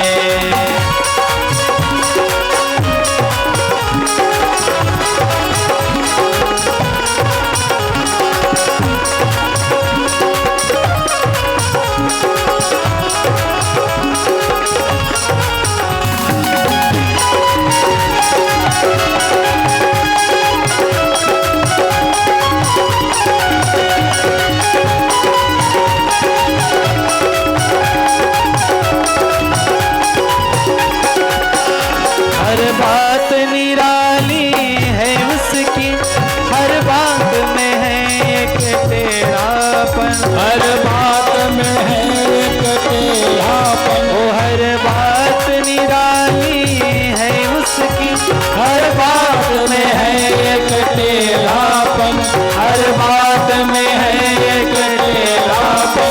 तेरे पे दिल क्यों आया है, मैं जानो यारो जाने, तेरे पे दिल क्यों आया है,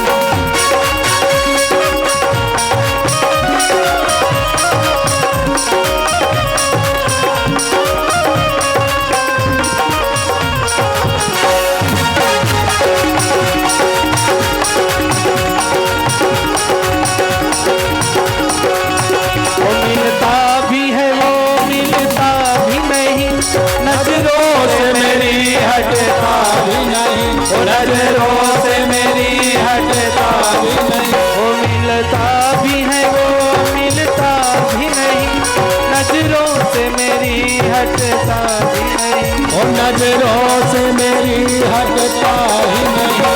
ये कैसा जादू चलाया है, ये कैसा जादू चलाया है, मैं जानू या वो जाने।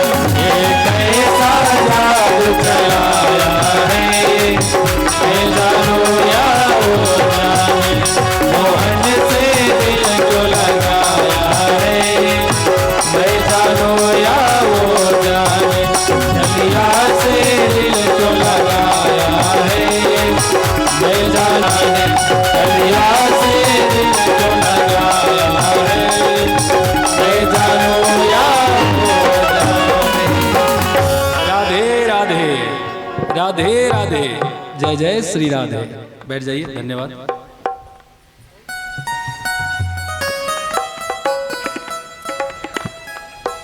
धुंधली फल को छिपा के रखी, पति से झूठ कही।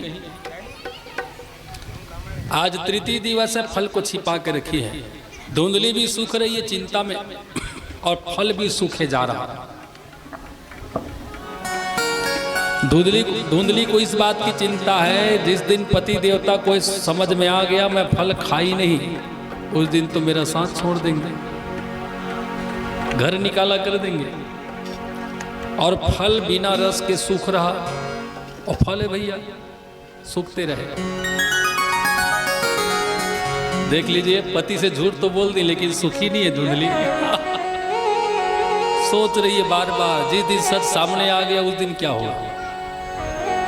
और सच्चाई छिप नहीं सकती बनावट के वसूलों से, सच्चाई छिप नहीं सकती। फिर क्या होगा? तृतीय दिवस या तीसरा दिन, थर्ड डे, धुंधली मैया जी की छोटी बहन पगल गांव में रहती है। कुछ दिन से गर्भवती है। एक दिन घूमते फिरते वो बड़ी दीदी से मिलने आ गई, और जैसे छोटी बहन को सामने देखा धुंधली ने, तो लिपट गई गले से, लगा ली हृदय से, और रोने लगी।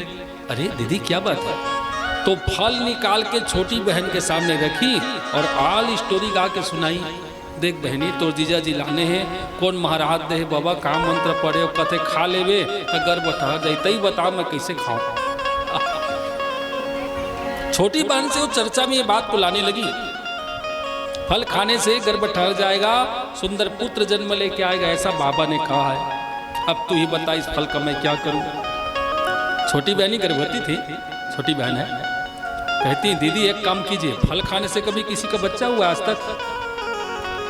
एक काम कीजिए, फल को आप गाय को खिला दो। ये जो गाय बंधी है गौशाला में, ये भी तो वर्षों से मां नहीं बन पाई है ना। चलो फल की टेस्ट के लिए बछड़ा को खिला, गौ माता को खिला दो, और आप ना जीजा जी के सामने गर्भवती होने का नाटक करती रहो। ऐसे नाटक जैसे मैं मां बनने वाली हूं। जिस दिन मेरा बच्चा बाहर आएगा, मैं चुपके से ला के आपको सौंप दूंगी, आप कुछ रुपया पैसा देना, मैं निकल लूंगी। दोनों में आपस में चर्चा होने के बाद वो फल को गौ माता को खिलाया गया। बोले गौ माता की COW। प्रसाद भी सबके सौभाग्य में नहीं होता है ना, जिनको भाग्य है उन्हीं को प्रसाद मिलता है।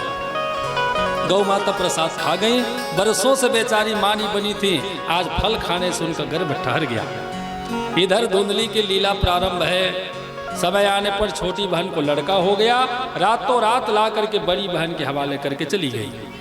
सुबह होते ही धुंधली आत्मदेव पति देव के सामने दासी के द्वारा खबर भेजवाती है कि हमें सुखपूर्वक लड़का हुआ है।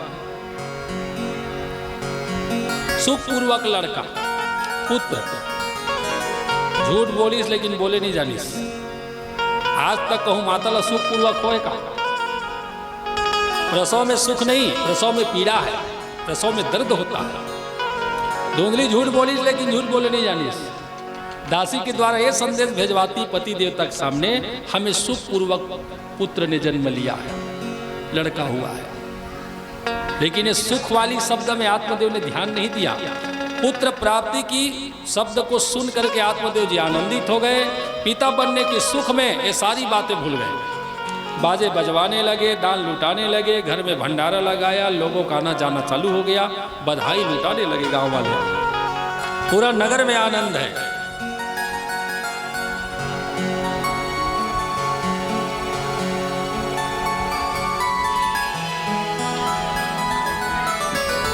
घर घर बाज बधाई, घर घर बाजे बज रहे, घर घर आनंद मना रहे। सब महाराज आत्मदेव जी को बधाई दे रहे, बधाई हो बधाई हो।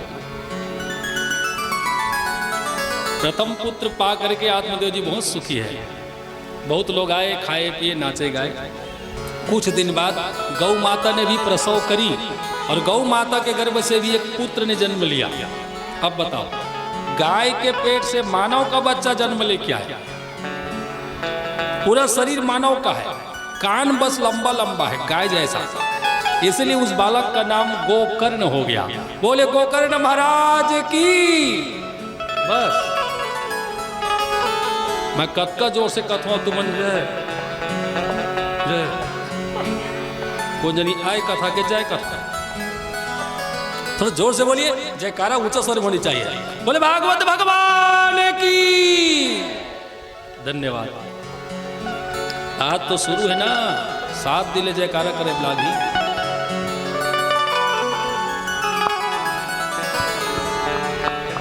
जयकारा करना माने भगवान जी का यश गाना होता है, जिसके लिए हम मानव जीवन में आए हैं।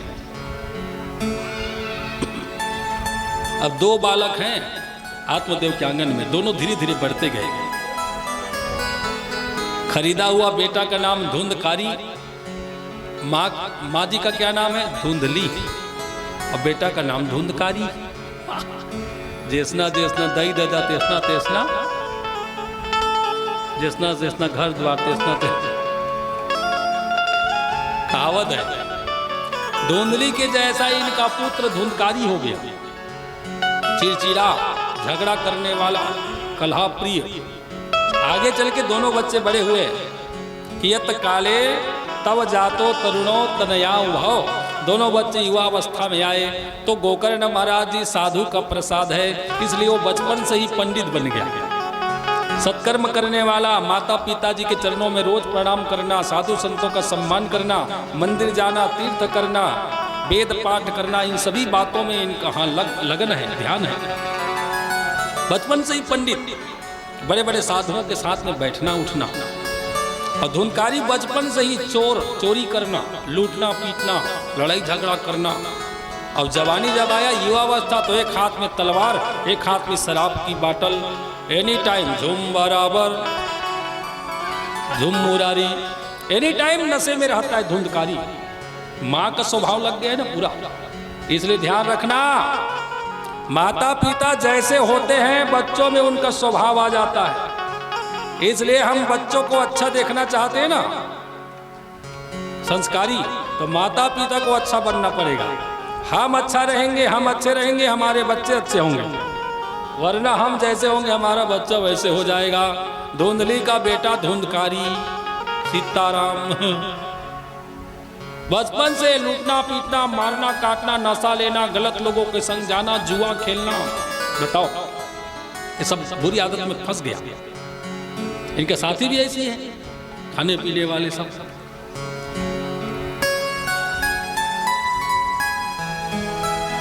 नशा नाश का जड़ है राजकुमार जी, नशा नाश का जड़ है, नाश कर देता है। संपत्ति तो नष्ट करता ही है, सम्मान मिटा देता है, इज्जत मर्यादा सब खत्म कर देता है, कुछ नहीं बचता इंसान में। फिर इंसान कहलाने योग्य कोई बातें नहीं होता उसमें, नशा लेने वाले में।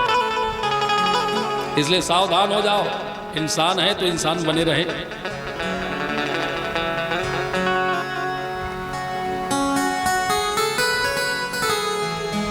आत्मदेव जी बहुत दुखी होते हैं जब पुत्र के द्वारा गलत काम से शिकायत आने लगी गांव से। कहीं चोरी करने का शिकायत, कहीं लूटने पीटने का शिकायत, कहीं मार काट करने का शिकायत, कहीं जुआ में पकड़े जाने का शिकायत। एक पंडित के घर में जन्म लेकर के ब्राह्मण पुत्र होकर के धुंधकारी ने जब अनाचार किया, पिता ने बहुत बार समझाया, आत्मदेव ने नहीं समझा।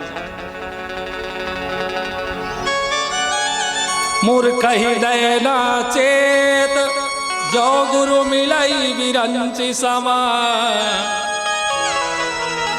लक्ष्मीराम जी, चाहे ब्रह्मा के समझाए ना तो मूर्ख लोग नहीं समझते। मूर्ख लोगों को समझाना टेढ़ी बात नहीं समझेंगे। और एक बात तो मैं अच्छी तरह समझ गया हूं, किसी को आप एक बार समझाए, 2 बार समझाए, 3 बार समझाए, अब वो नहीं समझा तो एक बात समझ लो। बोले क्या? अब वो नहीं समझेगा। किसी को एक बार, 2 बार, 3 बार समझाओ और ना समझे तो ये समझ लो कि अब वो नहीं समझेगा। हाँ, शांत हो जाओ, समझाना छोड़ दो, क्योंकि अब वो नहीं समझने वाला।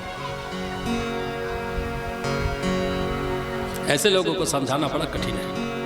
आत्मदेव जी बहुत दुखी हुए और एक दिन रात में घर छोड़ के आत्मदेव घर से जंगल में जाकर गुफा के अंदर बैठ गए और वहीं लीन हो गए, वापस ही नहीं आए। पुत्र के कारण इतना गलत काम किया, गांव में सब शिकायत लेके आते हैं। संतान का होना अच्छी बात है, भगवत कृपा याद रखना, लेकिन संतान संस्कारी होना चाहिए, संतान अच्छा होना चाहिए, तब तो माता पिता सुखी होते हैं। अच्छा काम करे बेटा ना तो माता पिता बहुत सुखी होते हैं। कहो पी के उंडे है ना का करो बेटा, नाली में बूढ़े हैं, हाँ तो माता पिता हृदय ना छल्ली छल्ली हो जाता। बताओ तो, विवाह योग्य बेटी घर में है, बेटा विवाह योग्य है और पिता पी करके गली में पड़ा हो तो बेटी और बेटा के हृदय में क्या बीतेगा? वृद्ध माता पिता और जवान बेटा पी के लड़ाई झगड़ा करे, किसी किसी से चोरी करे, लूट पीट करे, तो वृद्ध माता पिता के हृदय में क्या बीतेगा? इतना भी नहीं सोचते पीने वाले लोग, इतना भी नहीं सोचते। शर्म आनी चाहिए।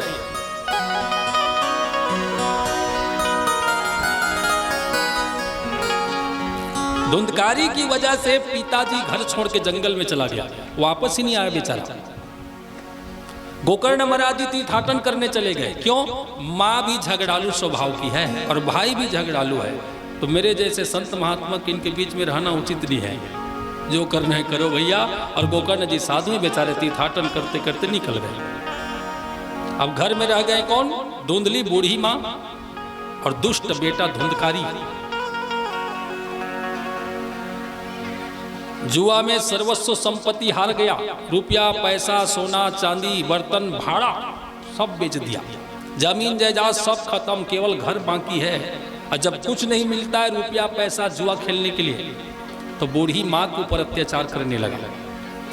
नशा लेके आना और माँ के ऊपर बरस जाना, है बुढ़िया पैसा निकाल। बताओ तो, ये वो माँ है जिन्होंने 9 महीने तक गर्भ धारण किया था, 9 माह तक पुत्र का भार को अपने पेट में उठा के रखी थी, प्रसव की भारी पीड़ा को बर्दाश्त करके जन्म देती है बच्चों को, साल भर तक मल मूत्र में सो करके उनकी सेवा करती है, आप ना खा करके बच्चों को खिलाती है, आप अपनी सजावट कम करके बच्चों को सजाती है, अपनी इच्छा को मिटा के बच्चों की इच्छा पूरी करती है। वही बेटा आज बूढ़ी माँ के ऊपर हाथ उठा रहा, पीटने लगा। रात्रि के समय में जब बेटा पीटने लगा तो माँ को अपने पति की ओर ध्यान आया। धुंधली माँ आज पहली बार अपने पति के लिए रो रही हैं। हाँ स्वामी, आप कहाँ चले गए? ये देखो, अब तक वो पति का सेवा नहीं की थी, लेकिन जब अपने ऊपर भारी संकट आया ना, बेटा बरस गया, तो पति याद में आ रही, स्मरण में। पति पत्नी का साथ ऐसा है कि अंत समय में वही दोनों एक दूसरे का साथ देंगे, इसलिए भैया एक दूसरे का सम्मान करके चलो। धुंधली यदि पति का सम्मान की होती ना तो बेटा डाकू नहीं बनता। आत्मदेव जी मना करने लगे, मारने पीटने लगे धुंधकारी को गलत काम के रोकने के लिए, तो उनकी माता सामने आ जाती है। काम मार तो लड़का लाने कहे मारा था, देखे चोरी कर, बताओ। तरफदारी करती थी धुंधली और छुड़ा लेती थी धुंधकारी को, आज उसी का परिणाम भोग रही है। पति की सम्मान करना तो सीखी नहीं, और आज पति स्मरण में आके फूट फूट के रो रही है, ये मैंने क्या कर दिया। पति सेवा छोड़ करके मैं पुत्र के मोह में पड़ गई, मैं पति का सम्मान नहीं करी, अब मेरा क्या होगा। अरे दुष्ट पीटते रहा, पीटते रहा। आधी रात तक पीट रहा है, बुढ़िया पैसा निकाल। धुंधकारी दुष्ट है, अत्याचारी है। आज मां के ऊपर बरस रहा है। बताओ, जन्म देने वाली मां के ऊपर हाथ उठा रहा है, लात से हाथ से। बूढ़ी माँ को पीटने लगा, रोने लगी, बेचारी छोड़ दे बेटा, क्यों मारता है मुझे, कहाँ से पैसा दूंगी मैं, कहाँ से रुपया पैसा, सब तो नष्ट कर दिया जुआ में, तूने हार गया, कहाँ से ला के दूंगी मैं, कहाँ से दूंगी बेटे। बहस करती है, ऐसा बोल के और पीटने लगता है। फूट फूट के रोने लगी, दर्द से कहरा रही। याद रखना धुंधकारी, आज जो कर्म तुम कर रहे हो ना माँ के साथ, इसका फल भोगना पड़ेगा, फल भोगना पड़ेगा। आधी रात को धुंधकारी बूढ़ी मां को पीट करके अपने कक्ष में गया, रूम में। ऐ बुढ़िया, अभी तो छोड़ देता हूं, कल सुबह रुपया पैसा नहीं मिला ना तो याद रखना जलते हुए लकड़ी से पीटूंगा। ऐसा अभी साफ दिखा के बुढ़िया मां को जाकर रूम में सो गया। इधर बेचारी को नींद नहीं आ रही, दर्द से कहरा रही, रोते बिलखते चिंतित कुछ समय तक बैठी रही। और जब समझ में नहीं आया ना तो आंगन में एक गहरा कुआं है, जा करके कुआं में कूद गई। भगवान किसी को ऐसा बेटा ना दे जिसकी वजह से पिता घर छोड़ के चला गया, वापस नहीं आया। इतना गलत काम किया कि मां कुआं में कूद के आत्महत्या कर गई। बताओ तो,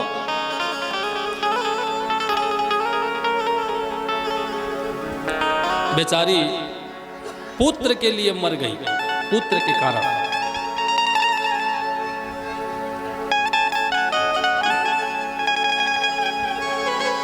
अब अकेला घर में रहता है धुंधकारी। 5 दिन व्यापार करने वाली स्त्रियों को घर में लाकर रख लिया, इनको रुपया पैसा देते रहा, चोरी कर करके लाते गया, इनको रुपया पैसा दे करके प्रसन्न करते गया। 5 स्त्रियां थी। इतना गलत काम करता है वो। घर में मालिक बना बैठा है, 5 स्त्रियों को ला करके चोरी कर करके रुपया पैसा देते गया, इनको रोज देते गया। रोज रोज पीने लगा, नशा लेने लगा, मांस लेने लगा।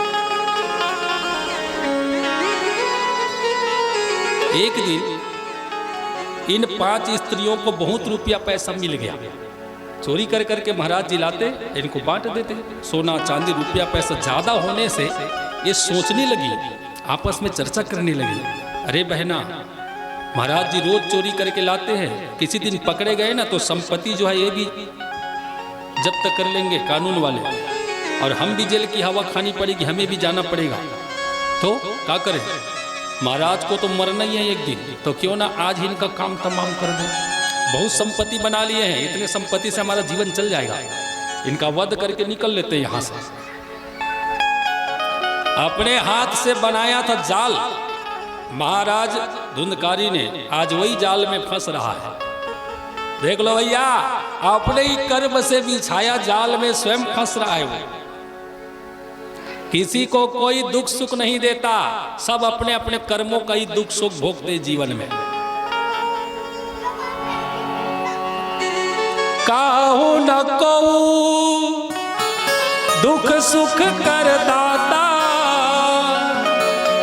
श्री लक्ष्मण जी निषाद राज से कहते हैं, जंगल में निषाद राज महाराज से महाराज लक्ष्मण जी कह रहे, बोल रहे, काहू न कहू दुख सुख कर दाता, तो निज कृत कर्म भोग सब भ्राता। निज कृत कर्म भोग सब भ्राता।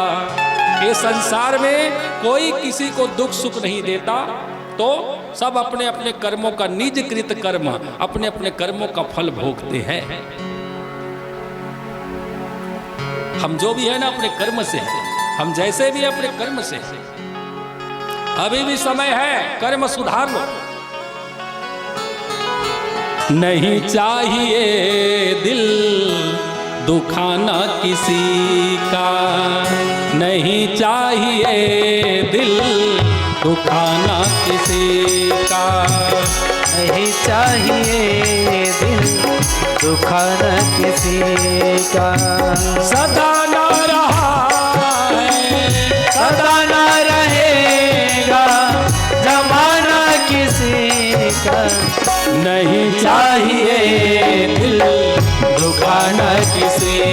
का, नहीं चाहिए दिल दुखाना किसी का।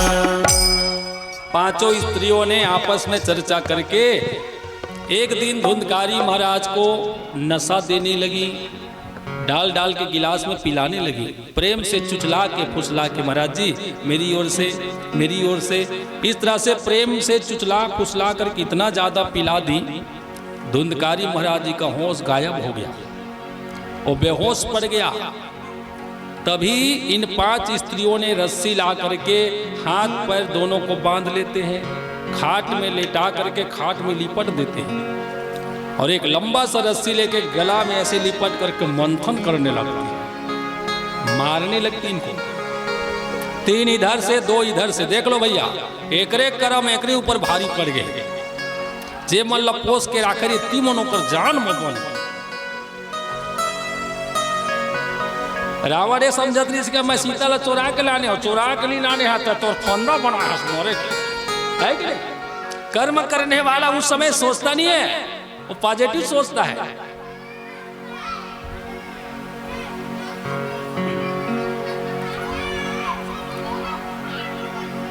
उसका बड़ा रिएक्शन होता है।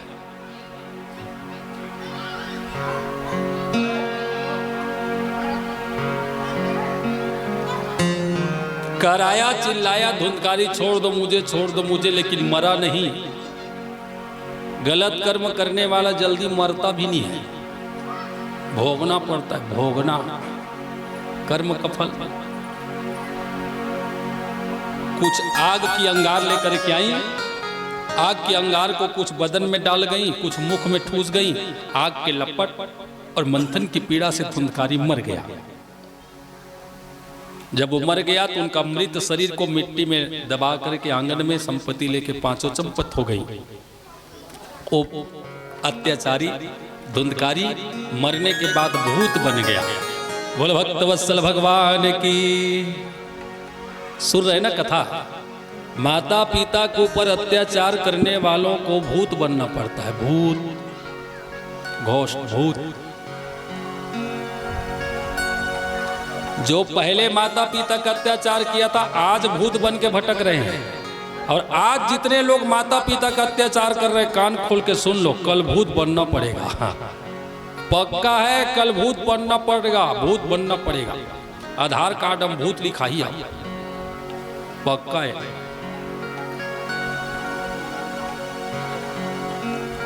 भूत बन गया, दरवाजा बंद, घर खंडहर हो गया।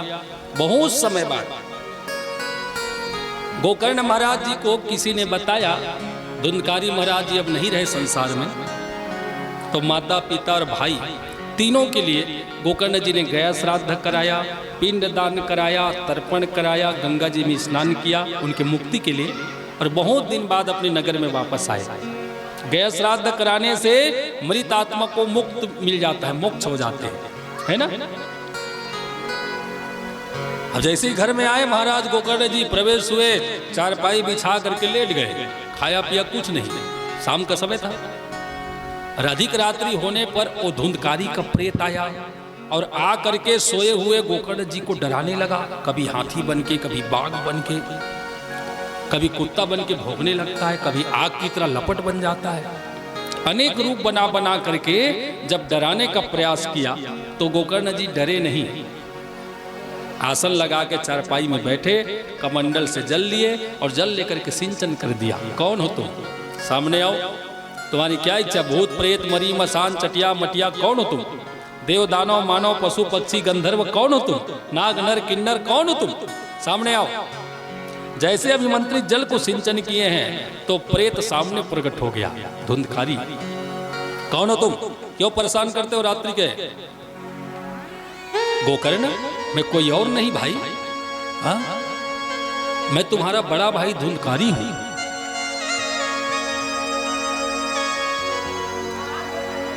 भूत बन के भटक रहा हूं। देखिए, पाप, अपराध, महापाप।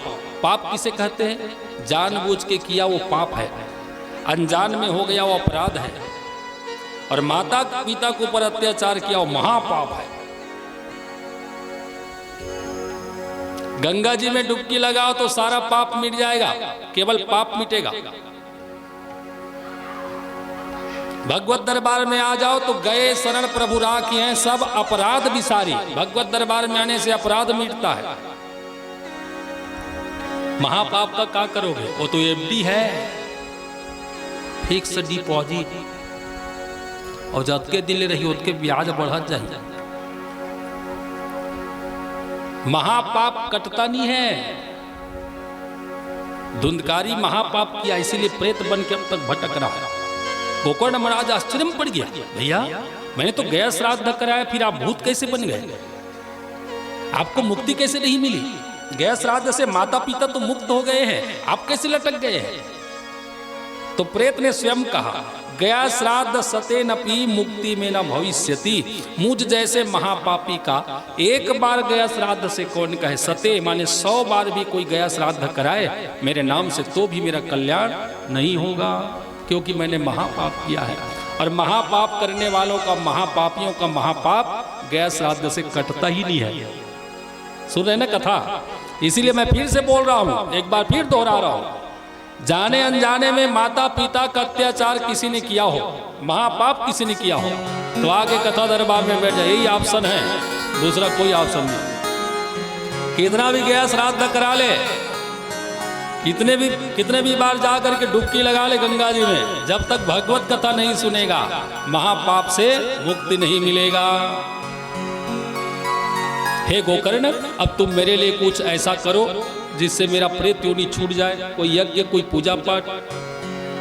तो सूर्य भगवान जी से सलाह लेकर के गोकर्ण जी ने भागवत कथा का आयोजन किया।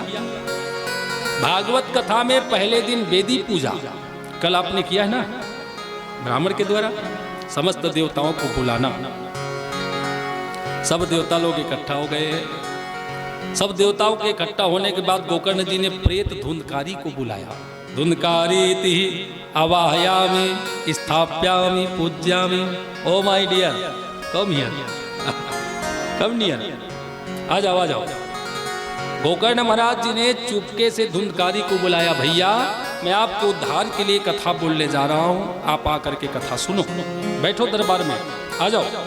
तो भरी सभा में जब प्रेत ने प्रवेश किया, हवा की बहाव है वो तो झोंका, तो पूरा मंडप हिल गया, ऐसे लगा जैसे तेज तूफान आ गया हो।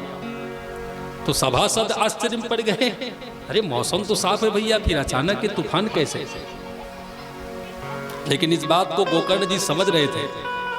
गोकर्ण जी को समझ में आ गया कि मेरे भाई साहब जी प्रवेश कर चुके हैं पंडाल में कथा सुनने के लिए। वो प्रेत आया, इधर उधर देखा, कहीं भी बैठ नहीं पाया। हवा है भैया, इधर बैठना चाहे तो हवा की बहाव में इधर आ जाता है, कभी इधर कभी उधर, एक जगह बैठ ही नहीं पाता। लक्ष्मीराम जी, जब तक आसन ठीक से नहीं बनेगा ना, कथा में ध्यान भी नहीं जाता। आसन जीतोगे नहीं तो कथा में ध्यान कैसे जाएगा? सबे चल पता हो ही इतके तारीख की हमारे गांव में कथा शुरू हो ही गई, और 6 महीना पहली के। लेकिन कोनो बैठे का अभ्यास नहीं करे, लेना बैठबो ना, कथा शुरू तो हो जाए, बैठबो ना, ये कथा ओवर कॉन्फिडेंस, बैठबो ना, देखबे तो बैठबो। और 10 मिनट नहीं बैठा तो माइकल जैक्सन बन जाते। एक ठीक गोल ला धोती कर, एक ठीक कन्या ज्यादा फिर देती कर, हाथ ला धोती कर, निस्सही तो उठ के रेंग दे, ऐसे होते ना। आसन नहीं जीतने का ही कारण है। और जेकर आसन नहीं जीते सके ना, तो हाथ पर दर्द हुई तो कथा ला ध्यान हट जाते, कैसे पीड़ा थे तो होती चल देते, मन हाँ कथा चलत रहे ना, ऊपर ऊपर नाक जाते और मन देती रहते। इसलिए पहले आसन जीतना होता है। जीत आसनो, जीत श्वासो, जीत संगो, जीतेंद्रिया, ये 4 बात कथा सुनने से पहले हमें अभ्यास करना चाहिए। एक आसन में एक बार बैठो, हिलो मत।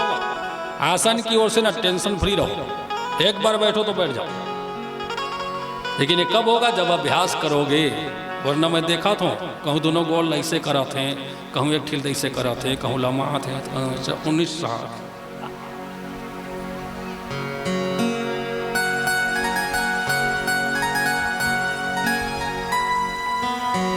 अब महाराज धुंधकारी जी का आसन नहीं बन रहा था, इधर बैठे तो इधर बह जाए, उधर बैठे तो उधर। तो क्या किया? एक बांस के अंदर घुस गया, वो तो हवा है, एक बांस के अंदर घुस गया, उसमें 7 गठ था वो बांस में। 7 गठ वाले बांस के अंदर घुस गया, वही टिक गया और 7 दिनों तक कथा सुनी है। गोकर्ण जी कथा बोलते जाते जैसे कथा विश्राम हुई तो एक गठ चटक गया, दूसरे दिन दूसरा चटक गया। इस तरह से 7 दिन में 7 गठ फाड़ करके उसमें बैठा हुआ प्रेत देवता बन के प्रकट हो गया।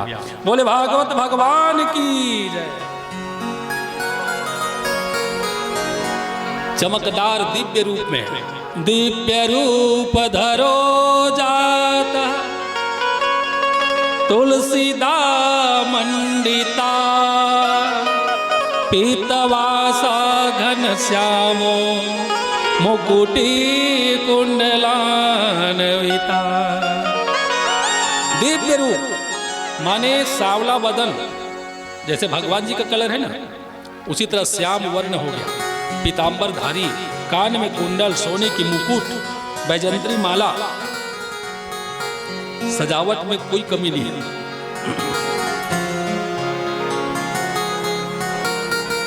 सज सवर के पूरा देवता रूप में 4 भुजा वाला बन के धुंधकारी प्रेत से देवता बन के सामने प्रकट हो गया। अब भरी सभा में जब अचानक से प्रकट हुए हैं तो इनको देख के सभा में तर्क हो रहे, कौन है भैया, ये तो कोई देवता लगता है। यहाँ तक कथाकार गोकर्ण महाराज भी आश्चर्य में, आप कौन है?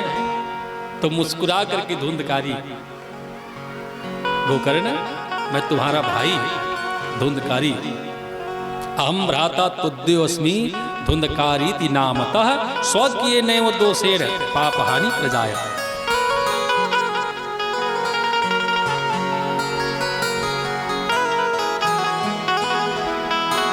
मैं अपने स्वयं के कर्म से गलत काम करके महापाप करके प्रेत बन गया था, लेकिन आज तुम्हारे मुख से, तुम्हारे द्वारा भागवत यज्ञ को पा करके मैं देवता बन गया। भागवत कथा सुन करके मेरा प्रेत योनि छूट गया। धन्य है भागवत की कथा। गोकर्ण, मैं सबसे पहले भागवत जी का प्रणाम करता हूं। देवता बनने के बाद धुंधकारी ने पहले भागवत जी का प्रणाम किया। धन्य भागवती वार्ता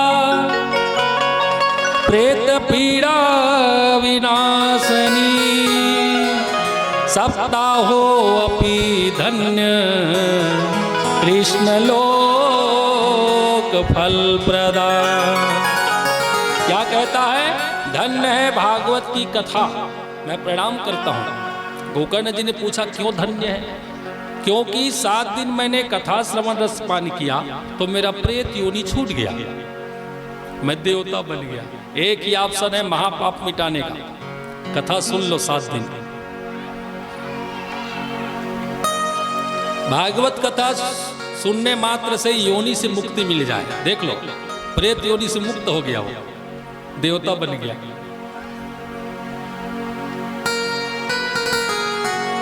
और 7 दिन का जो यज्ञ है ना, सप्ताह यज्ञ, वो यज्ञ को भी मेरा प्रणाम। बोल यज्ञ भगवान की। यज्ञ को भी प्रणाम है मेरा, सप्ताह यज्ञ को। सप्ताहो अपि धन्य। बोले क्यों? 7 दिन मैं कथा दरबार में बैठा रहा, इसीलिए वो देखिए मेरे लिए विमान आ रहा। आसमान से विमान आए और महाराज धुंधकारी के सामने प्रकट हो गए। उसमें भगवान के 2 पार्षद बैठे हैं, जय विजय। इन दोनों ने धुंधकारी को पकड़ के विमान में बिठा लिए और परम धाम को ले गए। बोलो भागवत भगवान की। कितना लाभ है! 7 दिन कथा सुनने का अलग लाभ, योनि मुक्त हो गया। और कथा में 7 दिन बैठे रहने का अलग लाभ, वो भगवान के धाम को चला गया। सुन रहे ना, जेकर कथा सुने का माने तिहू बैठे रहा, और जेकर सुने का माने तिहू आके बैठे रहा, कम से कम बैठे रहा। 7 दिन बैठे के घलो पुण्य मिलते हैं मेरे। हाँ, नहीं सुनना, ध्यान सुन, 2-3 मुंह करके बैठे रहा, लेकिन बैठे रहा। ये बैठे के घलो पुण्य मिलते। कहूँ आते ना सुने तेरा बैठ के उतकित में पुण्य मिलते। कोनो खा के सकी तो को जूठा पत्री में फेंक दो, उतकित में पुण्य मिलते, है ना। ये भगवत दरबार में इतना भी करोगे तो इतना पुण्य मिलता है, कई गुना पुण्य बनता है यहाँ सेवा करने का। हम बना के नहीं बोल रहे, कथा स्पष्ट कर रही है। सुनने मात्र से वो प्रेत देवता बन गया और 7 दिन कथा में बैठा रहा दरबार में, इसलिए उनको देवता लोग आए और परम धाम ले। अब जितने लोग वहां बैठे कथा में, गोकर्ण जी के सामने सब ऑब्जेक्शन कर रहे हैं, विरोध। ये मन के कहना है होई महाराज 7 दिन ले हमन सब जी कथा सुने तो एक जीव विमान काबर है, एक गाड़ी एक जीव का भेजित भगवान हो, हम मन तो 7 दिन ले सुने हैं, ये भेदभाव काबो होते और तुम्हार भाई ओकरे गाड़ी है इसका हमन बकाब दिया। तो गोकर्ण जी ने समझाया देखो भैया ऐसी बात नहीं है, इसमें भेद ऐसा नहीं है। तो श्रवणस्य विभेदेन फल भेदो अत्र संस्थिता, श्रवण में भेद होगा तो फल में भेद हो जाता है। मतलब 7 दिन तो सबने कथा श्रवण की है, जैसे धुंधकारी ने किया, सबने किया है, लेकिन भेद इतना है धुंधकारी एक जगह बैठा रहा 7 दिन तक केवल कथा रस पान किया, समझ रहे ना। धुंधकारी महाराज एक जगह बैठे बांस में, न कहूँ मेरी गीस न आईस न उठीस, केवल कथा रस पियत्री से 7 दिन।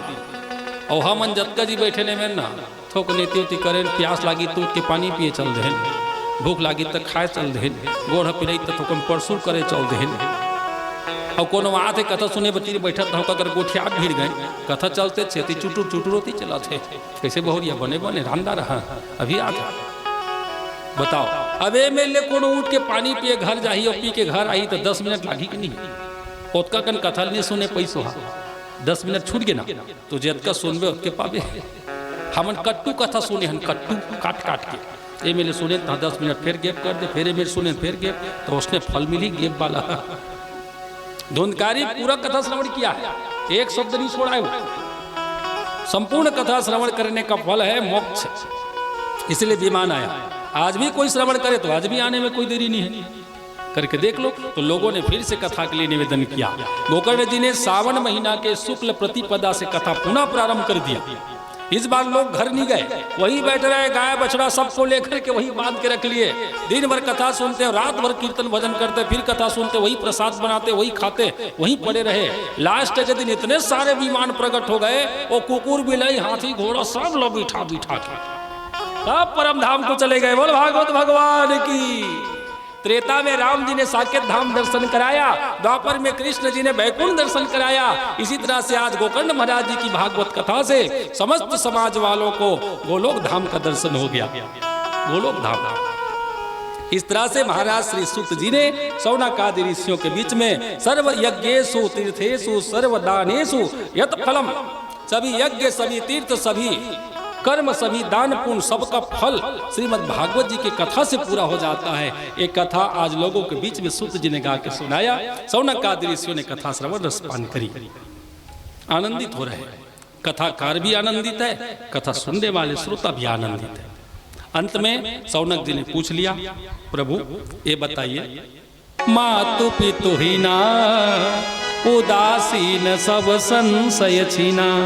मातु पितुहीना, तीतर के ना आगे तीतर, तीतर के ना पीछे तीतर। बोलो कितने तीतर? एक तीतर।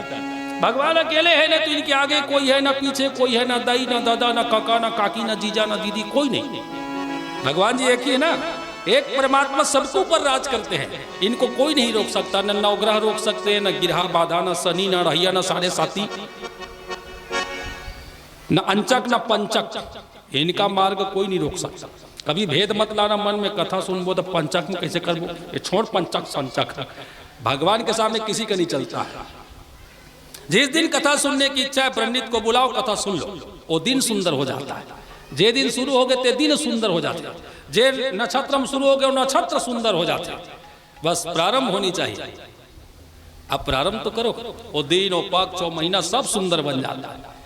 कोई महीना एक करू न मीठा न सीठा, सब महीना बराबर है। जिस दिन कथा सुनने की इच्छा सुनो, जब चाहे सुनो, चाहे दिन के मन करे दिन के सुन, रात के सुन, झुलझुला सुन, मझनिया सुन, जब चाहे सुन। कथा सुनने में काहे भैया, कथा सुनने में ना कोई बंधन नहीं है। हाँ लेकिन शर्त इतना ही है, बोले का कथा में प्रेम और विश्वास होना चाहिए। जिसकी आप कथा सुन रहे हो वो भगवान के चरणों में विश्वास और प्रेम। कथा में विश्वास करो, भगवत चरणों में प्रेम करो और कथा सुनो तो लाभदायक है। और बिना विश्वास की कथा, बिना प्रेम की कथा सुनने का कोई मतलब नहीं है। शर्त इतना ही है, महीना कोई भी हो, पक्ष कोई भी हो, कोई नियम नहीं है। बस एक ही नियम है, प्रेम पूर्वक विश्वास के साथ कथा श्रवण करो। विश्वासम फलदायकम, तो फल मिलेगा। साधारण सा नियम यह है, श्रोता वक्ता दोनों के लिए 9 दिन तक यज्ञ के होते तक सरल रहे, शांत रहे, किसी से बहसबाजी ना करे। समझ रहे ना लक्ष्मीराम जी, राजकुमार जी? श्रोता वक्ता दोनों का नियम है 9 दिन तक सरल रहे, किसी से बहसबाजी ना करें, पाटे में या भूमि में शयन करें, ब्रह्मचर्य का पालन करें। 9 दिनों तक अल्प आहार मित भाष, मीठा भाषा का प्रयोग करें, मीठी बारी की। किसी को चोट लगे ऐसी बारी का इस्तेमाल मत करो। 9 दिनों तक जो भी सामने आए उनका सम्मान करो, चुगली ना करो। खाने पीने की बात है, यदि खाली पेट में आप कथा सुन सकते हैं, कथा में मन लग सकता है, तो खाली पेट बैठ जाओ। और खाली पेट बैठने से कथा में मन नहीं लगता है तो मस्त खा पी के बैठो, लेकिन खाना इतना खाओ जिसमें नींद ना हो। अल्पाहार। उपवास कर्त होता है, उप माने नजदीक, वास माने जगह।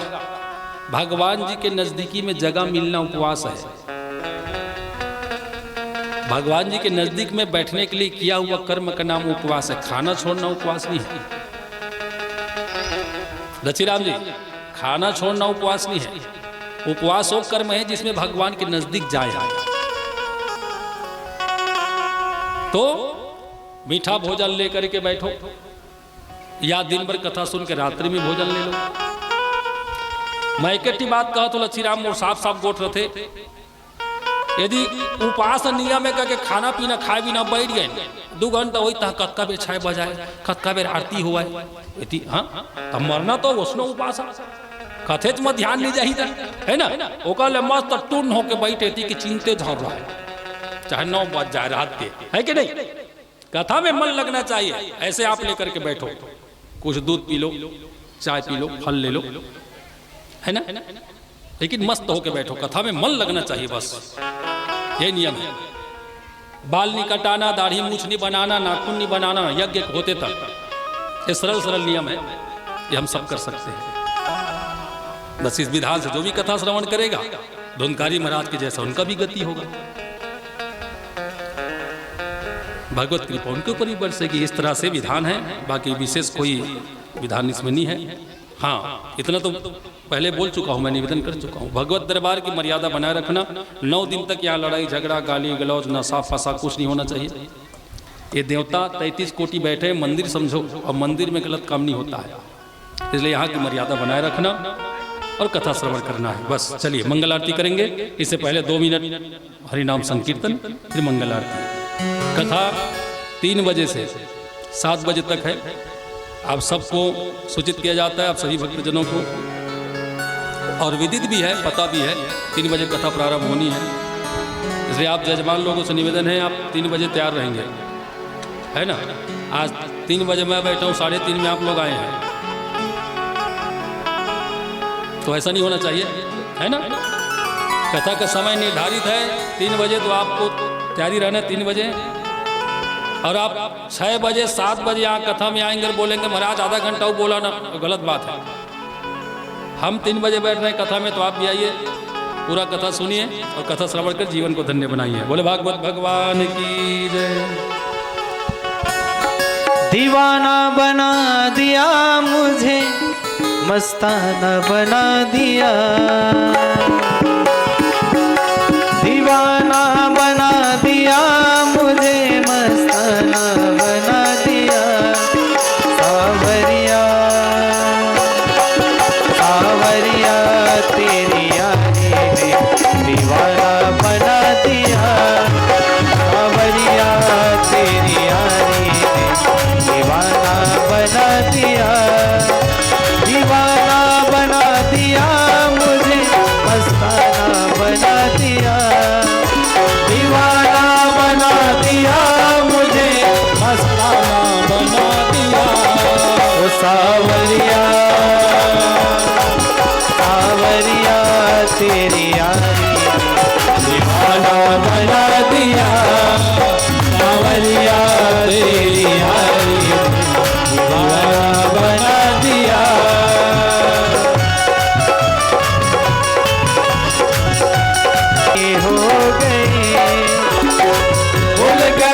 सुध बुध अपनी बेसुध से हो गई। अपने ही घर में रहकर बेघर सी हो गई। अपने घर में ही रहकर बेघर सी हो गई। तू समा बना के दिल अपना बलवाना बना लिया। तू समा बना के दिल अपना बलवाना बना लिया। दीवाना बना दिया मुझे, मस्ताना बना दिया। दीवाना बना दिया मुझे, मस्ताना बना दिया। सावरिया सावरिया यारी दीवाना बना दिया। सावरिया यारी दीवाना बना दिया।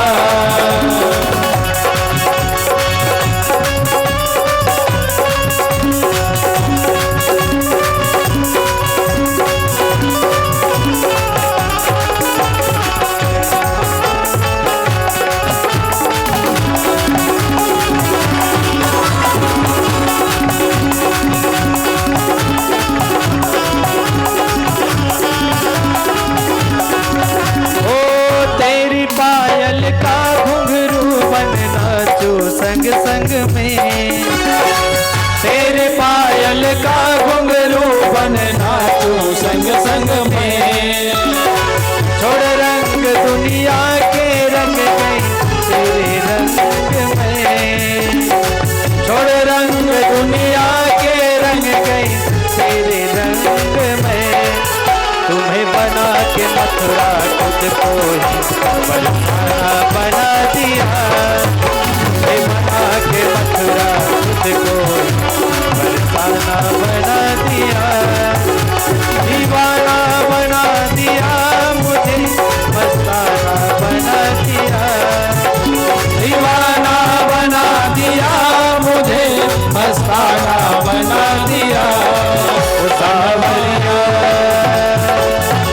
सावरिया तेरी यादें दीवाना बना दिया।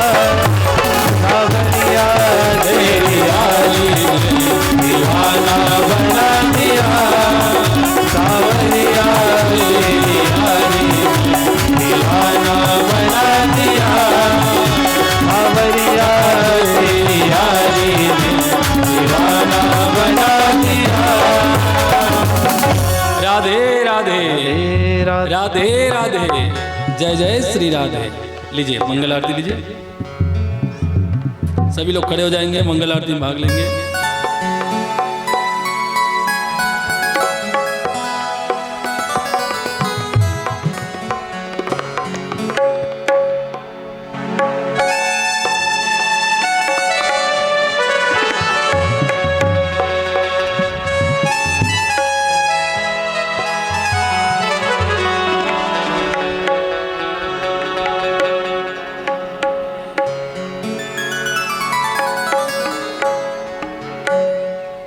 हरि ओम चंद्रमा मनसो जात चक्षो सूर्यो अजायत श्रोत्राद्रवायुष्य प्राणस्य मुखादग्निरजायत। भोले भागवत भगवान की जय। राधा कृष्ण भगवान की जय। मंगल आरती की जय।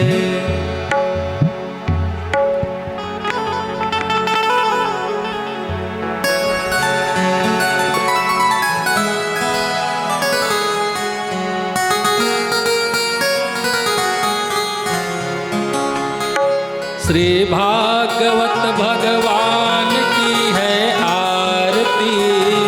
पापियों को पाप से है तारती। श्री भागवत भगवान की है आरती। पापियों को पाप से है तारती। श्री भागवत भगवान की है आरती। पापियों को पाप से है तारती। भागवत भगवान की है आरती। पापियों को पाप से है तारती।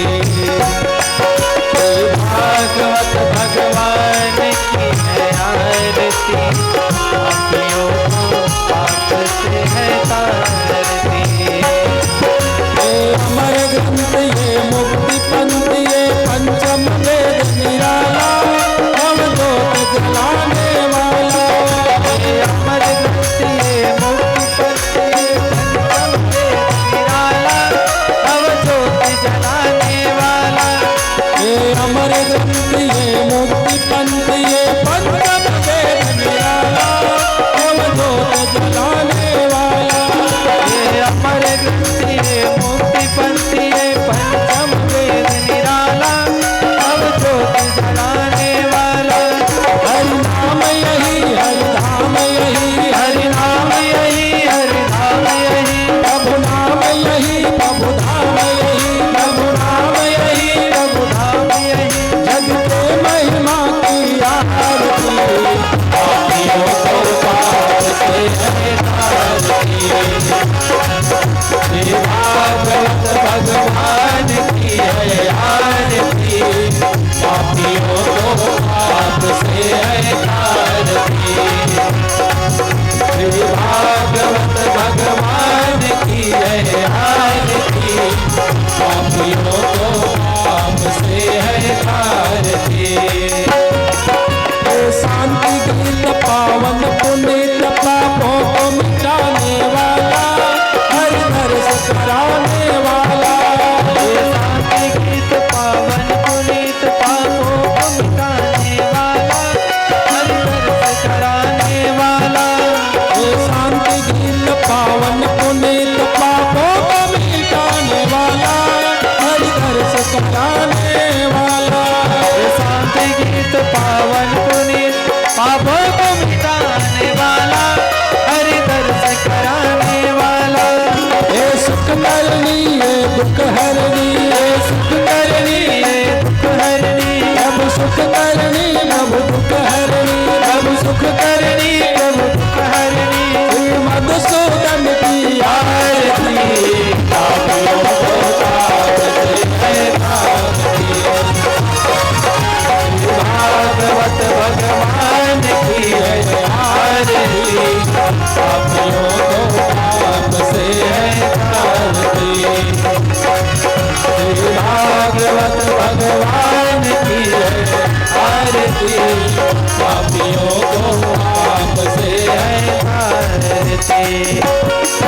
हे मधुर बोल जगपंत कोल सतमार्ग बताने वाला बिगड़ी को बनाने वाला। ये मधुर बोल जगपंत को सतमार्ग दिखाने वाला बिगड़ी को बनाने वाला। हे मधुर बोल जगपंत कोल सतमार्ग दिखाने वाला बिगड़ी को बनाने वाला। ये मधुर बोल जगपंत को सतमार्ग दिखाने वाला बिगड़ी को बनाने वाला। श्री राम यही घनश्याम यही श्री राम यही घनश्याम यही प्रभु राम यही प्रभु श्याम यही प्रभु राम यही प्रभु श्याम यही। हरि की मंगल की आरती पापियों को पाप से है तारती। श्री भागवत भगवान की है आरती पापियों को पाप से है तारती। श्री भागवत भगवान की है आरती पापियों को पाप से है तारती। कर्पूर गौरम लीलावतारम संसार सारम सदा वसंतम हृदयारविंदे भवं भवानी सहितं नमामि। मन्दारमाला तुलितालकाय कपालमाला शशिशेखराय दिगम्बराय च दिगम्बराय नमः शिवाय च नमः शिवाय। त्वमेव माता च पिता त्वमेव त्वमेव बन्धो सखा त्वमेव त्वमेव विद्या द्रविणं त्वमेव त्वमेव सर्वं मम देव देव त्वमेव सर्वं देव देव। कर्पूरार्तिकं समर्पयामि राधा कृष्णभ्यां नमः श्रीमद्भागवद्गीताभ्यो नमः कर्पूरदीपं दर्शयामि। आरतिक्यं समर्पयामि राधा कृष्णभ्यां नमः कर्पूरदीपं दर्शयामि। प्रदक्षिणा करेंगे। 3 बार सभी लोग अपनी अपनी जगह में घूमेंगे। हरि ओम तीर्थानि वज्रन्ति कास्तानि संगिरा तेसा गुं सहस्त्रयोजने व धनवानि तन्मसे यानि कानि च पापानि जन्मान्तरकृतानि च तानि सर्वाणि नश्यन्तु प्रदक्षिणाः पगे पगे। प्रदप्रदक्षिणां समर्पयामि राधाकृष्णाभ्यां नमः श्रीमद्भागवतदेवताभ्यो नमः। प्रदप्रदक्षिणां समर्पयामि। चावल फूल रखिए हाथ में, अक्षत पुष्प लीजिए।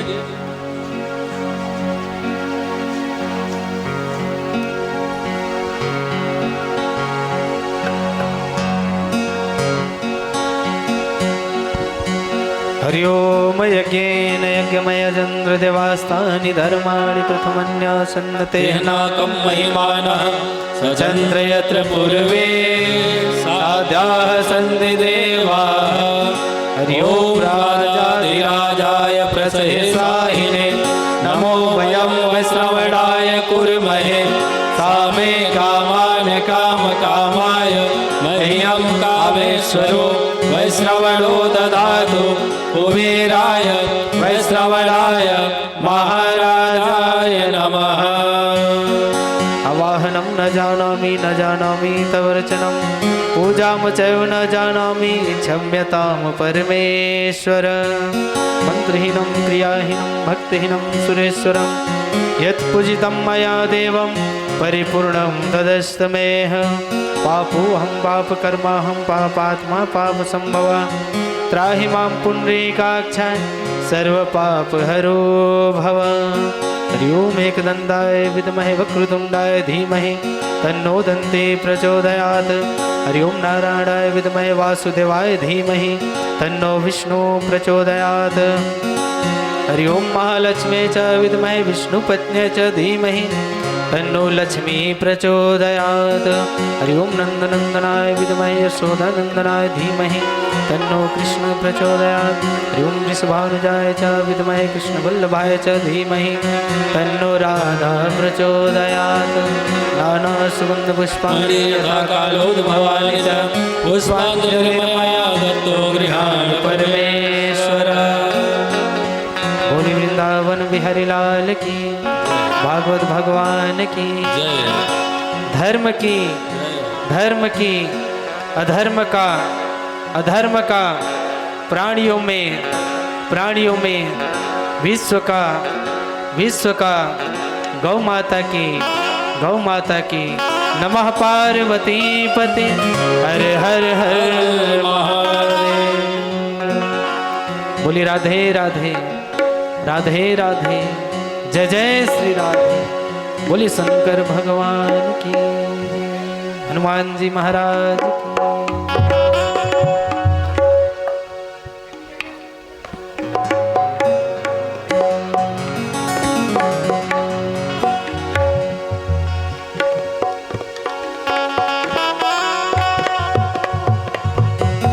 हे करुणामयी कृपामयी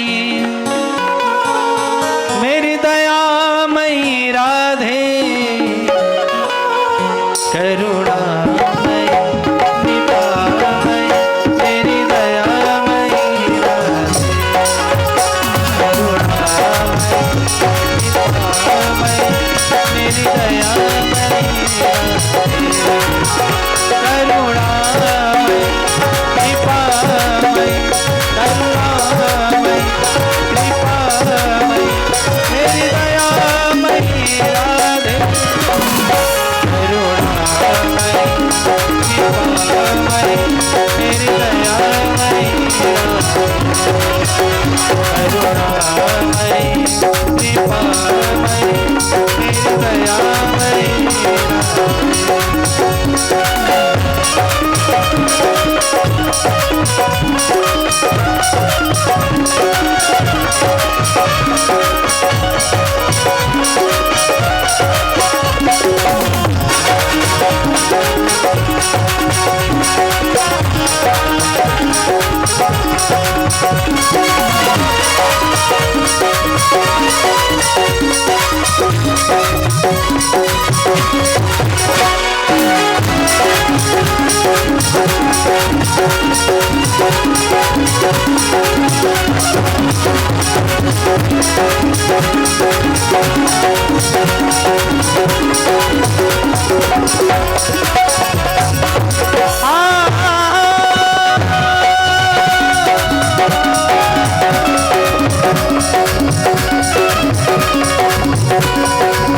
कोई पागल दुनियादारी का, कोई पागल है बेटा नारी का। सच्चा पागल तो पागल है, पागल वाके बिहारी का, पागल वाके करुणामय निभामय, करुणामय निभामय, मेरी दयामय राधे। करुणामय निभामय, मेरी दयामय राधे।